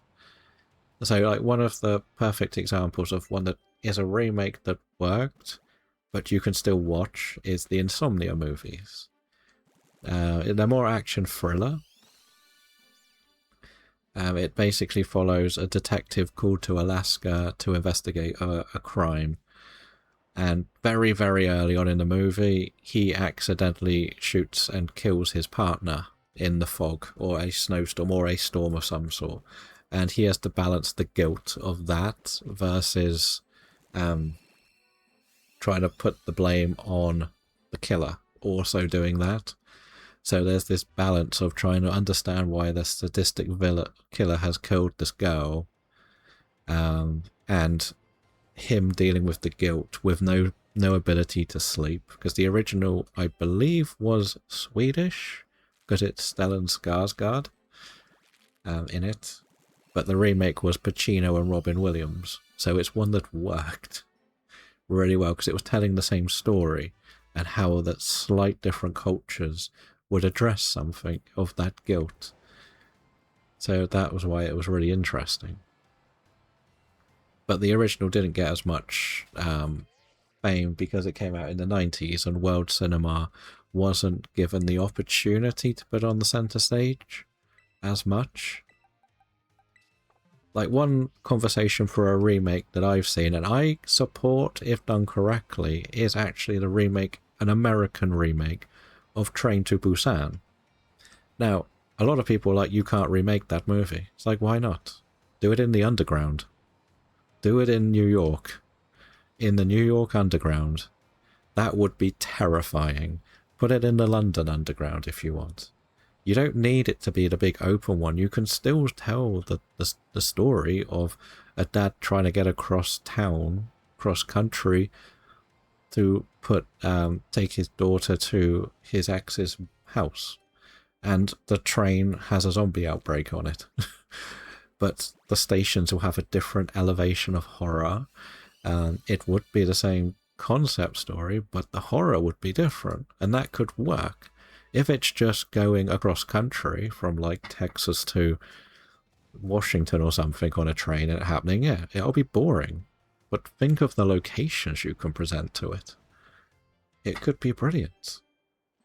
And James Wan wants to be involved, so it's usually quite good.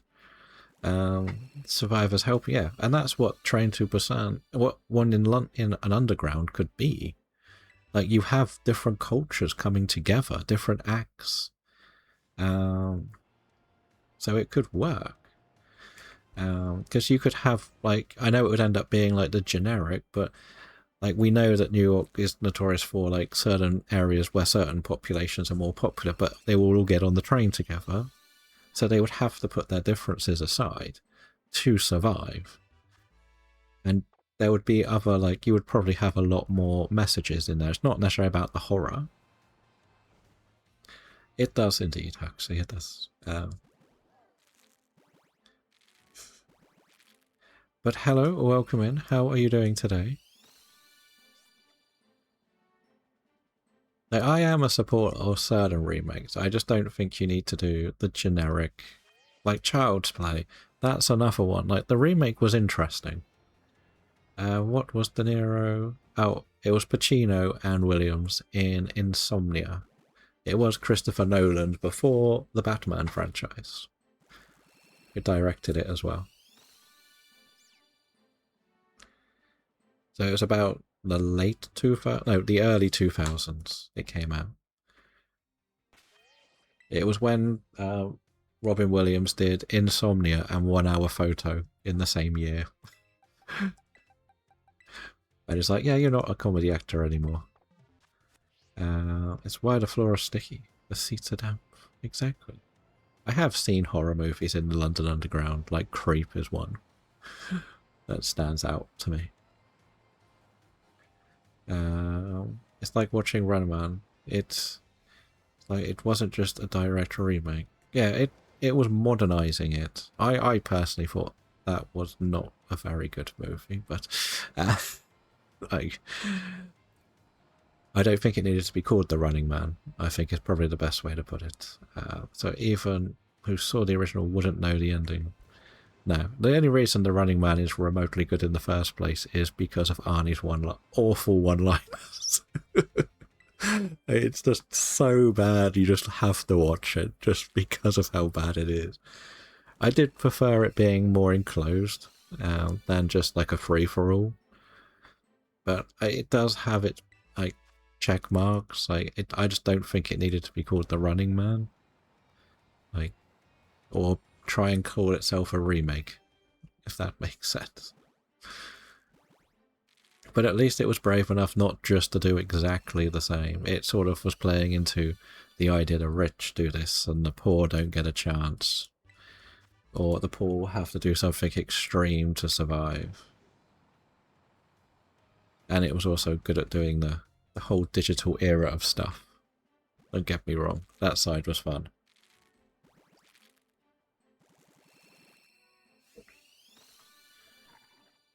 It's one where we're sort of at the stage where I think it's a very entertaining and very good action movie. I think that's what I would say. Because I'm so like drilled into just like the closed environment. I just sort of like I needed the closed environment for it to make sense in my head. Because it felt like a TV show, not a month-long TV show. But I did like all of the messages it was trying to send. There's a roly-poly in the chat. Yeah, it definitely is Edgar Wright's worst movie. It's his worst movie, but not a bad movie. I probably have the most controversial favourite of the Edgar Wright movie collection. I will say. Probably. One that's a very cheesy horror that I like that I've just remembered is called Flight of the Living Dead. Yes, it is zombies on a plane. I like it more than I probably should have. 1, 2, 3, 1, 2. Only 2 more boxes to go. That one really... I'm kind of in the camp of I love the it's so bad it's good. Throw out the door. Yes, that's how planes work, Mr. Astro. You try opening a plane in mid-flight. Favourite is Scott Pilgrim, which is probably unpopular opinion. Fair enough. My favourite is At World's End. To be honest. I like the idea of friends reuniting. And not everything being what it was. That makes sense. And the pub crawl concept to it. Sure, I miss the roly-poly. No worries. There'll be another chance. Yeah, it definitely doesn't work quite like that, I will say. It kind of depends what type of zombies too, and not just the passengers, shall we say. But yeah, for me, my favourite is At World's End, followed closely by Last Night in Soho. I really like that movie.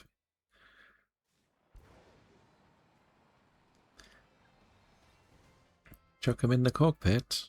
Who's gonna land your plane, Huxley? Or is Psyduck gonna use its mind powers to land?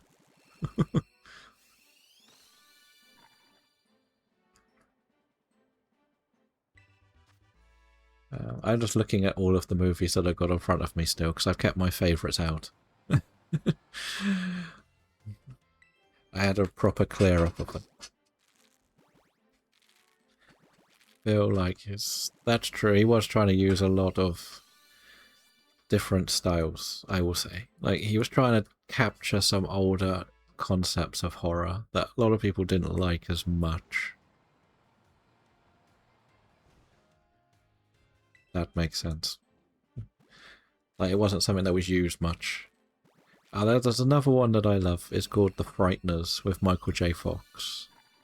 From like the mid-90s, where he plays a guy who can basically see ghosts, but he's actually a con man who goes round trying to convince people to hire him while his ghosts disturb their houses.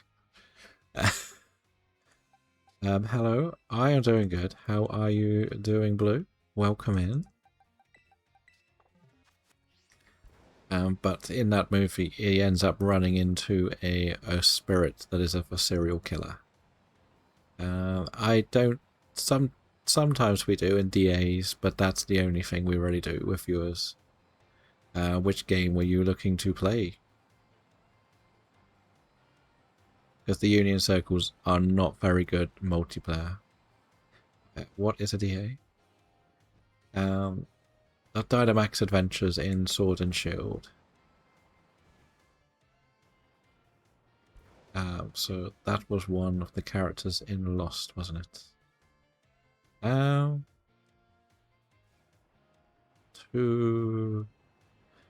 Sorry, I lost the conversation. Such a good con man. He convinced us so well that he could see ghosts. He ends up... No, he could actually see ghosts. But he basically had ghost buddies who would go and disturb the house. That was the point of it. And do like safe hauntings, and they would pay him to exorcise the ghosts. But then he ends up running into a serial killer, or a serial killer ghost who has been picking off people and has a connection to his past, and he has to try and figure out what happened and stop the serial killer going on a rampage with his ghosts. It's very interesting. It's done by Peter Jackson. So just wondering, so what are you doing? We're trying to get one of the starters to hatch as a shiny, with 0 luck. I'm just doing all of the starters in one go. I don't particularly like breeding, so I do it as shiny roulette, I call it. This is the 4th day doing it, not in a row, and nothing happened. In one of the backstories, someone could see ghosts, but they also sort of a con man. I knew there were con mans in Lost, I didn't. Or is that maybe... Is that the one that sort of just vanished very quickly? Or was that the Josh Holloway? Was that Sawyer? So I thought Sawyer was the con man. What did the ghosts get out of it? I hope they were paid. They basically got comfort in his house. They were quite friendly ghosts. But basically he could help send them to the next life, and they always had the choice, but they didn't want to, so they it's a bit like what Casper was, in a weird way. I was talking about Miles. Oh, the kid, wasn't it, Miles? Was Miles the kid? That sort of got kidnapped at the end of one of the series. It's like one of the cliffhangers. Hello, welcome in. How are we doing today? They basically just got nice living out of the ghost life. Yeah, pretty much. It wasn't meant as... He wasn't holding them captive or anything. Like, I think they missed the portal to the afterlife as well. Where are the shinies? I don't know. It's been so long since I watched Lost. It really has. I used to watch it religiously, and I even stayed up early to watch the finale. Because that was when the first time they started simulcasting the American shows at the same time as for the English. Lost was one of the first that ever did it. They would always be on the day after to start Advents. Well, so you're on the Lidden, I imagine. Is it the Lidden you're after? Nice. Good luck. Good luck. This game is just not being nice to me. 4 days of shiny hunting starters, and so far we have nothing. We've only got, I think, 2 boxes left, or ins. Have you enabled shinies? I don't know. Have we? Oh, we've also hit the Adlands, so we'll wait for the Adlands before we do more hunting. That is right, yes. So maybe I need to get this, what is it? The one that Mr. Astro shoots an egg into this game. The broken one.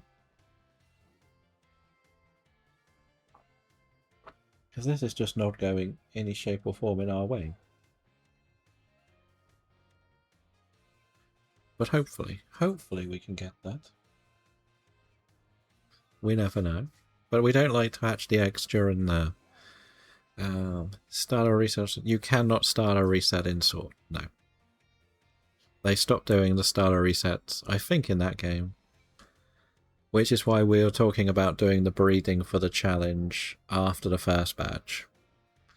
If somebody is absolutely desperate to do the breeding for Lords before, then we might allow it, but it's because the second bit is quite a short amount of additional Pokemon.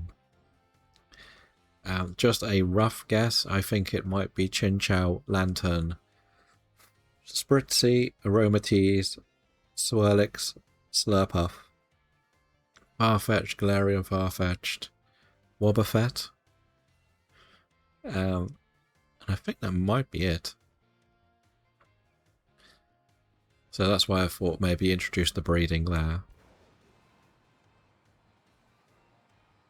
That's the idea behind it. Don't know if it's a good idea. It's just one of them. One of the many. Because then we can have a few people on breeding. Because the thing is, no one can, outside of Dynamax Adventures, I don't think you can get a Ditto from an encounter. Either. You can probably access the raid den with Ditto in. But we're trying not to touch the raid dens at all, other than if you want to use them to get rare candies or experience candies, you can do them. You just got to be careful how many you battle. They should be pretty easy if you've got a level 65 on your team. So there is that.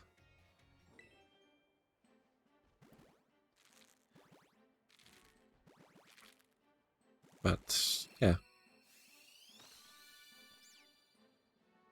I don't know if you saw, but you're hunting Lynn. Yes, I wish you good luck in Sun. Is that just starters or in eggs are you doing that?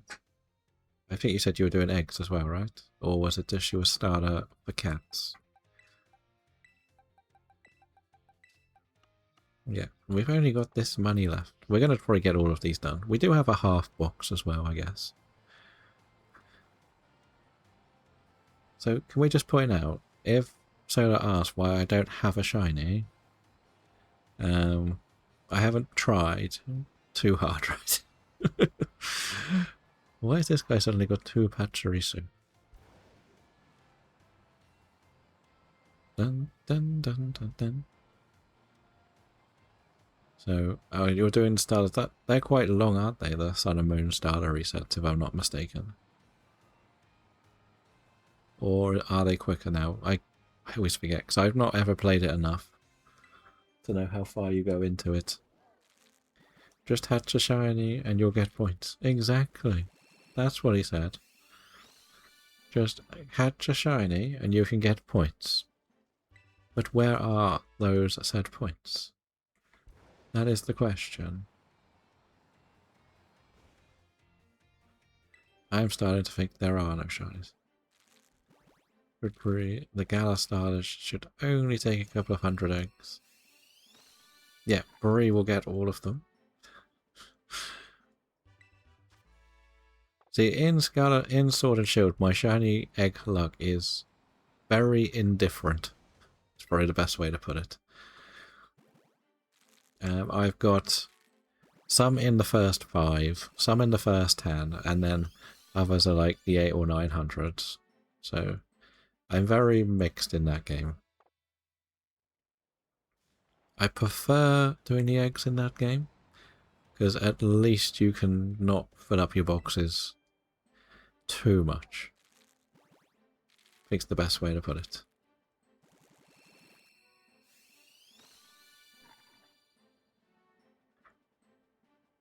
But hey, we're a long way from that.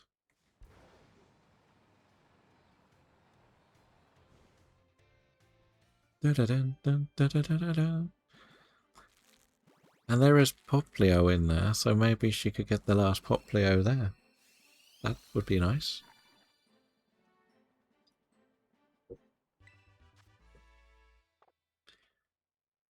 I've just said the next April, if it is Easter eggs, I'm just going to take the week off the month off Booster Thursday. You did 3 boxes as Pro 2 for Shiny League and decided it wasn't worth it. No, I get that. Like, Sableye is probably the easiest thing to go for. Are we getting... Oh, yes. We're getting them all together now. That's why I've opened it up as an event. If you are interested, I can put you into the event. And you can try to claim the role in the Discord from the roles page. It is SPVC. Yeah, we might be. You think you're interested? I will say, if you're on the same system and you don't want to delete your good save file, you can just make a dummy profile that you could just call Mrs. Astro or something. Even if you want to keep your trainer name as Mrs. Astro, whatever you want, you won't need online for it. If you want to trade, you can trade with Mr. Astro on locally, so you don't need online to do that as well. So for you personally, you won't need to make sure you've got an NSO account. So that is a thing. So we could... That is an interesting term that Mrs. Astro is using to borrow a game. But I'm trying to make sure nobody goes out their way and deletes their best profile, because I don't want anyone to lose anything that they've had for years, because it is, what, 8 or 9 years old now, those games. And some people would have had a day 1 save. You don't need to get rid of your day 1 save. I would suggest just do a dummy profile. Most people don't have more than 3 profiles on a Switch. If you're using one for one thing, you can make a profile. You don't need anything other than a name. And that's all you need. You will have the DLC if it's on the same system that has the DLC purchased on. And if you're unsure, you can check your bag the instant you start the game. You don't have to do it all and then go, where is the DLC? You can check your bag. Your passes should be in your bag from day 1. So that is a key thing. But if you are joining, I will make sure I put you in the Discord area. Just made one called Challenge, fair enough. Well, one of mine's called Professor Oak's Challenge. Well, I was actually going to do like an offline Professor Oak's Challenge at some point. Years ago, and then just never did it. So this system is using the Nuzlocke profile. You're able to run both main profiles and a dummy one at the same time, or 2 consoles. I think that's where you might accidentally overwrite save data, so I would suggest try not to do it. I think that might have been what happened with Pixels by accident. So if your Switch 1 has a save file and your Switch 2 uses the same profile, it will make a new save profile, but if you ever try and transfer them, they might both get deleted. I don't think you can run the same game at the same time if you're doing digital either. I think if you're running 2 chips, but you can run the main one on one and the dummy one on another one and have 2 consoles, yes. But you can't use the same game, I don't think. It won't let you register the same game. Transfer, yeah. Because you don't need access to the internet, that's why I'm sort of saying it would be, if you don't want to lose your best one, that's probably the best way to do it. Because outside of trading. And if you've got home, you can put that Pokemon into home and then put it on your one you can trade on. I don't want to feel like anyone needs to go and get a new NSO account, delete their old saves. Like, the reality is Professor Oak's challenges are meant to be done offline, one profile, one system, one game. I'm just expanding it a bit for my own challenge. If that makes sense. I think it does. But I wouldn't, like, if you're going to test it, pick 2 games that you don't worry about using, but I'm pretty sure the systems will only let you play one digital game at a time on one system. And if you do try to go online, it may close one. If it comes to the DLC, you can transfer it to another system, do anything you want to do on the DLC. If you save there, you can traverse it, but you can't fast travel in the DLC area. So that is one little thing to note. Like what I do with my DAs. Quite often I used to keep my Shield DLC on the Switch too. I saved in the area, or the Dynamax Adventure area. I couldn't fast travel away, or if I did, I couldn't return, even by train. Because the game no longer had the pass in it, because the pass is attached to the Switch too. But I transferred it over for Shield, and Sword stayed on the Switch too. So I guess I have to move something from the non-SO to home to SO. Yes. But we can get to those bridges when we need to. At the end of the day. Like, it could be something where the people that are doing the ones that need trade evos could be the one that sort of... And if you've got 2 systems, you can do it yourself between the 2. You don't even need to transfer it at all. Now, you should be able to... If it's on 2 systems, you won't need the internet to trade locally, will you? To trade it. But if you're using the Switch 2, for example... So what could be an idea is just do a bit of a dummy save on the Switch 1 that you can do the trades with on a dummy profile. If that makes sense.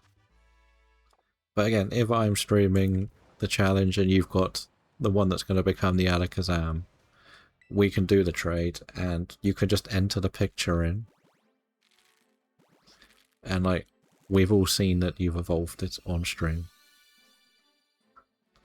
Even I don't think you can do, like, the best example is to try and see if you can open 2 games at the same time. Like, on something you're not worried if something gets broken. If you've got that opportunity still, like, something you may have deleted from your library. Just see if you can open both on both Switches. If you don't want to risk anything important. You're scared of heights. I don't want to cross the bridges. No bridges for Pixel.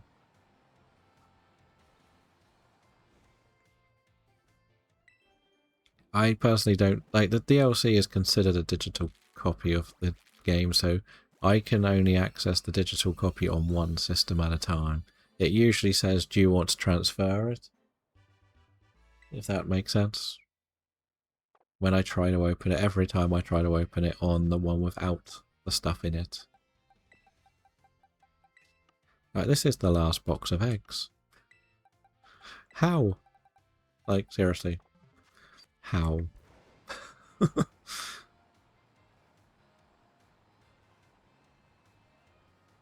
All we know is there's going to be a lot of yeeting later. A lot of yeeting. But it sounds like we've got more people joining today. So I am going to probably put a message in the general bit that I've made for people who want to do this.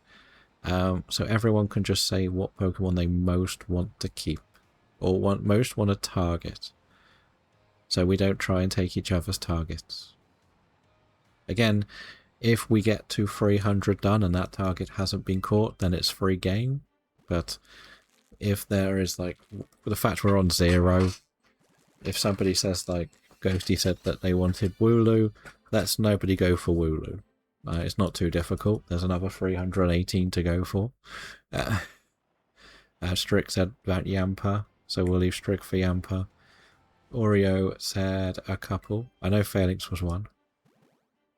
Also meant to mention that your roles channel, I think, is hidden, like the announcement one. I don't know why. It shouldn't be hidden. You have to get there by clicking the message, but not. But it's not in the channel list. It says it is. I don't know how Discord works. I get so confused with it at times. Well, I think most people that are joining are interested and voted. Everyone who voted I gave the role to. I've given it to Oreo. I'll give it to Mrs. Astro. I don't know if Mr. Astro's interested. I thought I had changed it, but the thing is, once somebody's joined, it won't change what's visible. Was everything... how many of what I created is visible to you yesterday for the Professor Voices Challenge? Can you see 4 channels? Mr. Astro's... That's what I thought. That's what I thought. Can you see 4 channels? I see 5. Okay, there might be 5. I might have made another one. Okay. As long as you can see more than just the one. And I put a message in each one, so it was a bit... That's good. That's good. At least they're showing up. Because, like, the only people that should see that role, see those channels, are the people with that role. So, for example, Mrs. Astro probably can't see it. You probably can't see the shiny Professor Voices challenge. So basically, if I want to message everyone, I can put at SPVC, and it will only message you lot, or you're the only ones that will get a ping. It's a bit like how with the wrestling channel I made it, so it's only people that would be remotely interested in wrestling, just to take it out of the general chat. I know it's only like 4 or 5 of you in there, but still, it's there, it's set up. If you want to have the chat, like, I know, like, sometimes they was like, are you watching it? This happened, where can I talk about it? There, you can chat about it. I've only put general and spoilers, because I think that's all you really need. But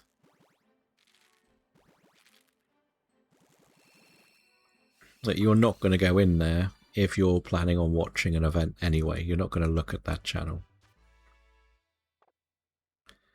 So the only thing I've got to be a bit more cautious of is it's more of an open invite in Discord. So just got to be careful who can and can't join. So if you do get any shady messages from people you don't know, let me know. The thing was, I set my channel, my Discord up with loads of channels, but nothing was getting used, so I deleted most of them. Because everyone was moaning that I had too many channels set up, or too many categories. Or the people that did use Discord said there was too much in there. So I deleted so much. I think I set it up too big too early, because I was trying to do shiny hunting games in there as well. So that was like, we were trying to do like a, I want to say it was like a battleship game, but it wasn't. No, it was Connect 4 I called it. So I put like 100 shinies on a board. And you could submit a shiny every 12 hours. And the idea was to get as many in a row of 4 as possible. But the other shiny hunters would try and stop you.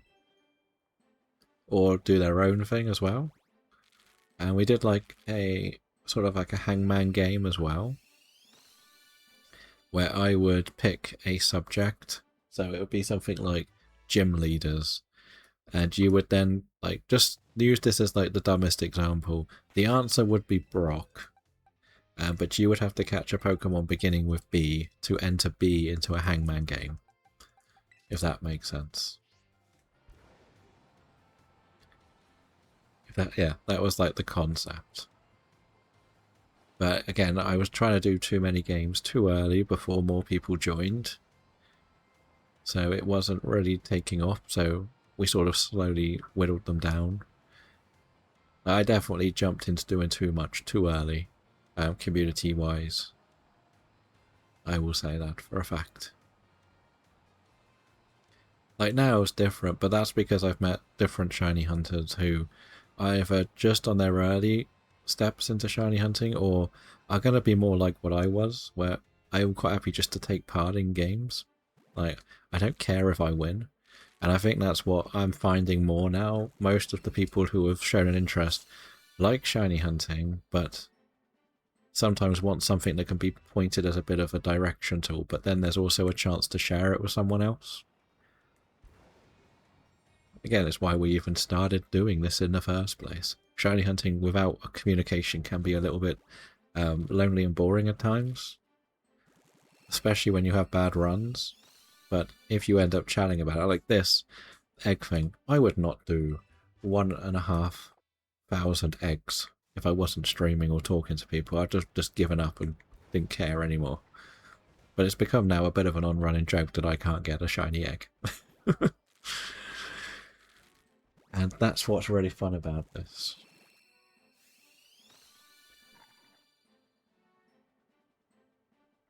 So that's the fun bit. I wonder who will get the first shiny.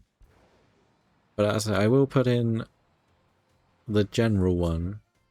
You know what I might do in the updates? I might just put a list of what you're doing. So if you're joining, put your... I'll write it out first, so don't do it now. I will put game of choice, or game you're playing.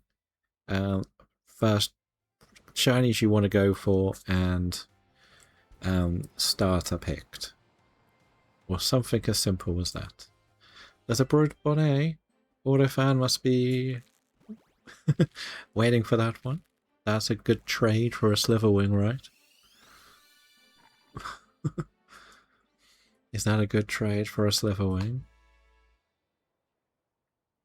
But let me put what the idea is first before just starting to fill it in. It won't be there to have too much of a chat. Oh yeah, that's the other thing. Either of you, it doesn't really matter. Can you do multiple? I'll sort of say five targets you want the most. Or when you say multiple instances, is that more than one save? That you would like to do. Like, I've got 4 saves. If you want to do a save for each starter, do a save for each starter. That's not a problem. I might say 5 targets you want. You don't have to put 5. I guess it would be easier if I get Hugsy. Or it can be any of you. Can any of you write in the rule page? Or does it not let you do it? Oh, you can do a dual hunt, yes. If you want to.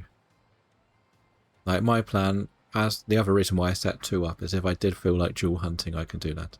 Nope, you don't have... That's good. I didn't want anyone to write in that one.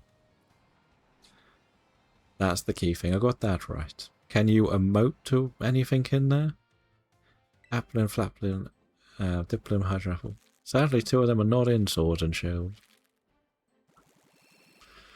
That's a saving grace. No, okay. Well, at the end of the day, that page is not really going to have too many things changing. So, it's not the end of the world. I don't want too much extra text. It's just the basic rules, the photos you need, and the Shiny Dex page. That's the other thing. When I do the updates, I'm going to also ask everyone to do the Shiny Dex page or username. Obviously, some of you have already done it. If you're on there, just say added.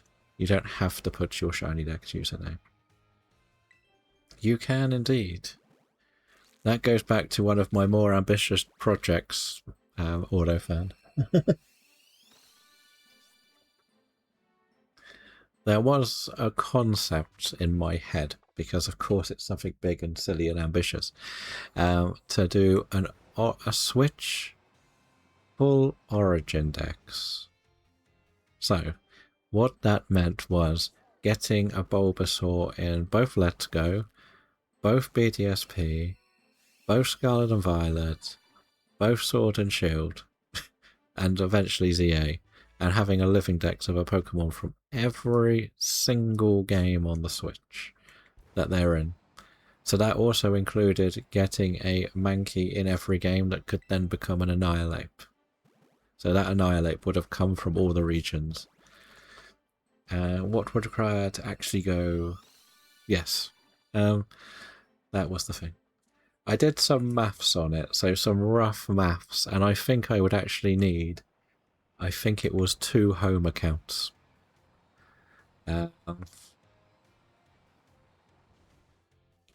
Ideally, that's also what I do. What, every single one, or... No, I think the math said there would be nearly 2 home accounts to fit everything in. Or it might have just about squeezed in one. And then if you got new games, you would then be stuck having to move everything for the extras. But that would mean catching all of the DAs. This is all non-shiny as well, I'd like to point out. This would mean you would have to do 2 saves where you caught every single DA legendary in a sword and a shield save, then the Reggies and the Reggie specials. So yeah, it was just one of these, like, because I like drawing up ideas that were... This was... I don't even know if this was during the stream time. It might have even been during the stream time.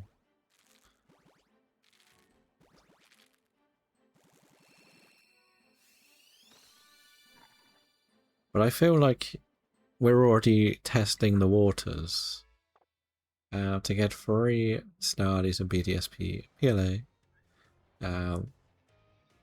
Exactly. They weren't shiny though. It wasn't meant to be shiny. In fairness, at least Starly would have been easy to do. Let's be honest.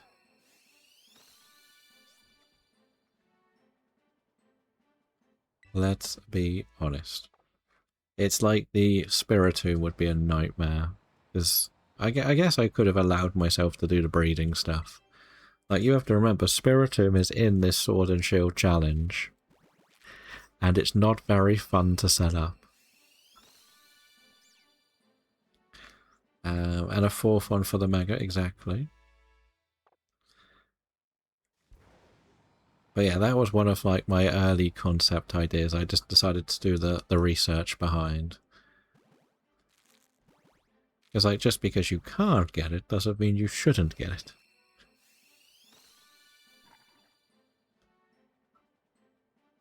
But alas, it did not come to fruition.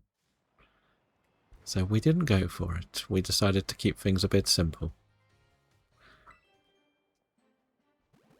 We've now almost we've hit 5 hours. Well, 4.5 of this because the game took a lot longer today. Quaxley, why aren't you shiny? I think we must have defected starters. That's what I think we're at. We must have defected ones. Let's see if we can get one.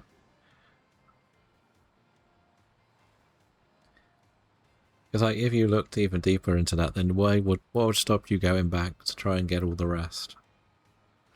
You're gonna have to keep going. You have to get 1 egg before next Wednesday. Technically, I could have entered something in last week, because I did hatch a PCG shiny. But because I am playing with my own personal, I want to make this clear, this is my personal imposed rules. I'm not going to shiny hunt out after Friday for Booster Thursday in this month. Anything that isn't an egg. And I'm only doing eggs once a week, so I can't handle them. So it'll be the same with Radar. I'm only going to hunt Radar once, one day, and that'll be on the Wednesday if it goes longer.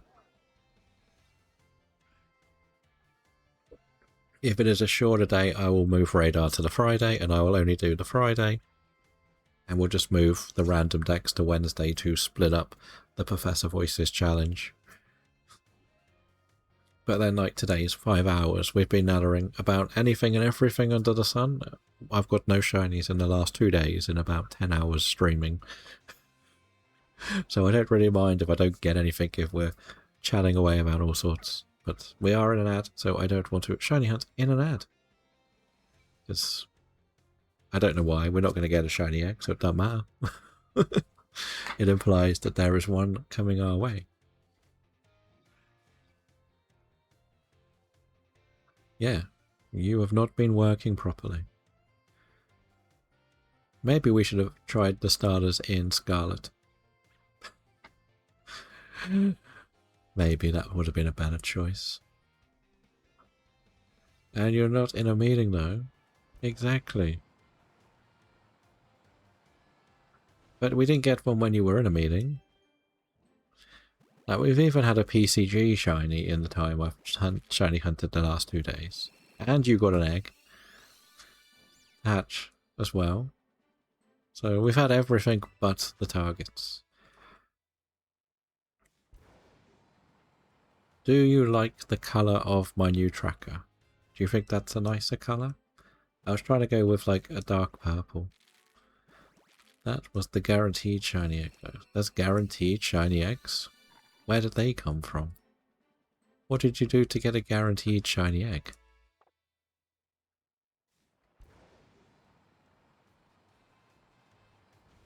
Or lower odds? Is it the sparkly eggs?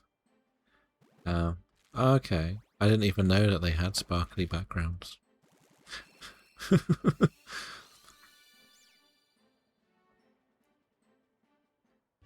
Maybe I should have looked at better closer at the other one.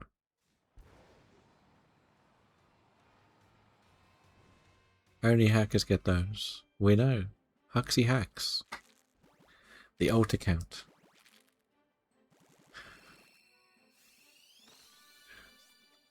I think if Huxy hacks, he would get a shiny in a DA.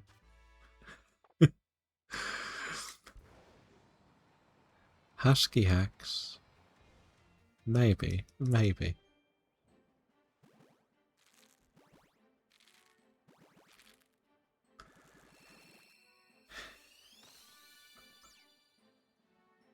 Do we turn around and say, if we get a shiny egg, we do a Joe Hendry stream?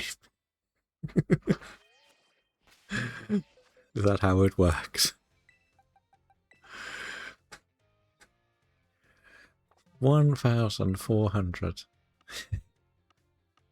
Wait, what have we got left?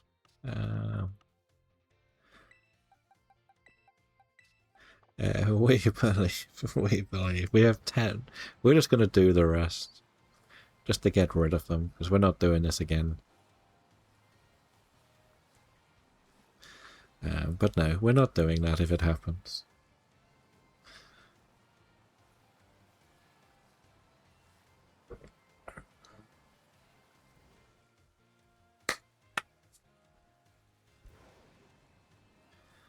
And how much is that one worth now? Is that one going up to 40,000?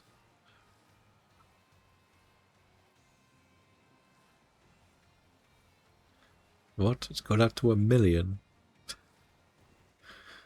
Yeah, 40k, okay. Yeah, I think I have to name the new cost different per one. That was probably my error. I just named it, they were both called new cost. All three were called new cost. So every time they're redeemed, they should multiply the reward cost. But it's doing them all. They're not named new cost. So I might just call one wave cost, one say cost or something. So do I. I don't think it started today, Mr. Astro. Or is it yours? Or has Flen been getting more shinies? That's what it really is. Flen's just been getting more and more shinies. He's got 2 Turdinators.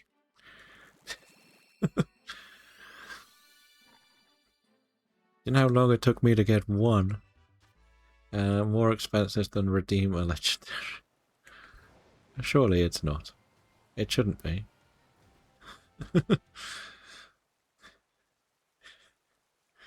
He appears, says his name is 40k.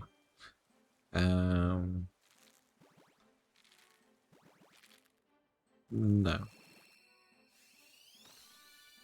Bye bye, Pixel. Have a good rest of your day. Oh, it resets every stream, so don't worry. It will reset each stream. That worked correctly. So when I press end stream, it puts it back to the 1000 and 5000. It's just they're all connected to the same multiplier. You're all poor now. At least it's not toxic, Mrs. Astro.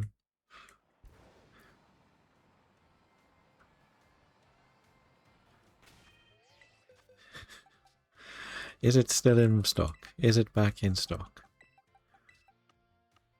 I'm going to take one of these.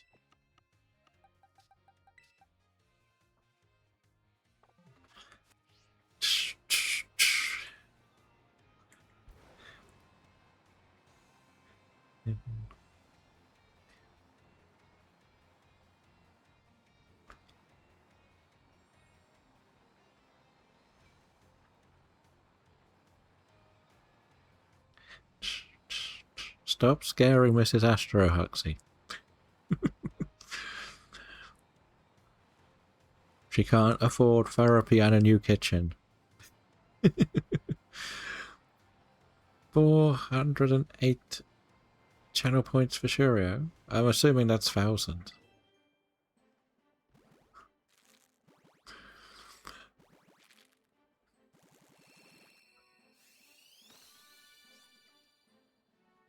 No, it was only meant to be 1000, 2000, 4000, and then 8000. That was the concept behind it. So it slowly goes up. It was never meant to go to the 20 and 40,000.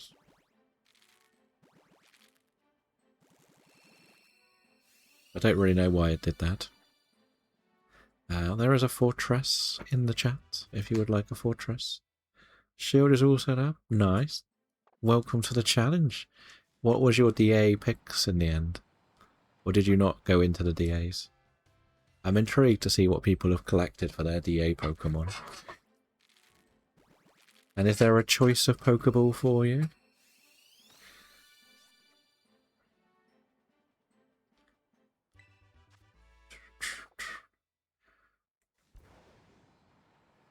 Um, 418k. So Shurio will be doing all the Joe Hendrys in the future.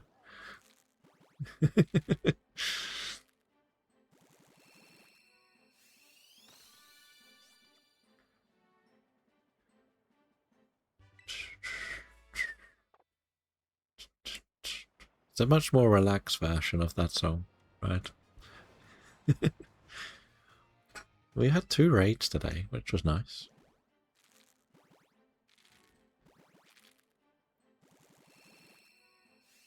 The Starter Roulette. Will you get us? Will we be successful? You know, after this lot, we've done 400x today. You just chose fish for now. Wishcash for hydration. So that he'll status in the ring. Very nice.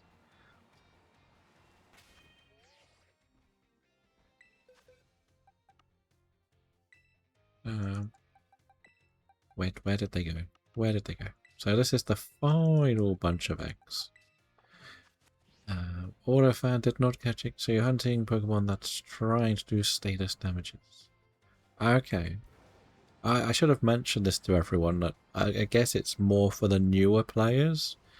If you've caught the Dynamax Pokemon, you can relearn moves in the Pokemon Center. If you talk to the guy at the coffee bar, you can see what they've learned before. I do believe False Swipe is in Motorstoke at the top Poke Center as well, but I might be wrong if you do want a False Swiper. In fairness, you've watched me do most of the shiny hunting random encounters, and I haven't used a False Swiper. The West one costs 10k. Okay, so you should be able to afford that if you haven't just bought Pokeballs. I haven't actually gone that far into the game.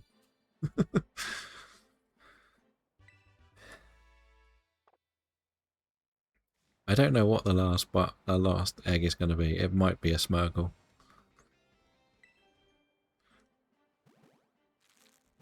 But yeah, I guess it's a bit more for a Huxley if you did want to check the moves.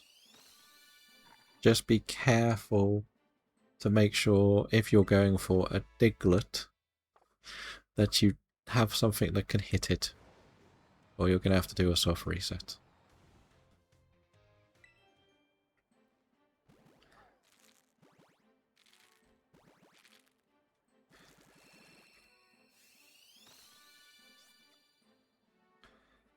Because I don't know all of the false swipers at the moment.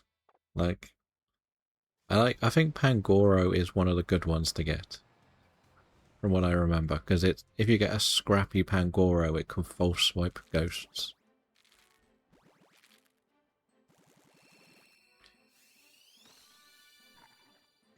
Also, which Pokemon has the ability to increase water spawns?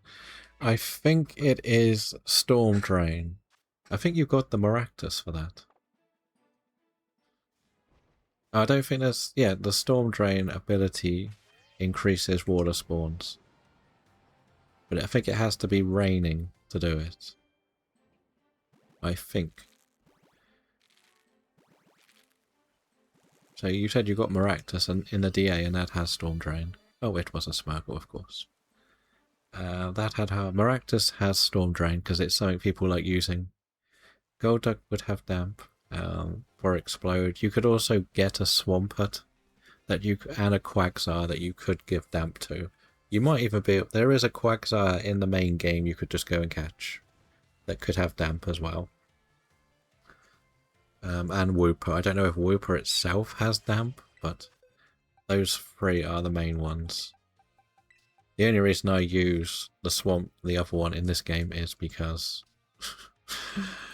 so we do get shinies in these games, I promise. Just not today. And Quagsire and Wooper are both early game ones. They're both in the beginning of the challenge. Just be careful with the Quagsire because you might only get one encounter. Shall we just do the last egg, just to get rid of it? Just to see what it ends up being. Yeah. 1,600 eggs. 1,460 eggs done. I feel like if this turns out to be shiny, I should get 300 points.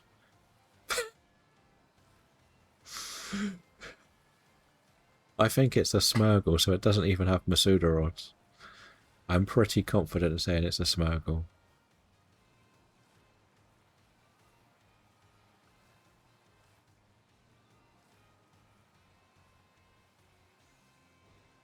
I don't know how many Pokemon actually have Explosion at the early stage of the game. That's the only thing I'm not sure of. It was a Smurgle, of course it was.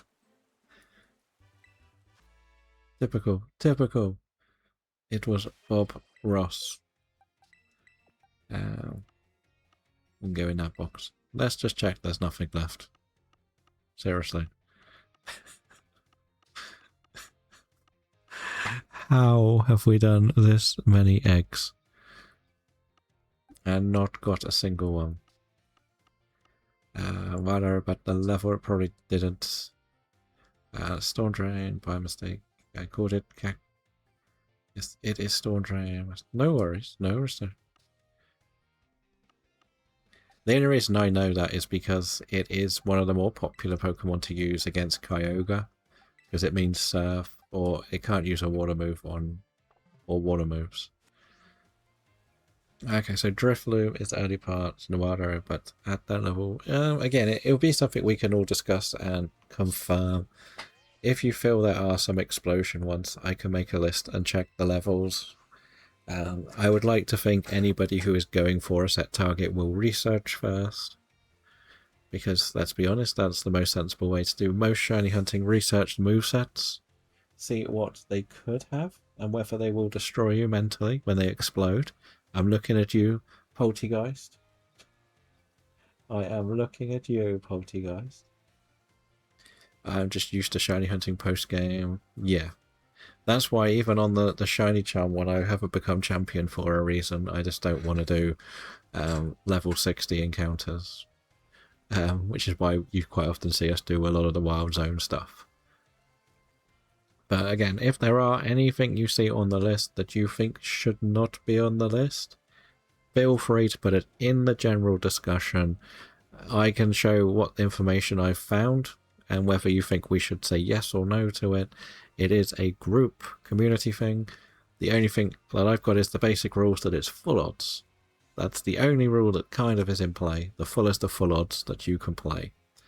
But thank you to everyone who has shown an interest in the challenge. Where should we go today? Is there anybody else doing some booster events or not? Let's see. We have... we do go there quite a lot, so maybe not today. Maybe not. Shall we just see Jack today?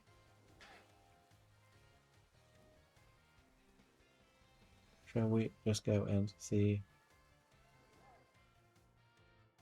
Yeah, we'll go and see Jack today. But thank you to everyone for being here today and staying and chatting.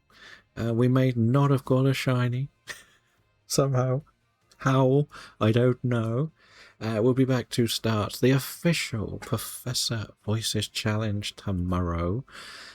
Same time start. I will put some messages in the Discord to focus on what people want. At the moment, I'm going to return to Route 1. And I will add everybody that has shown an interest, so I'll put Mrs. Astro in there as well. If you didn't react to the roll, but thank you to the raids today from Pugmaster Link and what was the name? And earlier it was the Italian Speedy, wasn't it? Italian Speedy.